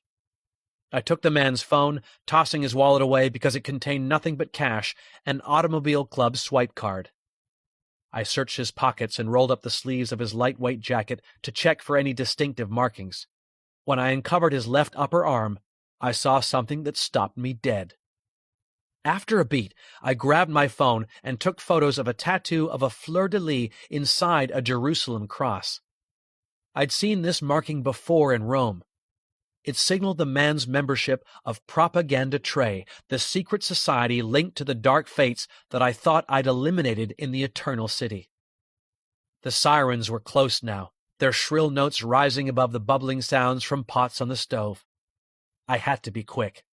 I slapped the man, who stirred. "Who are you targeting?" I asked. His eyes rolled, so I slapped him again, and he came to, suddenly snapping awake with a start. "Who are you targeting?" He focused on me and smiled. "You shouldn't have meddled in Rome," he said, his heavy French accent drawing out the word meddled. "Everything that's happened during your time here was planned." So there was no doubt we'd been targeted because of our involvement in solving the Vatican murders. "Who do you work for?" I shook him while I glanced around the kitchen for something to threaten him with. I didn't believe in torture, but intimidation might get me the answers I needed. "Is Roman Verde calling the shots?" I asked. "Is this revenge for his brother, or does he answer to someone else?" My eyes settled on a meat cleaver, resting on a butcher's block on the neighboring counter. I stood up to grab it, but Michel surprised me by kicking me in the chest and jackknifing to his feet. I was knocked into the counter and grabbed the cleaver as he pulled a knife from a nearby sink. The sirens were almost on us as we faced each other. "Are you going to take me, Jack Morgan? Can you do it before the police arrive? And if they take you instead, will you be safe in jail? Where do you think is beyond our reach?" I heard cars pulling up outside and reached a decision. I dashed across the kitchen. Michelle gave chase. I slammed into the fire door, flung it open, and swung it shut behind me. There was a dumpster beside it, which I shoved over just far enough to block the door. Michelle cursed when he found his exit route blocked. Satisfied I wasn't in immediate danger, I set off along the alleyway that ran behind the terrace of buildings. I didn't stop running until I was certain I was safe. Chapter 50. A low afternoon sun bathed the room, tinting our faces rose gold, so we looked a little like gilded statues as we sat trying to absorb the day's revelations. Mobot and Cy had reached the apartment by the time Justine and I regrouped there, and they told us about their interview with Baba Saidi and how the French-Somalian gangster had confirmed Roman Verde's identity. Armed with the man's real name, Mobot had been able to pull his official records from the Italian Ministry of the Interior. He was a former Special Forces soldier turned criminal and had served time for gun and drug smuggling. We shared our account of the discovery of the man calling himself Michel Ogard at the Automobile Club, my arrest, and the intervention of the corrupt cops. "So we're up against an organization with resources and connections?" Mobot remarked. Cy nodded. "Not just any organization, the Dark Fates." "And Propaganda Trey," I added. I told him about Michel's tattoo, which signified his membership of the influential secret society. "Flip sides of the same coin," I explained. "The Dark Fates handle the street-level stuff, while Propaganda Trey operates in the corridors of power. And they want someone or some people dead," Justine responded. "They involved us because they want revenge for what we did to Roman's brother Milan, but we're not the primary targets." I nodded and decided to voice a thought that had been nagging at me since my encounter with Michel. "Did you pull anything from Duval's phone? Michel Ogard said every aspect of my trip here was planned." Mobot rose from her perch on the end of the couch and went to her workstation. "Nothing on the main files," she said, shaking her mouse to bring her monitor to life. "But he installed Signal." She was referring to the secure electronic messaging app that was supposed to be impervious to most hackers. "I left a combination cracker running while we were in Marseille." She opened a file that showed an exchange of messages from the secure Signal app and scrolled through them. "Friends, family, nothing unusual," she noted. "But let's see if there's an echo, the remnants of deleted messages." She typed some commands. A shimmering icon appeared by a phone number that materialized at the top of the message list. "Messages from this number were set to automatically delete after they were read, so I can't see what was said, but why would he instantly trash messages from just one number he hasn't even stored in his contacts?" "Affair?" Cy suggested. "Maybe," Mobot replied. "Or perhaps they implicate him in something." "The original attack took place outside his building," I remarked, "and I was suspicious of Duval until our background checks cleared him, but what if Propaganda Trey reaches as far as the government of Monaco? What if he was just very good at covering his tracks?" "It's possible," Mobot conceded. "He knew where you'd be and when." "And he knew we discovered Justine's location in the Utel Valley," Cy remarked. "He might have been the one who warned Roman we were onto them." I nodded and thought about all the phone calls Duval had made while we were preparing for the expedition. Even when we were on the mountain, he'd stepped away under the guise of calling Chevalier, but maybe he'd been warning Roman. "So what now?" Justine asked. "I think we need to pay him a visit," I replied. Chapter 51. Set in the foothills behind the Avenue Pasteur, the Princess Grace is Monaco's only public hospital and occupies a couple of city blocks. The main building is a tiered 8-story structure facing the bay. A huge, newly constructed extension to the east gave a sense of the gleaming, curvilinear buildings that would proliferate in Monaco's future. Mobot's research told us the mortuary, which also served as the city's police morgue from time to time, was located in the old building. In the warm evening, Justine and I walked from our apartment holding hands, moving purposefully but not rushing. Duval was not going anywhere, and any secrets he might reveal would be there whether we arrived 5 or 15 minutes from now. It was more important for us to reconnect, to find some equilibrium in the storm the world had unleashed on us. "That could have been us," Justine said, nodding toward the coast, where dozens of parties were underway on yachts in the marina, and people had gathered in the bars and cafes that lined the streets around the seafront. I nodded. It should have been us. We'd come to Monaco on vacation, and I'd hoped to take Justine to the Grand Prix at the weekend. The race was the cause of all the revelry around us, motorsport fans staging pre-race parties, corporate sponsors hosting lavish entertainments. The whole city was lit up and alive with excitement. "I'm sorry," I responded, squeezing her hand. "You don't have anything to apologize for. You haven't done anything wrong. I could have taken us home. I could have let the police do their job," I said. "I could have chosen a different life." "A lion can't be anything other than a lion," she replied. "You can't choose to be anyone other than yourself, the man I love."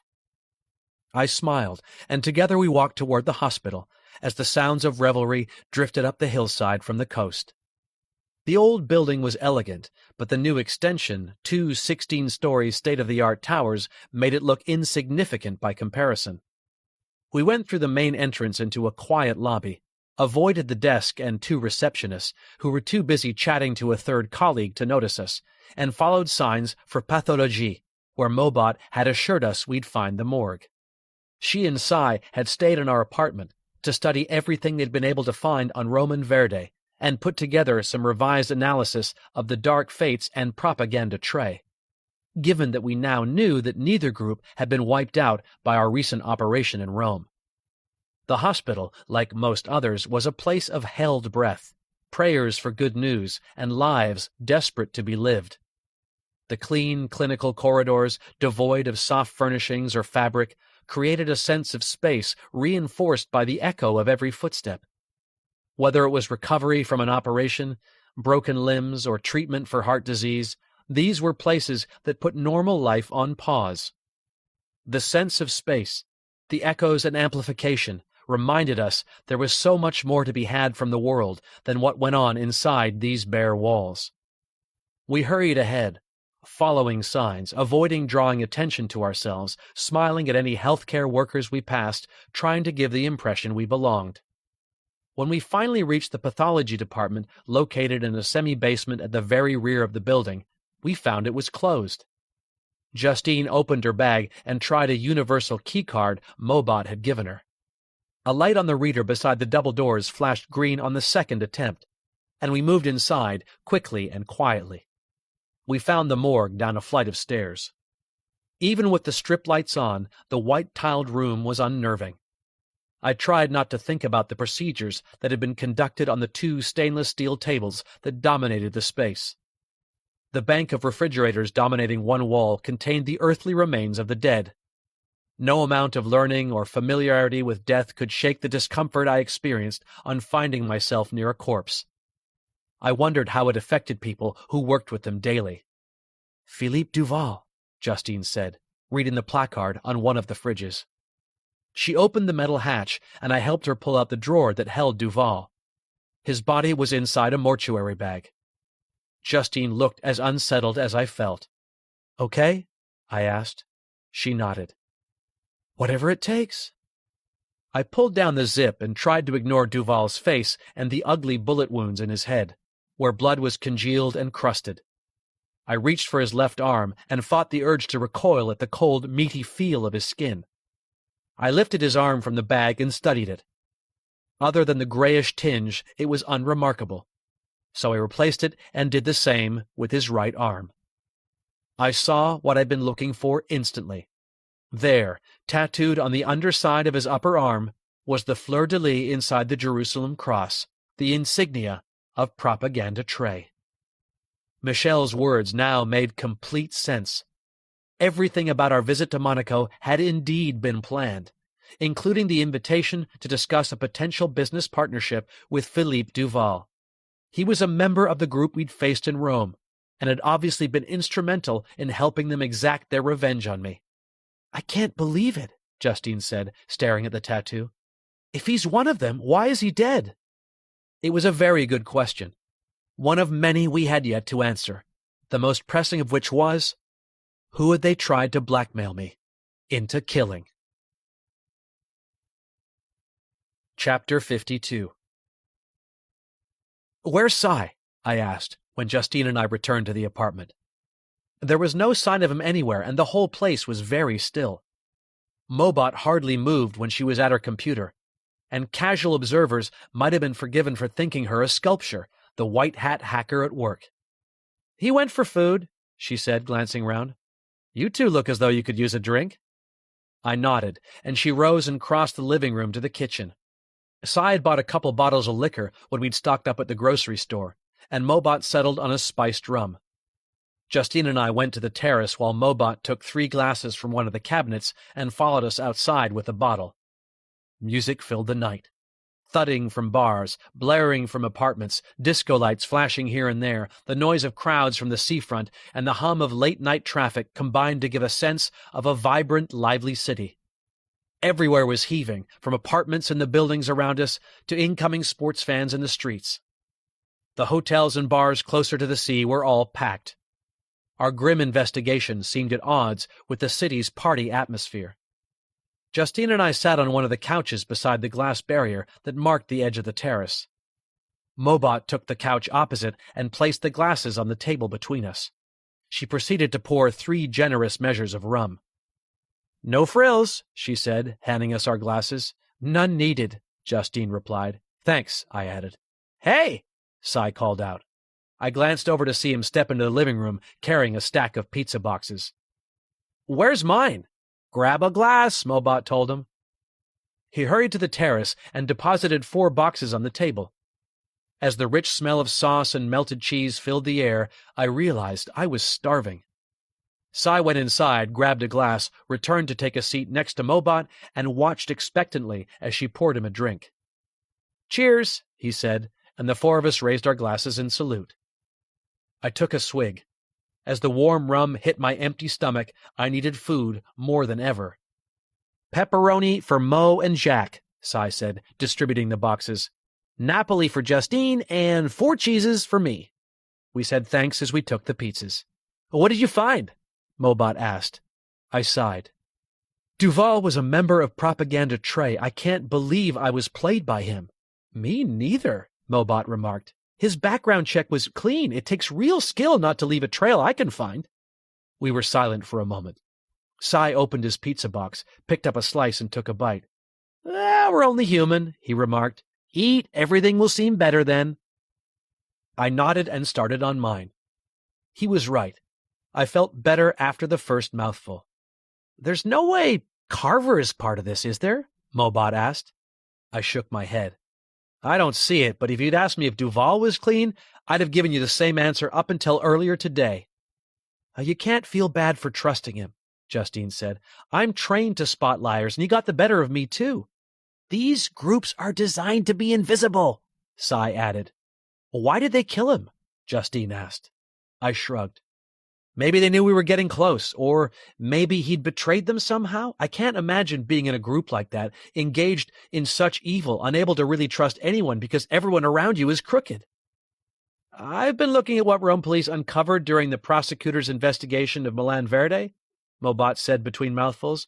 "Like us, they believe the Dark Fates are the street arm of Propaganda Tre, thugs and enforcers used for dirty work."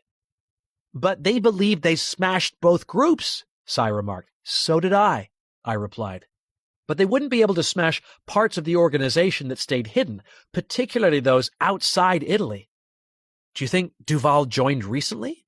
Justine asked. "Or was he a member when he was in government?"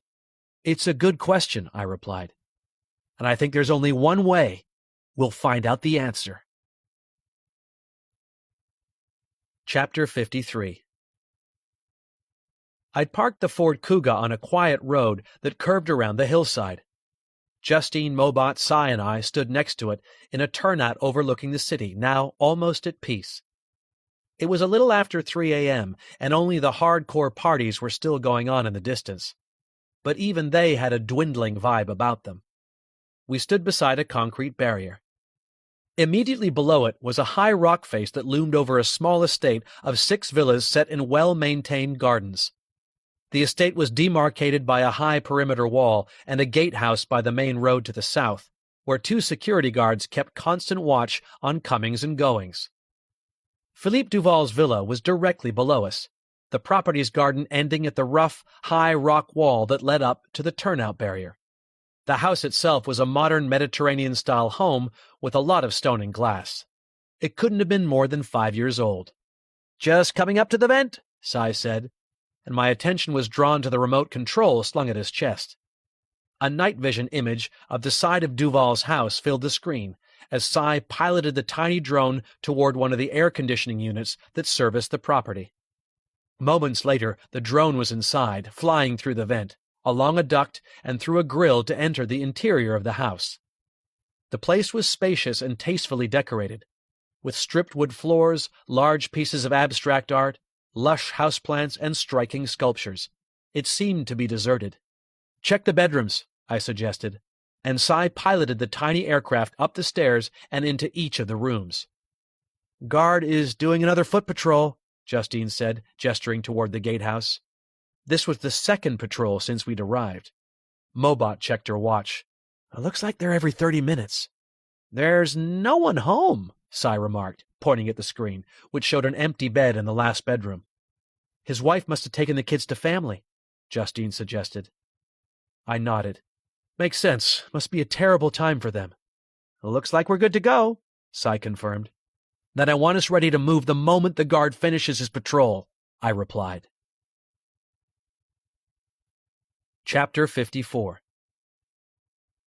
Once the guard had returned to the gatehouse, a line attached to the tow loop of the Ford and a simple waist and thigh belay was all we needed to descend the rock face into Duval's garden.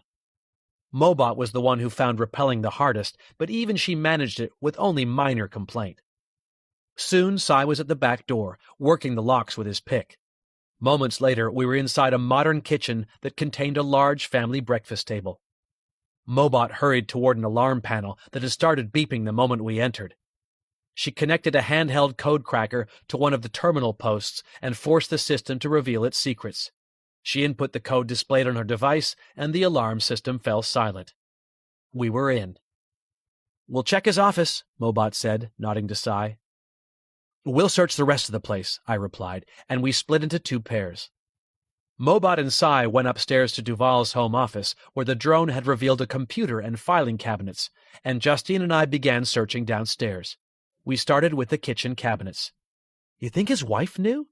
Justine asked as we moved quickly and methodically through the room. "About him being part of Propaganda Trey?" I asked. Justine nodded.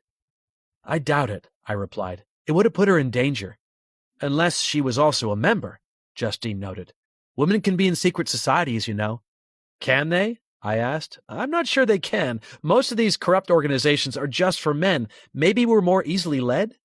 "Maybe," Justine scoffed. "Men, children playing at being spies and gangsters, trying to dominate the world rather than make it better."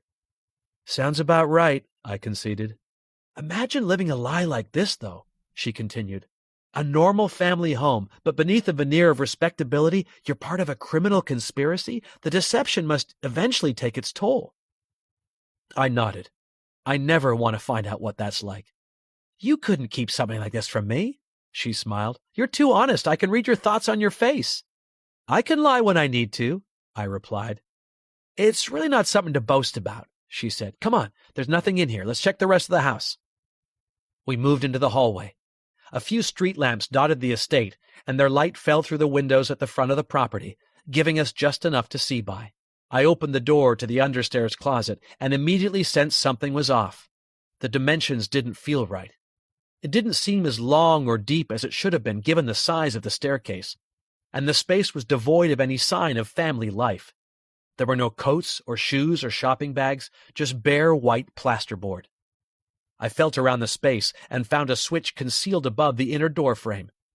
I pressed it, and a panel slid open in the wall in front of me, revealing an alphanumeric keypad. "Mo!" I yelled. Justine peered over my shoulder to see what I'd discovered. "Mo, get down here!" I shouted past her. "I found something!" Chapter 55. Cy, Justine, and I waited in the hallway while Mobot worked on the keypad under the stairs.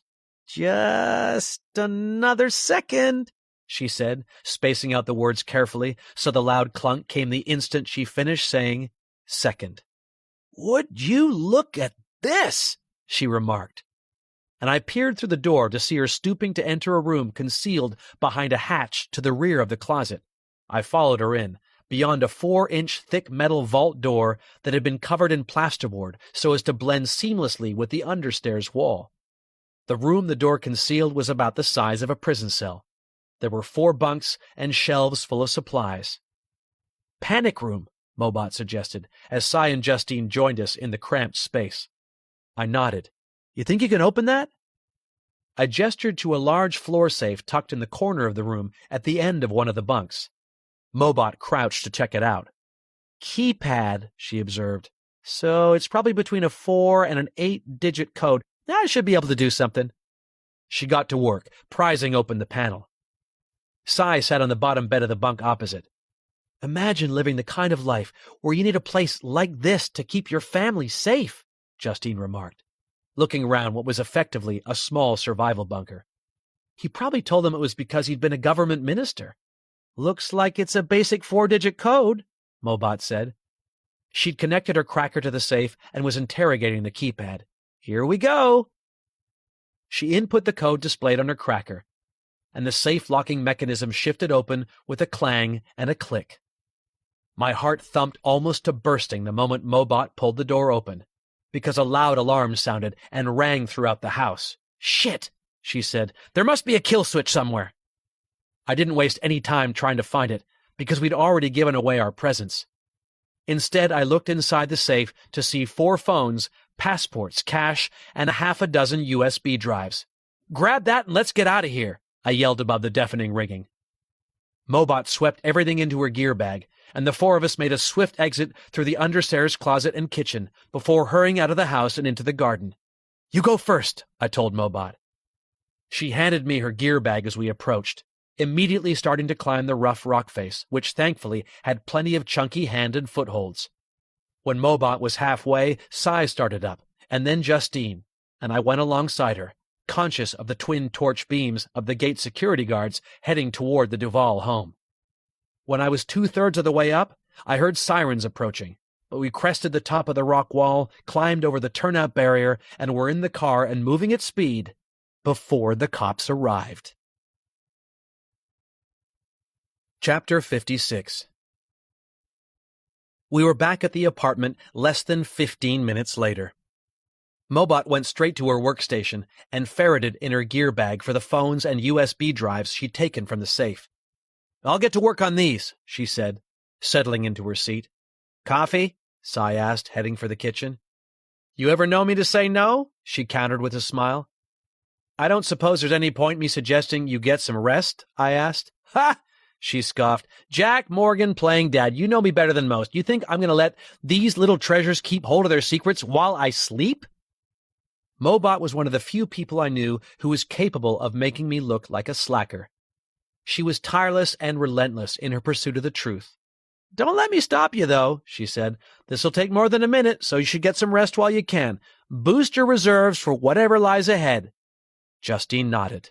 "The workaholic is right." "Hey!" Mobot interrupted, feigning hurt. "We should try to get some rest," Justine went on. "It's been a tough few days." Cy looked over from the coffee machine, a home version of something a barista might use, where he was making a couple of brews. "I'm going to run the banknotes and see if we can identify where they were issued. They look fresh," he said, referring to the crisp euros Mobot had found in Duval's safe. "Let me know if you find anything," I said, taking Justine's hand. "Come on." I led her through the apartment to our bedroom, and she pulled me into a tight embrace the moment the door was shut. "Just hold me, Jack," she said. "Tell me everything is going to be okay." "You know it will be," I replied. I took in the scents of vanilla and jasmine that infused her hair, my favorite smells in the world. "I need to hear it," she countered softly. "Everything is going to be okay," I whispered in her ear before kissing her. She smiled and sat on the bed to take off her shoes. She looked beat, but then I probably did too. "I'm going to grab a shower," I told her, and she nodded absently. When I stepped out of the steamy ensuite bathroom 10 minutes later, Justine was curled up under the covers, deep asleep. I slid into bed beside her and held her. I watched the glittering city and the port lights of the yachts in the distant marina until my eyelids felt too heavy to stay open, and when I finally fell asleep, I dreamed of happier times together. Chapter 57. "Hey!" Mobot said. I woke to see her standing in the doorway. Justine lay against me beneath the covers, still wearing the clothes she'd fallen asleep in. We hadn't even had the energy to close the drapes. Morning sunshine now painted the city with bright color. "You need to see what we found," Mobot told me. "Give me a minute," I replied, and she nodded and shut the door. "Can't we sleep a little longer?" Justine asked as I got out of bed and started to dress. She yawned and stretched, while I put on a fresh dark blue linen suit and white shirt. "I need a shower," she said, looking down at what she was wearing. "Take your time, honey," I replied, leaning down to kiss her. I left her to do her thing and joined Mobot in the living room. She was at her workstation, holding a large cup of coffee. Cy was nowhere to be seen. "He crashed about an hour ago," said Mobot. "Sometimes I forget you're all only human." "Very funny," I said, taking the chair beside her. "What have you got?" Mobot suddenly became somber. "It's not good, Jack. Duval has been at this for years." She opened a folder on her workstation showing an email archive. "This was on one of the USB drives," she said. "They're messages from an anonymous account Duval ran, all sent to another anonymous account. The messages contain intelligence he acquired as Monaco's Minister of the Interior. There's even stuff in here on Eli Carver, conversations they'd had, likely U.S. policy and attitudes on contentious geopolitical issues. They might call it a secret society, but Propaganda Trey made a spy out of this man." I sighed and shook my head. I'd sworn an oath as a Marine to defend America against all enemies, foreign and domestic, and had never felt any inclination to join the Freemasons or other secret societies that I knew operated within the U.S. precisely because of my oath. I never wanted to be part of any group whose objectives might set me at odds with the vow I'd made to my country. Too often people join political or social groups not realizing the split allegiance or inherent conflict implied by such membership. Duval should have been an honorable pillar of his community. Instead, his membership of Propaganda Trey had turned him into a criminal and a traitor. "We also found this tucked inside one of the passports," Mobot said, producing a black debit card. "He had a secret bank account, which according to the latest statement on this USB drive, has a balance of over 5 million euros. I whistled. "So, they made sure he got rich from his treachery?"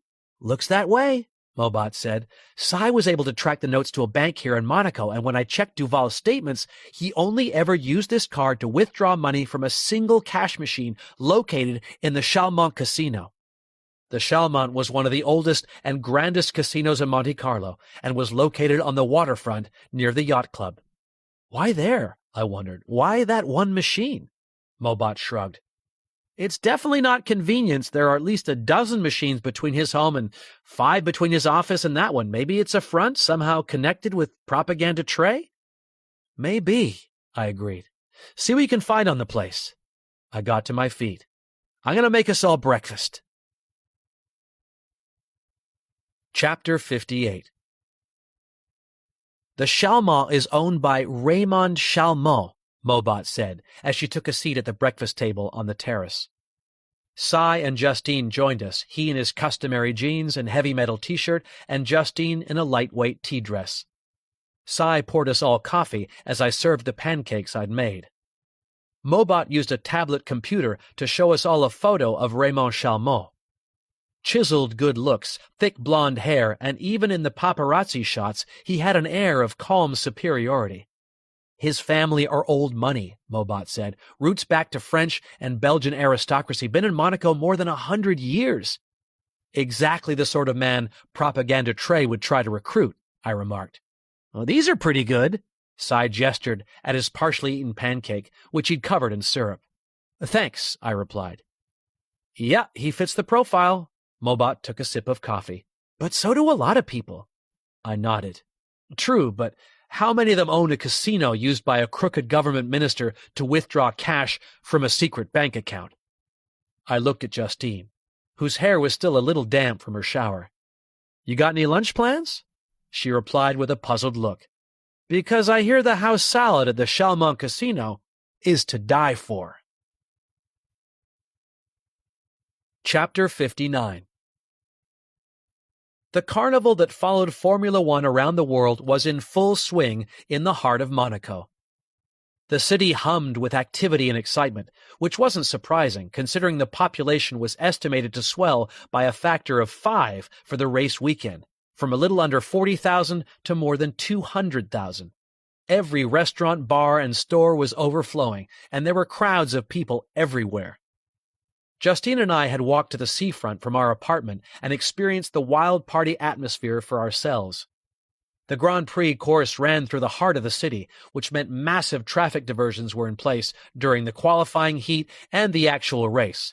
But the organizers did a remarkable job of keeping most routes open in the run-up to the event.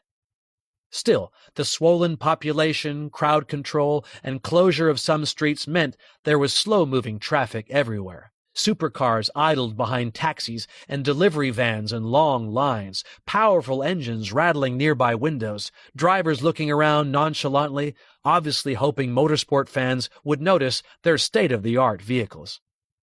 People in silly oversized hats spilled from bars, clearly drunk despite the early hour, and on hotel terraces more sedate corporate events took place behind discreet barriers. The Chalmont was located in a grand 4-story, 100-year-old building with large arched windows overlooking Port Hercules. A sweeping U-shaped drive joined the casino to the Boulevard Albert Premier. It was currently packed bumper to bumper with millions of dollars worth of supercars. Tourists and race fans stopped to take photos of the sleek machines, making the casino something of a draw for the crowds that had already gathered on the seafront. A small group of paparazzi hovered near the casino entrance, eyeing passers-by hungrily, eager for their next high-value celebrity sighting. Justine had changed into a long green halter-neck dress, and I was in a black suit, white shirt, and blue tie. She led me along the drive to the stone steps leading to the grand entrance, where a doorman smiled and greeted us as we entered the vaulted reception area. 3 women in black suits sat behind an obsidian counter. 2 were already dealing with guests, so we went to the 3rd. "Bonjour, monsieur, madame," she said with a warm smile. "Hello," I replied. "We tried to make a reservation for lunch, but the restaurant told us we should come and see if there were any cancellations." I was telling the truth. The Jardin restaurant at the Chalmont was world-famous and was booked weeks in advance, at the best of times, never mind in the run-up to the Grand Prix. "Of course, sir, madame. Please go through," the receptionist said, waving us toward the inner doors, which were flanked by a pair of security guards in dark gray suits. One of them held open a door and spoke words of welcome as we entered. The Chalmont was even more impressive on the inside. A narrow corridor lined with obsidian walls was lit by inset LEDs that formed gently pulsing patterns as we walked. At the end of the corridor was the large vaulted space of the main casino floor. About the size of a football pitch, the room had been created by merging the first 2 stories of the building. Black girders and wires made up for the loss of structural supports, giving the otherwise elegant structure an industrial feel. Inside there were roulette, baccarat, poker, and blackjack tables, where the moneyed rich were already trying to beat the house, despite its only being just past noon. Servers moved around the place carrying drinks and snacks to the tables. "Hey," Justine said, pointing toward a discreet black and gold sign. "ATMs." The sign guided us up to some nearby steps. We went down them and found ourselves in a small basement chamber that might once have been a wine cellar or fuel store, but which was now painted black and gold and home to 4 cash machines, including one belonging to Frontier Bank, the entity that was home to Philippe Duval's secret account. Justine and I looked around the unremarkable space, and I shrugged. There was no obvious reason to explain why Duval would have come to this specific machine. We walked back upstairs, but as we reached the top and stepped onto the main casino floor, she grabbed my arm and pointed to someone sitting at one of the poker tables. He had light brown hair and a face that looked as though it had been battered by years of fighting. He wore a sky-blue shirt, dark blue trousers, and had a matching suit jacket slung over the back of his chair. "He," Justine said, "is one of the men who kidnapped me." Chapter 60. The man in blue spotted Justine, and we locked eyes for a split second before he moved like a startled animal, jolting out of his chair and heading full tilt across the casino floor. "Call Inspector Chevalier," I said to Justine as I set off in pursuit. His pace kicked up a gear when he saw me in pursuit, and we both dodged and weaved our way around tables, servers with trays, and gamblers staggering around stunned by a big loss or too much drink. Soon we were running full pelt across the huge vaulted hall, and when he crashed through a pair of red leather-upholstered doors on the far side of the room, I followed and found myself in a wide, carpeted corridor lined with oversized framed photographs of historic Monaco. The corridor was empty. When the doors swung to behind me, the sound from the main floor faded to a muted hum. I couldn't see any sign of my target, so I hurried on, passing function rooms with names such as the Corniche Suite. As I ran past a door leading to the Princess Grace Suite, I heard movement behind me and turned to see the man I was chasing come barreling through, shoulder down, ready to tackle me. I sidestepped just in time, grabbed his shirt, and gave him an extra shove to propel him into a print of Sterling Moss winning the 1961 Grand Prix. He cried out as the glass shattered on impact, but swiveled, already swinging, and caught me with a lucky right hook, which knocked me back a couple of steps and dazed me. He didn't press his advantage, but instead took the opportunity to run. I came to my senses and set off after him, sprinting to the end of the corridor and following him up a flight of stairs to the left. He barreled through some glazed double doors, and I chased him into a reception area, where a blonde woman and a dark-haired man sat behind a long counter.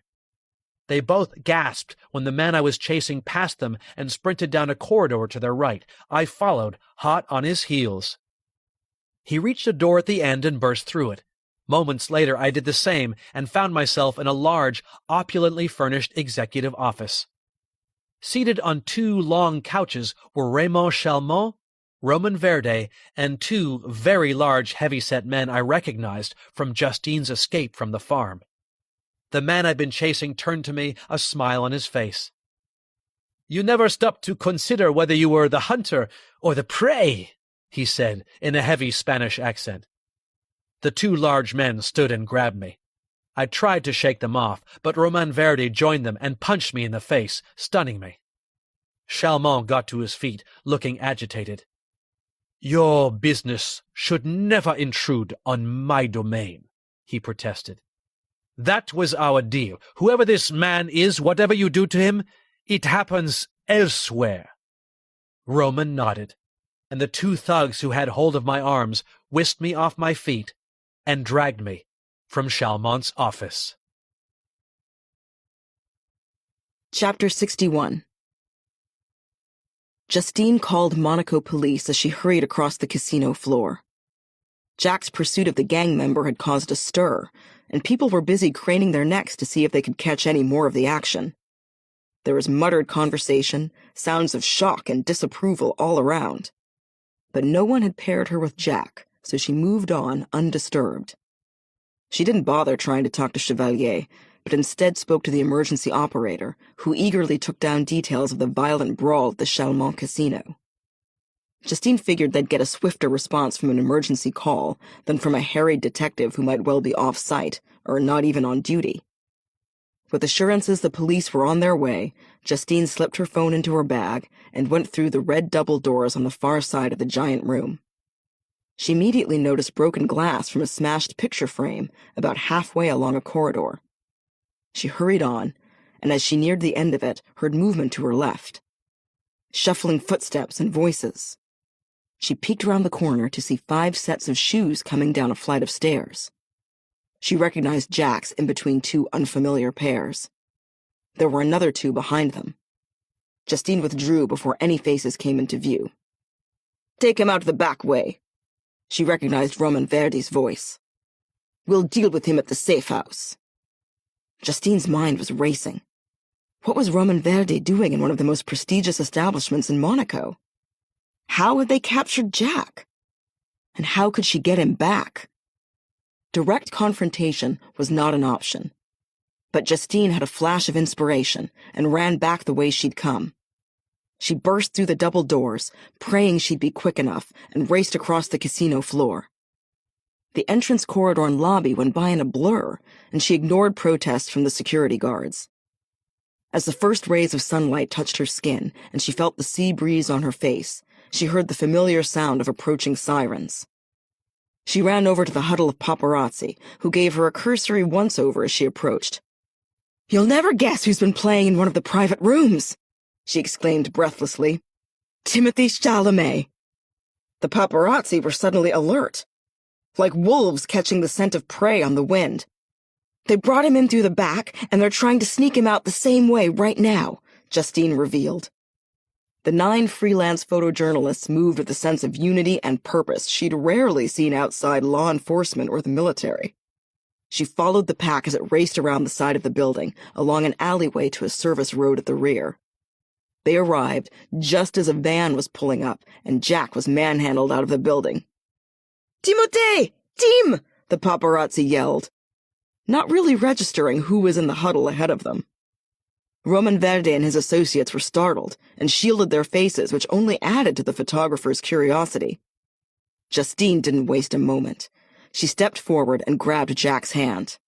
"Come on, honey," she said, pulling him away from the men who'd abducted her, men who were now shying away from the cameras in an attempt to protect their identities. It was beginning to dawn on the photographers that there was no celebrity, certainly not Timothée Chalamet. As Roman and his men retreated inside the building, the paparazzi started grumbling at Justine, but she didn't hang around to listen to their complaints. Instead, she led Jack toward the approaching police cars. Chapter 62. We bypassed the cops who just pulled up in a pair of liveried vehicles and headed along the Avenue du Port toward our apartment. "You're amazing," I told Justine. I glanced behind us to make sure we weren't being followed and saw 4 cops hurry from their cars toward the casino entrance. Their arrival had caused more of the seafront crowd to gravitate to the grand old building, creating a strange carnival atmosphere around my brush with danger. "You'd have done the same," she replied, taking my hand. She checked around us before pulling me into a kiss. I probably would have been more direct, not as imaginative. "Well, I'm not going to take on 4 guys," she replied as we resumed our journey. "That wouldn't end well." I grinned. "What you did was perfect." She smiled back. We took a circuitous route to the apartment. We reversed, went through a couple of cafes, making use of their service entrances to seek out new roads. I kept my eye on the sky for any sign of drones, and we both looked for tails, the same faces showing up, eyes that lingered just a little too long. But we saw nothing. When we were finally certain we were clear of danger, we hurried up the hill, inland, through the buzzing city to safety. It was a little before 2 p.m. when Justine and I stepped into the living room to find Cy and Mobot where we'd left them, analyzing files and photos on their computers. "Well?" she asked without looking up. "We had a run-in with Roman Verdi," I revealed, and they both looked round with expressions of concern on their faces. "What?" Cy exclaimed. "At the casino?" "At the casino," Justine confirmed.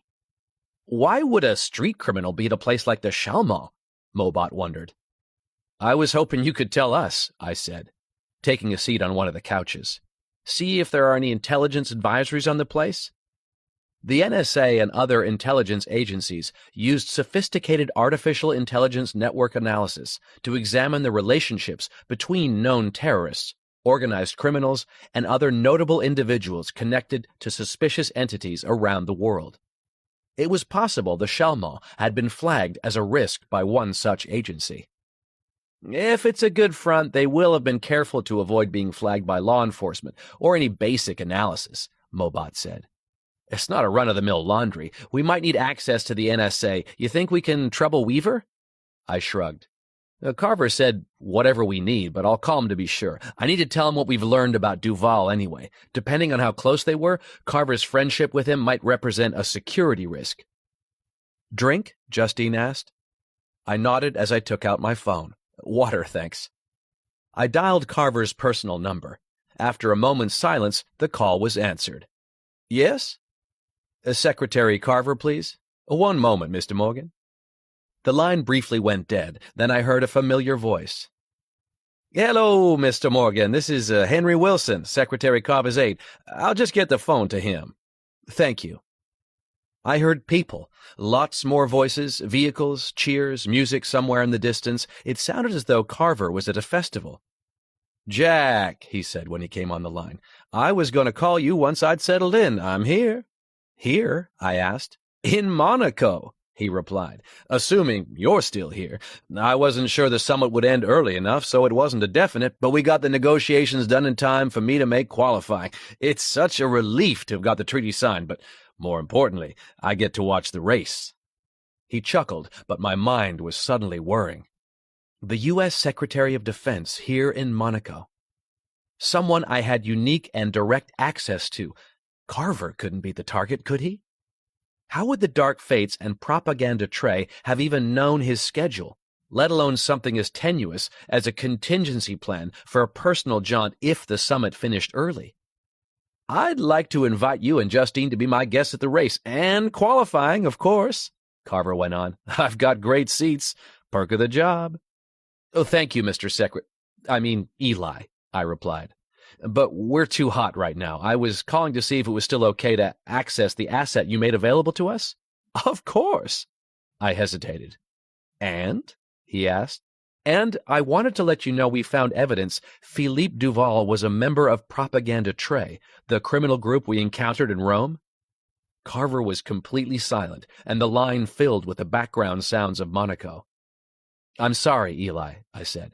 I think he might have passed on sensitive information about you. Shit, Carver replied. Can you send me what you got? I can, sir, I assured him. I appreciate it, Jack. I've got to go, but I'm at the Fairmont if the heat cools for you, he said, referring to the hotel near to where Justine had been taken. I'll keep a couple race passes aside for you both, just in case. I've got a bunch of seats overlooking the Louis Chiron chicane. It should be an experience like no other, so I hope you can make it. Mr. Secretary, sir, he cut me off. Just in case, send me the information, Jack. We'll talk soon. And with that, he was gone. I turned to Mobot, unable to shake off a growing feeling of unease. Send everything we have on Duval to Eli Carver, I said, and he's okay just conferring with Weaver again. What's up? Justine asked, handing me a glass of cold water. Carver's here, I replied.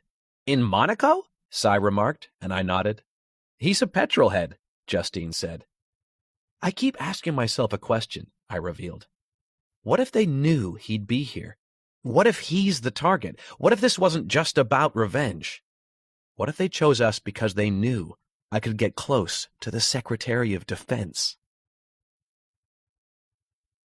Chapter 63.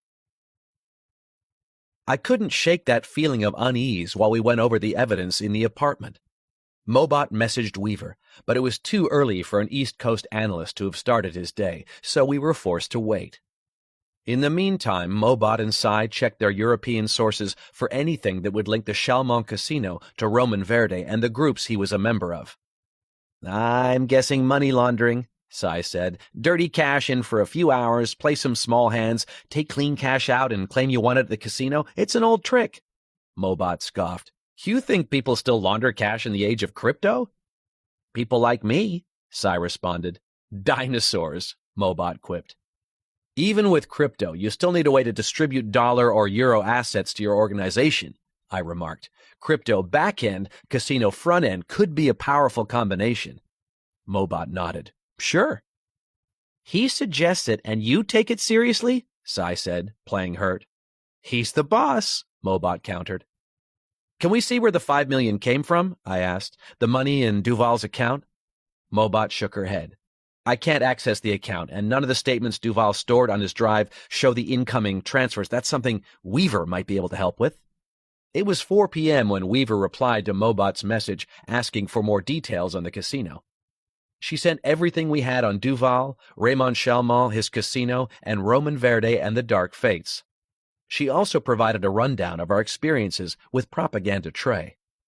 Weaver replied almost immediately, telling her he'd need a while to dig deep. I paced the living room restlessly. "Jack, what's up?" Justine asked. "You've been on edge ever since the call with Carver." Part of being an effective investigator is learning to trust your intuition. I'd learned to listen to mine, and even though I didn't always understand it, I knew I had to follow where it led me. I believe our brains absorb far more information than our conscious minds can process. Somehow, the analysis of all this data is fed back to us as intuition. So while it might appear to be magical or lack an obvious grounding in evidence, it is in fact built on rational analysis. "I don't like being in the dark," I replied, "and I don't like Carver being here. It's too much of a coincidence." "I don't like it either," Mobot said. "Coincidences are for daytime soaps and fairy tales." I came to a decision. "You want to take a walk? Now?" Justine asked. "What about Roman and his people?" "We'll be careful," I assured her. "They don't control the city." "You hope," Sai scoffed unhelpfully. "You want to see Carver?" Mobot asked. I nodded. "I want to tell him what we know and check his security arrangements. Find out if there was any way Propaganda Trey would have been able to find out he'd be coming to Monaco." Chapter 64.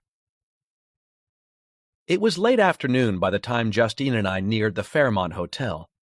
We avoided the Avenue des Citronniers and approached the iconic property from the seafront. "You okay?" I asked her as we neared the spot where she'd been taken. She nodded but was silent, and I could see she felt uncomfortable about the reminder of her abduction. I knew what it was to feel powerless and out of control. I'd most recently experienced it at the casino, when Roman Verde and his men had seized me, but I'd suffered many instances of having someone else's will imposed on me and understood the panic it could induce. I took Justine's hand and squeezed it gently. "We're together, and we're safe." She smiled at me and nodded again, this time more emphatically and at ease. The Fairmont was one of the most desirable hotels in Monte Carlo, and it was easy to understand why. It was conveniently located in the heart of the action, on the racetrack itself, and many of the rooms had views of the notorious hairpin turn, with, on the far side of the property, glimpses of the seafront and marina. The city was heaving, and the streets were packed with people in various stages of excitement and inebriation. The foot traffic grew heavy as we approached the hotel and were funneled into pedestrian channels beside the newly resurfaced road. Qualifying started tomorrow, and the course was now closed to traffic as the final preparations were made to ensure it was safe for the powerful Formula One race cars. The keen anticipation felt by so many race fans charged the air with the kind of energy normally reserved for Halloween or New Year's Eve. We navigated the specially constructed walkways and finally made it to the hotel grounds, abuzz with some sort of large function. There were a lot of people crowded around the entrance, and a security team was holding most of them at bay and only allowing a select few to enter. Justine and I pushed our way through the crowd until we encountered a man in a dark gray suit who blocked our path. He eyed us up and down. Justine had changed into a long black dress, and I was wearing my black suit, but had changed into a matching shirt, which was open at the neck. "Hotel of party guests only," the man said. His Boston accent and the way he carried himself told me he was probably Secret Service. "Jack Morgan and Justine Smith," I replied. "We're guests of Secretary Carver." I took a chance that Carver's invitation to the race also extended to pre-event parties. The man in gray checked a list on a tablet computer and nodded.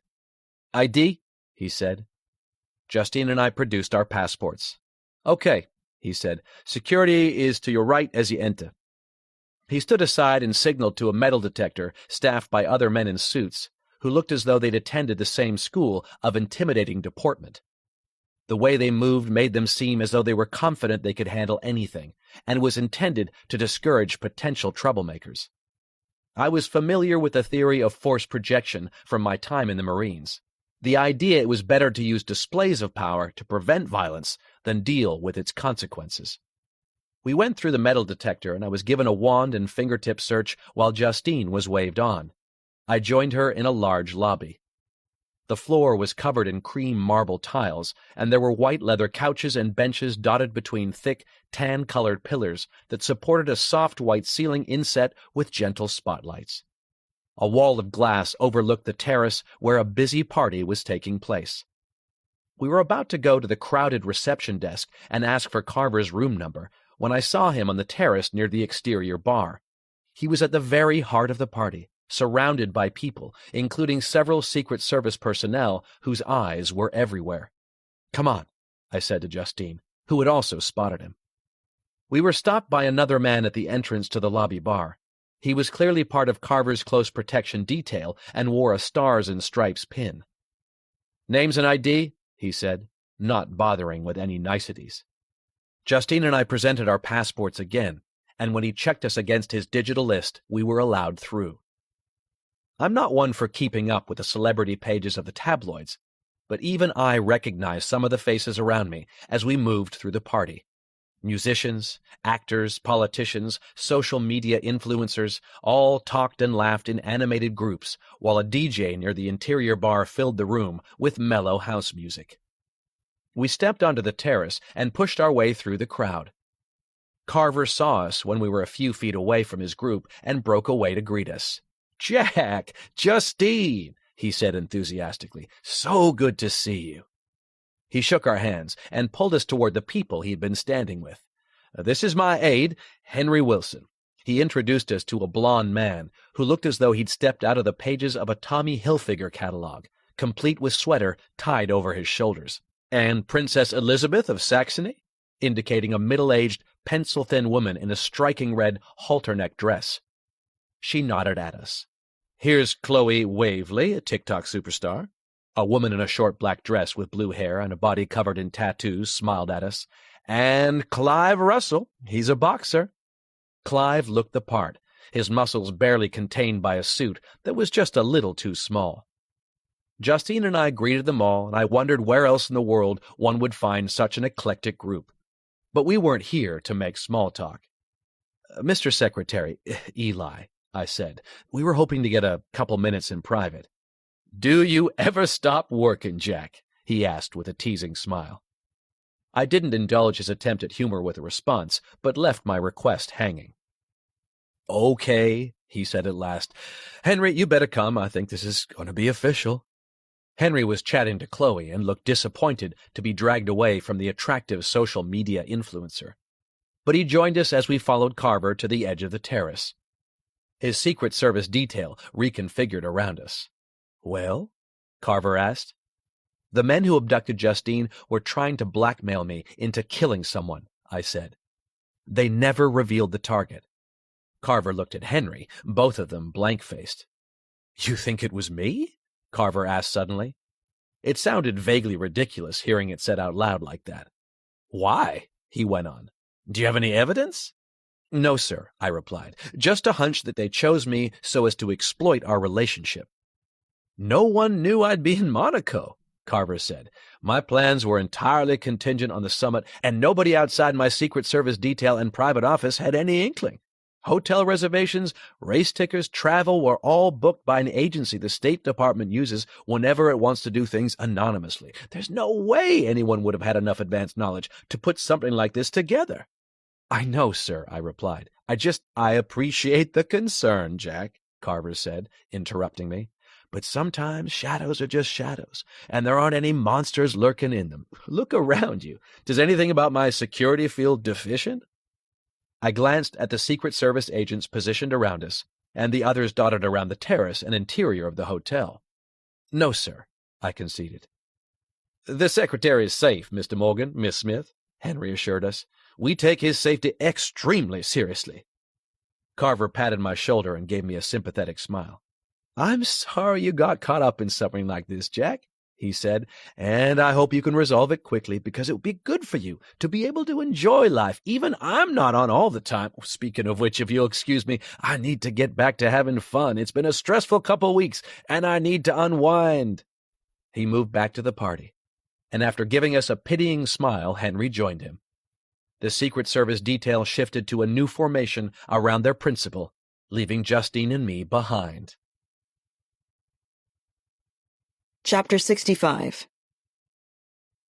Mobot leaned back in her chair and stretched. They were still waiting for a response from Weaver, but she knew complex network analysis could take some time, so she wasn't quite reaching the levels of frustration Jack had experienced hours ago. She looked at the panorama visible through the picture windows. Jack and Justine were out there somewhere in the last rays of the afternoon sun, braving a city that seemed to have lost its mind over a motor race. Mobot couldn't blame Jack for being twitchy and impatient, or for wanting to check Carver's security. His feelings were those of a man dedicated to making the world a better, safer place. Like Jack, she didn't believe in coincidence, and Carver's arrival in a city where Jack had faced attempted blackmail engineered to make him commit murder, combined with the corruption of Duval, a former government minister and friend of Carver, were an uncomfortable combination. Cy was beside her, yet again going through the physical evidence they'd taken from Duval's safe. Double and triple checking was Cy's way of combating his impatience. Even though he seemed lost in concentration, revisiting each and every item from the safe, she knew he was desperate for progress. They all were. The waiting game was the worst part of being a detective. "Well, this is a thing," he said, turning to face her. He was holding one of the passports they'd found in Duval's safe, a fake Italian issue that contained Duval's photograph, but was made out in the name of Filippo Massimo. "What?" Mobot asked. "The biometric chip in this passport isn't actually a biochip." He held out the relevant page for Mobot to see. "And look, the laminate comes away so you can access it." Cy demonstrated, raising the plastic page cover and taking the tiny silicone wafer from beneath it. "I think it's a phone sim," he said, studying it closely. "I can't believe I missed it before." "It looks like a biometric," Mobot replied. "We see what we expect to see. Let me take a look." He handed her the tiny wafer, which she inserted into a SIM reader connected to her workstation. She opened a reader program and input some commands. Moments later, the SIM's data files appeared, showing 2 numbers that had been called using the card. "Isn't that Jack's?" Cy asked. Mobot nodded. "I bet if we check with him, the number of this card will match the one Duval used to call him and make the arrangements for his visit to Monaco." "What's the other number?" It was an American cell number and looked like a Chicago area code. Mobot ran the number through public directories and soon got a hit. "Kendrick Stamp," she said. She pulled the public records for all the Kendrick Stamps in the Chicago area and only recorded a single hit. "Looks like he was FBI. Now retired," Mobot remarked. "And Marine Corps before that." "Why would Duval call a former FBI agent?" Cy wondered. Mobot switched windows to Amadeus GDS, one of the most widely used hotel reservation systems in the world. She accessed the database via a back door she'd created a few years ago to enable her to run queries. The NSA and other intelligence agencies had been able to interrogate hotel and airline reservation systems for decades, so she knew how useful such access could be. She did a search of hotel bookings in the name of Kendrick Stamp in the past 3 months, and wasn't surprised when she got a hit. "He's here," Mobot revealed. "Or at least someone called Kendrick Stamp is staying at the Metropole." "You think he might be the other shooter Roman Verdi was talking about? The backup plan?" Cy asked. Jack had told them about Roman's remark that a good general never relies on one plan. Mobot shrugged. "The Metropole is 10 minutes from here. You want to put on your walking boots?" Chapter 66. Mobot phoned Jack as they were leaving the apartment building, but the call went to voicemail, so she left a message. "Seymour and I are going to check out a lead, Kendrick Stamp at the Metropole. Details are on my computer." "Would you look at all this?" Cy remarked when she hung up. He gestured at the street around them, which was thronged with people and clogged by near-stationary traffic. Monaco had surrendered itself to festivities and was full of noise and energy that intensified with each passing minute.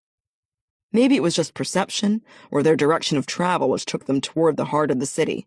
But the music seemed to grow louder, the laughter wilder, and the chatter more frenetic with each step they took.